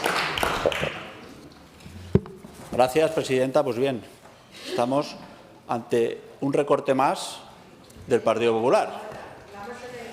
Ha sacado usted la tijera, la tenía guardada. El señor Rincón debía tener la tijera guardada de la época de la Rudi. Saca usted la tijera y ha castigado a los más pequeños, a los productores agroalimentarios, con un presupuesto histórico que dicen ustedes que tienen. El otro día nos dijeron en la Comisión de Agricultura, preguntados, hablando sobre la misma cuestión, que es que era una ayuda que era poco dinero, era una ayuda que era poca cosa, que tenía muy pocos perceptores, que había que mejorar la ayuda porque la pedía poca gente y, por tanto, había que mejorarla. Y mire, yo le voy a preguntar, ¿y por qué no la han mejorado durante todo este año y pasan el año en blanco? Porque lo que han hecho ustedes es suprimir la ayuda. ¿Había que suprimir la ayuda? Oiga, si ustedes la querían mejorar, o la mejoran y la sacan, o la sacan como está y la mejoran el año que viene. Pero de momento ustedes se la han cargado. Como la ayuda a la modernización, que este año 2025 no la han sacado porque no ha salido, como las ayudas a la creación de nuevos regadíos, que no han salido en toda la legislatura. Y miren, ustedes lo que se han ahorrado con esta ayuda igual lo han utilizado para pagar la carta de propaganda electoral que les ha enviado esta semana. Gracias, señor Iglesias. Señor consejero. Señor Iglesias, sigue usted olvidándose de lo que hacían cuando gobernaban, esta importancia que les dan ahora estas ayudas. Le voy a dar un poco de contexto. La ley que regula la venta local de productos agroalimentarios de Aragón se aprobó en el año 2017. Ustedes aprobaron las bases reguladoras en marzo del 21 y la primera convocatoria en octubre del 21. O sea, tardaron 4 años en convocar estas ayudas tan importantes. El primer año, que fue un plurianual para el 21 y el 22, de 150.000 euros, que eran 75.000 cada año, se pagaron 25.000 euros, el 17%. Un éxito tremendo. El segundo año ya se pagó el 65%, ya se sacaron 40.000 euros, cifra que se ha mantenido más o menos y se mantiene pues, en esa línea. Nosotros, ante este escenario, y viendo que al final se presentaban muy pocos beneficiarios, que eran prácticamente los mismos todos los años, hemos modificado las bases y hemos ampliado los posibles beneficiarios a personas jurídicas que no estaban, a agrupaciones y entes sin personalidad jurídica, como podrían ser las comunidades de bienes, que están muy presentes en nuestro tejido agrario, y hemos introducido nuevos criterios, como el índice sintético de desarrollo territorial, para apoyar más a esos municipios que más lo necesitan.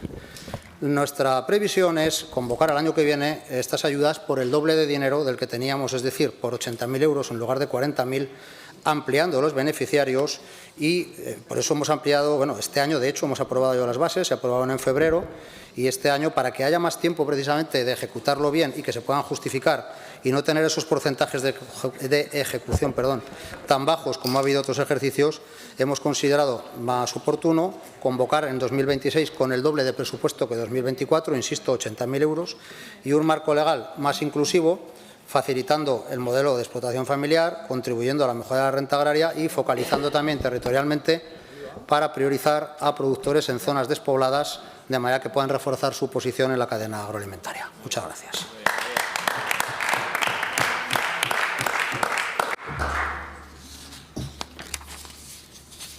Pregunta formulada al consejero de Medio Ambiente y Turismo sobre cultivos agrícolas y especies cinegéticas por el señor Ortiz, Grupo Parlamentario Socialista. Señor Ortiz. Señor consejero, el pasado 5 de junio, la Comisión de Medio Ambiente y Turismo aprobó con amplio apoyo la siguiente moción. Las Cortes de Aragón instan al Gobierno de Aragón a que impulse una subvención nominativa a la Federación Aragonesa de Caza para colaborar con ayuntamientos y asociaciones de cazadores cuyos cotos estén ubicados en municipios del anexo 2 del Plan General de Caza en Aragón, para subvencionar la compra de cartuchos, pienso para hurones, jaulas trampa y cualquier otro gasto subvencionable que contribuya al control poblacional de especies cinegéticas que causan daños en cultivos agrícolas. Habiendo pasado casi 6 meses, un plazo razonable, hoy le pregunto, señor Blasco, ¿tiene previsto el consejero de Medio Ambiente y Turismo dar cumplimiento a la moción 22 de 2025 aprobada en estas Cortes y consistente en compensar a los cazadores por los gastos ocasionados en el control poblacional de especies cinegéticas que causan daños en cultivos agrícolas? Gracias, señor consejero. Sí, buenos días, señor Ortiz. En relación con la moción por la que usted me pregunta, informarle lo siguiente. Primero, al Gobierno lo aprobado en las comisiones nos importa y a mí lo aprobado en la Comisión de Medio Ambiente me importa. Y, en segundo lugar, nos preocupan también los daños que sufren los agricultores por el exceso de población de especies cinegéticas. Consecuencia de estos dos puntos, pues en tercer lugar, y como nos preocupa, en el presupuesto correspondiente al ejercicio 2026, el Servicio de Caza y Pesca, que depende de la Dirección General de Medio Natural, Caza y Pesca, ha consignado una partida presupuestaria específica de 20.000 euros.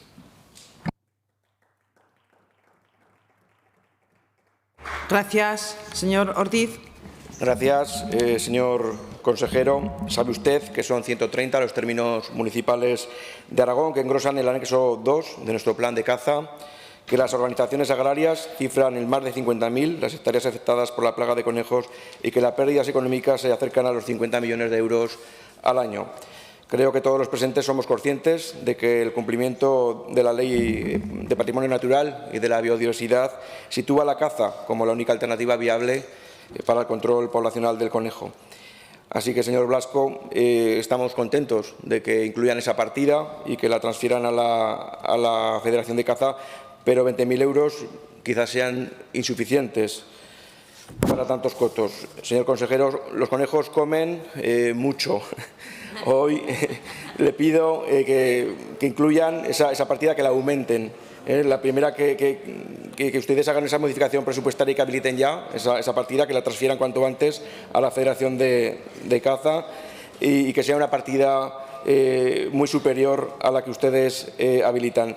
Mire, señor Blasco, solo el Ayuntamiento de Cariñena, el Ayuntamiento que yo presido, pone 40.000 euros al año para cartuchos, 4.000 euros al año, y lleva invertidos en 5 años 22.300 euros en cartuchos y jaulas trampa. En la interpelación que usted y yo tuvimos en mayo en estas Cortes, le hablé del incremento que ha habido en 5 años del coste de los cartuchos.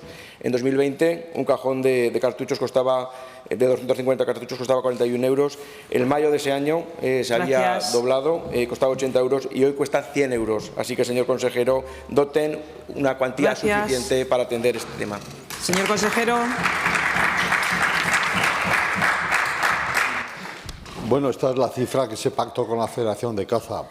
Tras las reuniones mantenidas con ellos, se acordó destinar dicha dotación para financiar una subvención nominativa cuyo objeto es la adquisición de cartuchos que serán entregados a los cazadores que colaboren con este control poblacional. Como sabe usted, pero lo comento para toda la Cámara, el Plan General de Caza incluye un anexo segundo, un anexo 2, en el que se relacionan los términos municipales con sobrepoblación de conejo.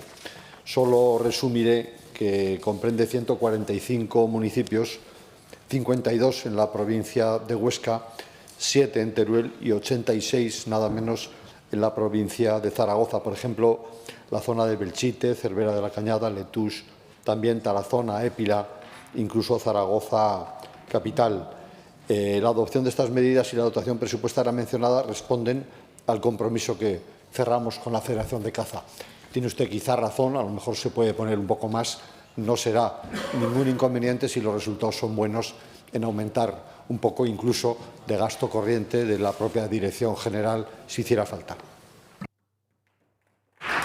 Gracias. Pregunta formulada al consejero de Medio Ambiente sobre Motorland y Tecnopark por el diputado señor Vidal, del Grupo Parlamentario Vox. Señor Vidal. Gracias, señora presidenta. Buenos días, señor consejero. Le preguntamos por un tema recurrente en estas Cortes, como es el caso de Motorland, Aragón y Tecnopark, que constituyen un complejo para combinar actividad deportiva y polo tecnológico en el sector del motor, pero carecen de una estrategia coordinada para generar sinergias, economías de escala y atraer inversión para generación de empleo de calidad.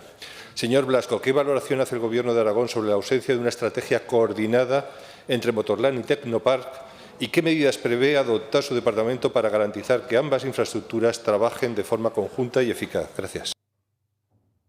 Gracias. Señor consejero.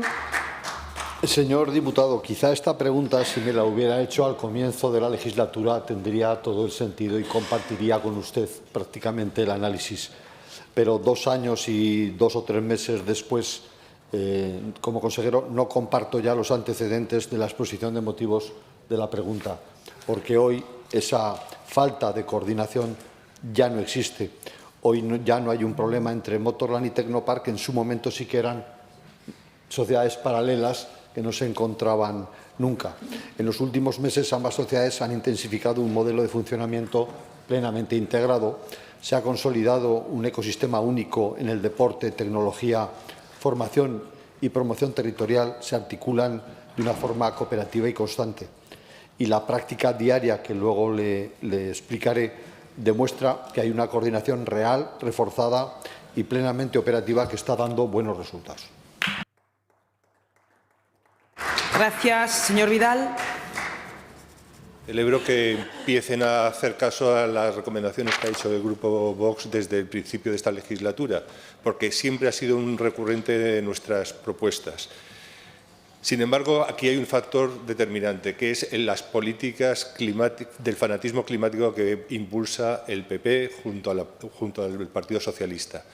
Eso va en detrimento, en contra de la estrategia inicial y los objetivos iniciales de Tecnopark, que era ser un impulsor de las tecnologías del motor.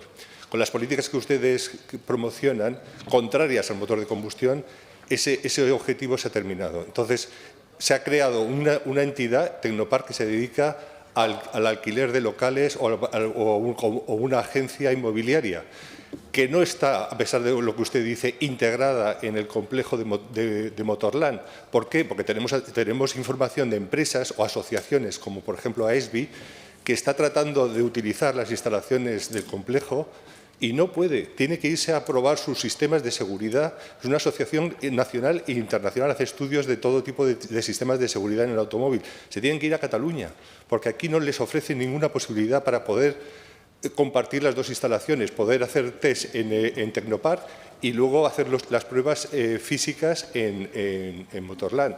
Entonces, usted puede comprobar que lo que me está diciendo anteriormente no funciona, no existe esa integración. Estamos hablando también de escalas, economía de escalas. Si ustedes integran las dos entidades, se abaratarán los costes de gestión. Evidentemente, no tendremos las pérdidas que han tenido el año pasado, en el 2024, de más de 25.000 euros en la gestión de Tecnopark, a pesar de las subvenciones que reciben. Entonces, hay un fallo. Gracias. Usted no lo querrá reconocer, pero existe ese fallo. Gracias. Señor consejero. Le puedo poner ejemplos de buen funcionamiento. Hace escasos días, Tecnopark acoge el mayor banco de pruebas europeo de recarga eléctrica. Esta misma semana. Expertos y marcas del Char-In definen en Alcañiz la movilidad presente y de futuro. Este encuentro fue organizado por el CIRCE y por Tecnopark. Reunió a más de 200 especialistas que convirtieron a Alcañiz en el mayor laboratorio real de pruebas de recarga celebrado en España. Le puedo hablar también de MotoStudent, que yo le invitaré para que se acerque el próximo año. En su última edición alcanzó cifras récord de gente de toda Europa. O el máster de ingeniería del motosport. El Gobierno ahora valora muy positivamente la evolución reciente de Tecnopark y hoy cuenta con 30 empresas instaladas, más de 150 trabajadores, una facturación agregada cercana a los 20 millones y una elevada ocupación existente. Otra cosa que también ocurre es que hay gente que viene a Tecnopark y dice: si me hacéis una nave que cuesta 20 millones de euros, monto una empresa. Eso lo sabe hacer cualquiera. Gracias. Pregunta sobre dependencia formulada a la consejera de Bienestar Social por el diputado señor Arranz del Grupo Parlamentario Vox. Señor Arranz. Sí, muchas gracias, señora presidenta.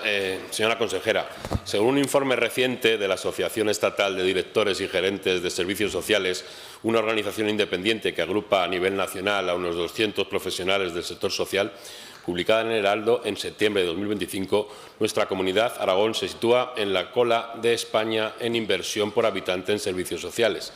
Solo 386 euros por aragonés en la atención a la dependencia. Y no hablamos de una ligera desviación, hablamos de una de un desfase estructural respecto a otras regiones que sí priorizan verdaderamente la atención a estas personas más vulnerables. Aunque ustedes han señalado un récord histórico de inversión en dependencia, superando los 310 millones de euros en 2024, la realidad sigue mostrando unas cifras por beneficiario muy bajas por dependiente, que nos sitúan en la segunda más baja de España. Por otro lado, aunque se ha incrementado el número de personas atendidas, no negamos lo positivo, cerca de 5.000 personas más en los últimos meses, 12 meses, sigue existiendo una lista de espera considerable y Aragón aparece entre las comunidades con peor ratio de intensidad en ayudas a domicilio, plazas insuficientes de residencia y un gasto casi por ridículo, podríamos decir, por hora de ayuda domiciliaria, comparado con la media nacional. Ya sé que el Gobierno central, el Gobierno de Sánchez, no cumple con la financiación del 50% en dependencia y eso evidentemente es un grave problema, lo sabemos. En este contexto resulta difícil entender cómo con esas cifras se puede garantizar un sistema de servicios sociales digno, sostenible, que podamos ofrecer atender con recursos y medios adecuados y que responda al envejecimiento demográfico y a las necesidades crecientes en dependencia. Pues como bien sabe, Aragón y el resto de España, por desgracia, son ya territorios con mucha población mayor, con ese envejecimiento y esa longevidad, con mayor esperanza de vida, lo que nos indica que necesitaremos cada vez más servicios y recursos dedicados a la dependencia de nuestros mayores. Por ello, desde Vox, que somos sensibles a los problemas de atención a nuestros dependientes y mayores, le preguntamos ¿qué medidas concretas va a implementar su Gobierno y, en concreto, su Departamento de Bienestar Social y Familia para revertir esta infradotación estructural en servicios sociales y dependencia en Aragón? ¿Cómo va a asegurar no solo un aumento nominal del presupuesto, sino una mejora real de la cobertura, intensidad, calidad y equidad del sistema? Le preguntamos por cuestiones concretas que pueda apreciar las personas mayores dependientes y sus familias. Muchas gracias. Gracias. Señora consejera, puede contestar en un solo turno. Gracias, señora presidenta. Pues, señora Ranz, yo le agradezco esta pregunta. Como me ha oído relatar muchas veces, cuando llegamos al Gobierno nos encontramos en una situación absolutamente precaria los servicios sociales. Esos son los datos de 2024, con la inversión que se ha hecho, imagínese de dónde veníamos. Durante años habíamos oído a la izquierda levantar la bandera de los derechos sociales, pero a la luz de todos los informes éramos la comunidad estrella en derechos de papel. La dependencia no solo estaba infradotada, sino que el Gobierno del PSOE había recortado el presupuesto, aprovechando el incremento de los ingresos por el plan de choque del Estado. El Gobierno del Partido Socialista lo que hizo fue reducir el presupuesto de dependencia propio de la comunidad autónoma. Además, lo que la Administración pagaba por los servicios de dependencia y de discapacidad estaba llevando a las entidades sociales a una situación de colapso. El acceso al reconocimiento de la discapacidad y de la dependencia estaba topado o directamente no se reconocía para mantener las listas de espera a raya. Los contratos de servicios públicos estaban infradotados sin tener en cuenta subidas salariales, combustibles, electricidad, alimentos y así todos los servicios sociales. El presupuesto del 24 nos permitió incrementar en un 12% los fondos propios para empezar a revertir la situación de precariedad de los servicios sociales y lo hemos hecho, en primer lugar, garantizando la sostenibilidad de la atención a la dependencia y a la discapacidad, también de los servicios que prestan las comarcas y, por lo tanto, de la calidad de esos servicios. Pero, me lo ha oído decir también muchas veces, señora Ranz, necesitamos seguir avanzando, necesitamos seguir mejorando prestaciones, creando más plazas para personas con discapacidad y mayores, generando nuevos y mejores servicios, incrementando el personal, extendiendo ese modelo de cuidados en el medio rural a través de las casas del mayor, pero para eso necesitamos tener presupuestos. A mí me va a permitir que entable debate, señora Ranz, ¿qué va a hacer Vox para que podamos seguir mejorando la atención a las personas dependientes y con discapacidad? Los aragoneses hace 2 años ya votaron y dijeron lo que querían y este Gobierno está cumpliendo, mejorando. Pero yo le pregunto, ¿van a apoyar los presupuestos que continúan con esa mejora de las prestaciones y servicios, que reconoce además las prestaciones para pacientes de ELA y enfermedades neurodegenerativas? Acabo un segundo, señora presidenta. Y amplía los servicios en el medio rural.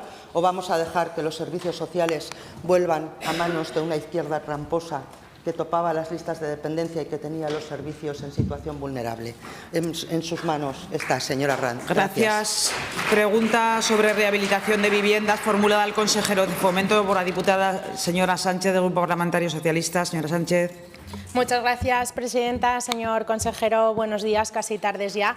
Hace justo un año que le preguntaba por primera vez por estas ayudas. Hace un año ya que desde el Partido Socialista le advertíamos de lo que iba a pasar, la posibilidad de perder estos fondos si no se ponían las pilas. Por aquel entonces su respuesta fue, y leo textualmente, es cierto que tenemos problemas de gestión dentro de la Dirección General de Vivienda que estamos intentando corregir con diferentes fórmulas. Pues permítame, señor López, que le diga que un año después creo que usted no ha dado con la fórmula. En mayo, a otra respuesta que yo, a una pregunta que yo le realizaba, me decía: estamos en disposición de poder tranquilizar a todas las personas y a todas las comunidades de propietarios que van a tener más de un año para poder gestionar estos fondos. Tranquilidad. Estamos en el tiempo de descuento, señor López. 7 meses quedan para que finalice el plazo de ejecución. ¿Y cuál es la situación? Pues comunidades de propietarios que llevan más de 2 años esperando una respuesta, más de 2 años esperando a que alguien les diga algo, pero al parecer o no hay nadie o no están los suficientes. Por mucho que ustedes les contestasen mañana, señor consejero, ¿cree usted que quedando 7 meses para que finalice el plazo de ejecución, estas comunidades de propietarios van a embarcarse en una obra de esta envergadura? Yo creo que no, y creo que usted también lo sabe. Por eso estos fondos pueden perderse, se lo advertíamos. Pero es más, ¿quién va a hacerse responsables de esos honorarios de arquitectos y técnicos que, como apuesta profesional de ellos mismos, han realizado un trabajo previo por el cual no han cobrado porque esperaban hacerlo tras recibir la subvención, si esa subvención finalmente no llega por la mala gestión de la Dirección General de Vivienda? Y es que no solo tardan en resolver, sino que tardan también en pagar. Más de 2 años llevan particulares esperando a cobrar una subvención que les ha sido concedida para, por ejemplo, un cambio de ventanas. Según sus datos, y finalizo, de finales de julio, han concedido ayudas por importe de más de 60 millones de euros y han resuelto, que no pagado, 20,7 millones de euros. ¿Por qué le digo que no han pagado? Porque si acudimos a la ejecución presupuestaria vemos que de los 78 millones de euros que usted tiene del plan MRR para todos los planes de vivienda, únicamente se ha ejecutado un 10,34%. Gracias. O sea que han pagado 7,5%. Y finalizo. Gracias. ¿Cuántos expedientes están pendientes y qué piensa hacer en estos 7 meses? Señor consejero, puede contestar en un solo turno. Señora presidenta, señora Sánchez, muchas gracias por su pregunta. Primera afirmación, me ratifico en todas y cada una de mis afirmaciones, en todas y cada una de las preguntas que le he hecho. Segunda, señora Sánchez, el 1 de noviembre se encuentra fiscalizado el 96,91% de los 2.905 expedientes de los programas que abarcan 60 millones de euros. Del total de 62 millones de euros ya se han pagado 32,7 millones de euros, es decir, un 52,17% de los fondos. Señora Sánchez, nosotros hemos ejecutado 20 veces más porcentaje que cuando gobernaban ustedes. 92,22 contra un 4,09 de su gobierno. Una fase muy avanzada y sin riesgo de retrasos en el programa 3. ¿Cuál era su plazo medio de respuesta a las calificaciones provisionales de la VPA y cuál es ahora? Pues, hombre, cualquier comparación es odiosa. Hemos incrementado el número de calificaciones de 78 a 798, hemos solucionado 1.428 expedientes nuevos más que ustedes y lo que está claro, señora Sánchez, es que si estuvieran ustedes en el Gobierno no se cumplirían los plazos, seguro, en la línea de lo que ha sido la gestión del Gobierno anterior. En cualquier caso, le comento a usted y a toda la Cámara que esta mañana he tenido el honor de acompañar a la ministra de Vivienda a un acto de visita de obras en la ciudad de Zaragoza, también a la ministra de Educación, y le puedo comunicar a usted y a toda la Cámara que la ministra de Vivienda ha dicho que el plazo de cierre de fondos europeos se va a prorrogar bastantes meses, como yo venía ya anunciando también en esta Cámara, que previsiblemente se iba a ampliar. Dicho lo que antecede, vamos a cumplir los expedientes en el plazo inicialmente previsto y además vamos a tener margen porque la ministra ha debido cerrar en Europa una ampliación de plazo para otras comunidades autónomas que van bastante mal, algunas del Partido Socialista, y que no es el caso de esta comunidad. Muchas gracias. Gracias. Pregunta formulada al consejero de Fomento sobre despoblación por el diputado señor Moreno, del Grupo Parlamentario Aragón Teruel Existe. Señor Moreno. Gracias, presidenta. Muy buenas, señor consejero. Usted tiene la competencia de despoblación. Le voy a dar dos detalles de cómo la despoblación avanza en Aragón por la falta de medidas para mantener los servicios en el territorio. Hoy mismo, en la zona básica de la Sierra de Albarracín, están los consultorios locales cerrados. Solo hay 3 puntos de atención continuada, en Albarracín, en Orihuela y en Villar del Cobo, en donde los vecinos de toda comarca tienen que llegar para asistirles. No es su competencia, lo sé, pero es una muestra de la situación real de los servicios en el territorio. Usted impulsó en junio un convenio contra la despoblación con diferentes medidas que deberían ir a cuestiones estructurales para reforzar la acción del Gobierno y tratar con los mismos derechos a quienes vivimos en el medio rural. Por lo tanto, le pregunto, ¿qué balance hacen del cumplimiento del convenio contra la despoblación firmado con las diputaciones provinciales? Gracias. Gracias. Señor consejero. Gracias, presidenta. Señor Moreno, el balance es positivo. Sin presupuesto autonómico y un primer año de 6 años que hemos cerrado en el convenio. Este convenio no existía. Se firma un convenio con las 3 diputaciones provinciales, 64 millones de euros para los próximos 4 años, 86 para los próximos 6. Es evidente que el convenio, por tanto, es una novedad que implementa este Gobierno, muy positiva, en la que se incluyen temas de inclusión financiera, consultorios médicos, multiservicios rurales, acceso a la fibra óptica, casas de infancia, casas del mayor, rehabilitación de vivienda. Todas estas cuestiones que se iban trabajando de manera aislada, heterogénea, dispersa y plural, que ahora estamos concentrando en un convenio con las 3 diputaciones provinciales. Y mire, para su tranquilidad, no se va a perder ningún fondo, porque hay una cláusula en el convenio que si no somos capaces de ejecutar las cuantías anuales que tenemos como comprometidas las 4 instituciones firmantes, pasa inmediatamente a ser acumulado al ejercicio anterior. No se va a perder ni un euro en despoblación de los convenios firmados. Luego le explico cuáles son la situación actual de esas partidas en este año. Gracias. Gracias, señor Moreno. Yo le quiero decir que usted es optimista, no creo que se pierdan fondos, pero tienen que ser medidas efectivas.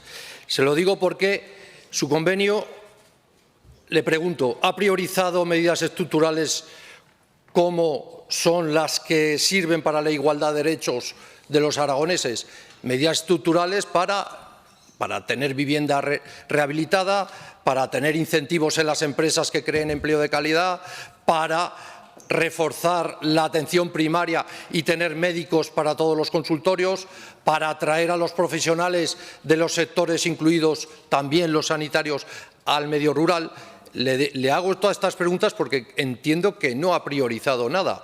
Le doy algunos detalles de insuficiencias para que las corrijan y si puede ser que las reforman. Primero, el fondo, usted ha dicho la cantidad, 64 millones en 4 años.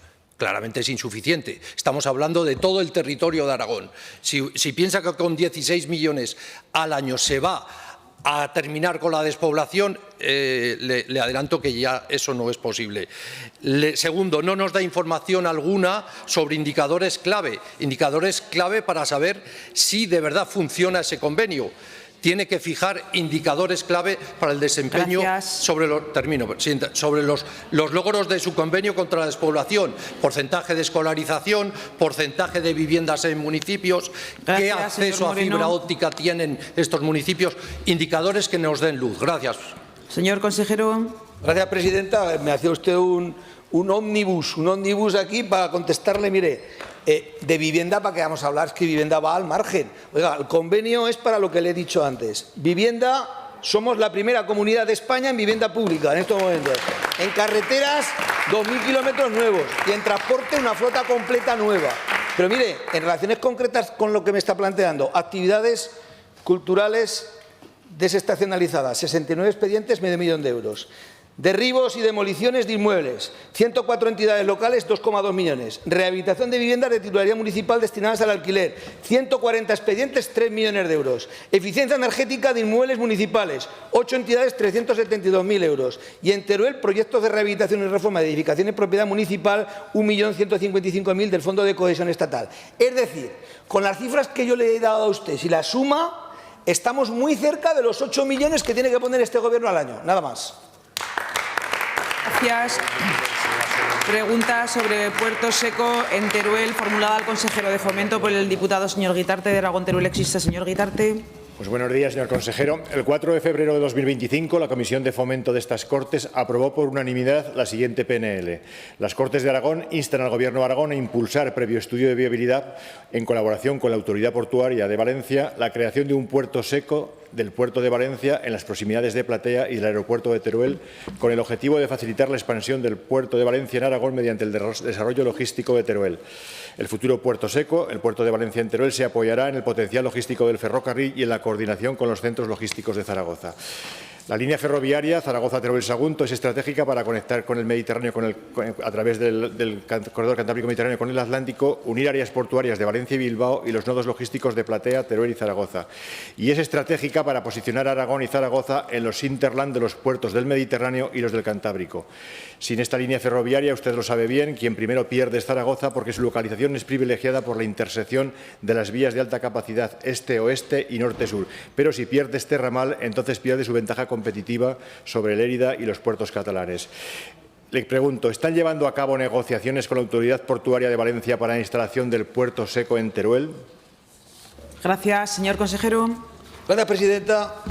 Señor Guitarte, como usted sabe, la Autoridad Portuaria de Valencia considera estratégico el desarrollo del corredor Cantábrico-Mediterráneo, cuyo itinerario discurre por la provincia de Teruel, con plena voluntad de impulsar este corredor ferroviario intermodal, especialmente como autopista ferroviaria con servicios con origen y destino en los puertos de Valencia y Sagunto, con plataforma y terminales como Plaza y Platea.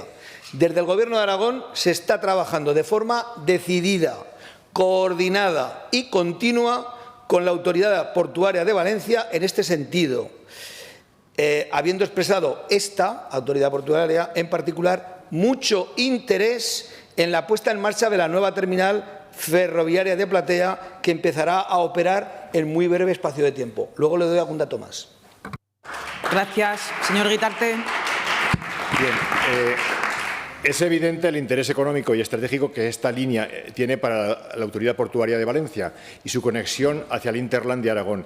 Pero ese interés debe ir acompañado por parte del Gobierno de Aragón con la exigencia en contraprestación de la instalación del puerto seco en Teruel. Es decir, no se trata de admitir todo lo que quiere la Autoridad Portuaria de Valencia sin pedirle una contraprestación. Nosotros vamos a permitir que el puerto de Valencia pueda competir con el puerto de Barcelona hacia el hinterland de Aragón y del País Vasco. Y si eso se lo permitimos, ha de ser con una contraprestación. La contraprestación ha de ser exigirle, tal como estaba muy avanzado en conversaciones anteriores, la instalación de un puerto seco en Teruel. Eso estaba muy avanzado, eso se ha demostrado en la colaboración del propio puerto, en la financiación de los 7 apartaderos ferroviarios de 750 metros en esta línea, se ha materializado también en la terminal ferroviaria que va a instalar en Cella para dar acceso a Platea y a la subestación que hay en el polígono industrial y que puede haber en el aeropuerto. Pero lo que quiero trasladarle es, no solo se trata de ponerle alfombra roja al puerto de Valencia para que venga aquí, que es su deseo. Obviamente no puede competir con el puerto de Barcelona si no es así, sino exigirle en contraprestación un beneficio para Aragón que no sea simplemente conectarse con Plaza, porque si es conectarse con Plaza, nuestra comunidad autónoma estará robándole a Teruel su oportunidad de desarrollo y no lo podemos consentir. Hay que exigirle el puerto seco en Teruel. Señor consejero. Señor Guitarte, totalmente de acuerdo con usted. Ellos quieren lógicamente, la terminal ferroviaria y conectarse con Plaza, y nosotros queremos el puerto seco en Teruel. Estamos de acuerdo. Por tanto, haremos todo lo que esté en nuestra mano para que eso sea una realidad.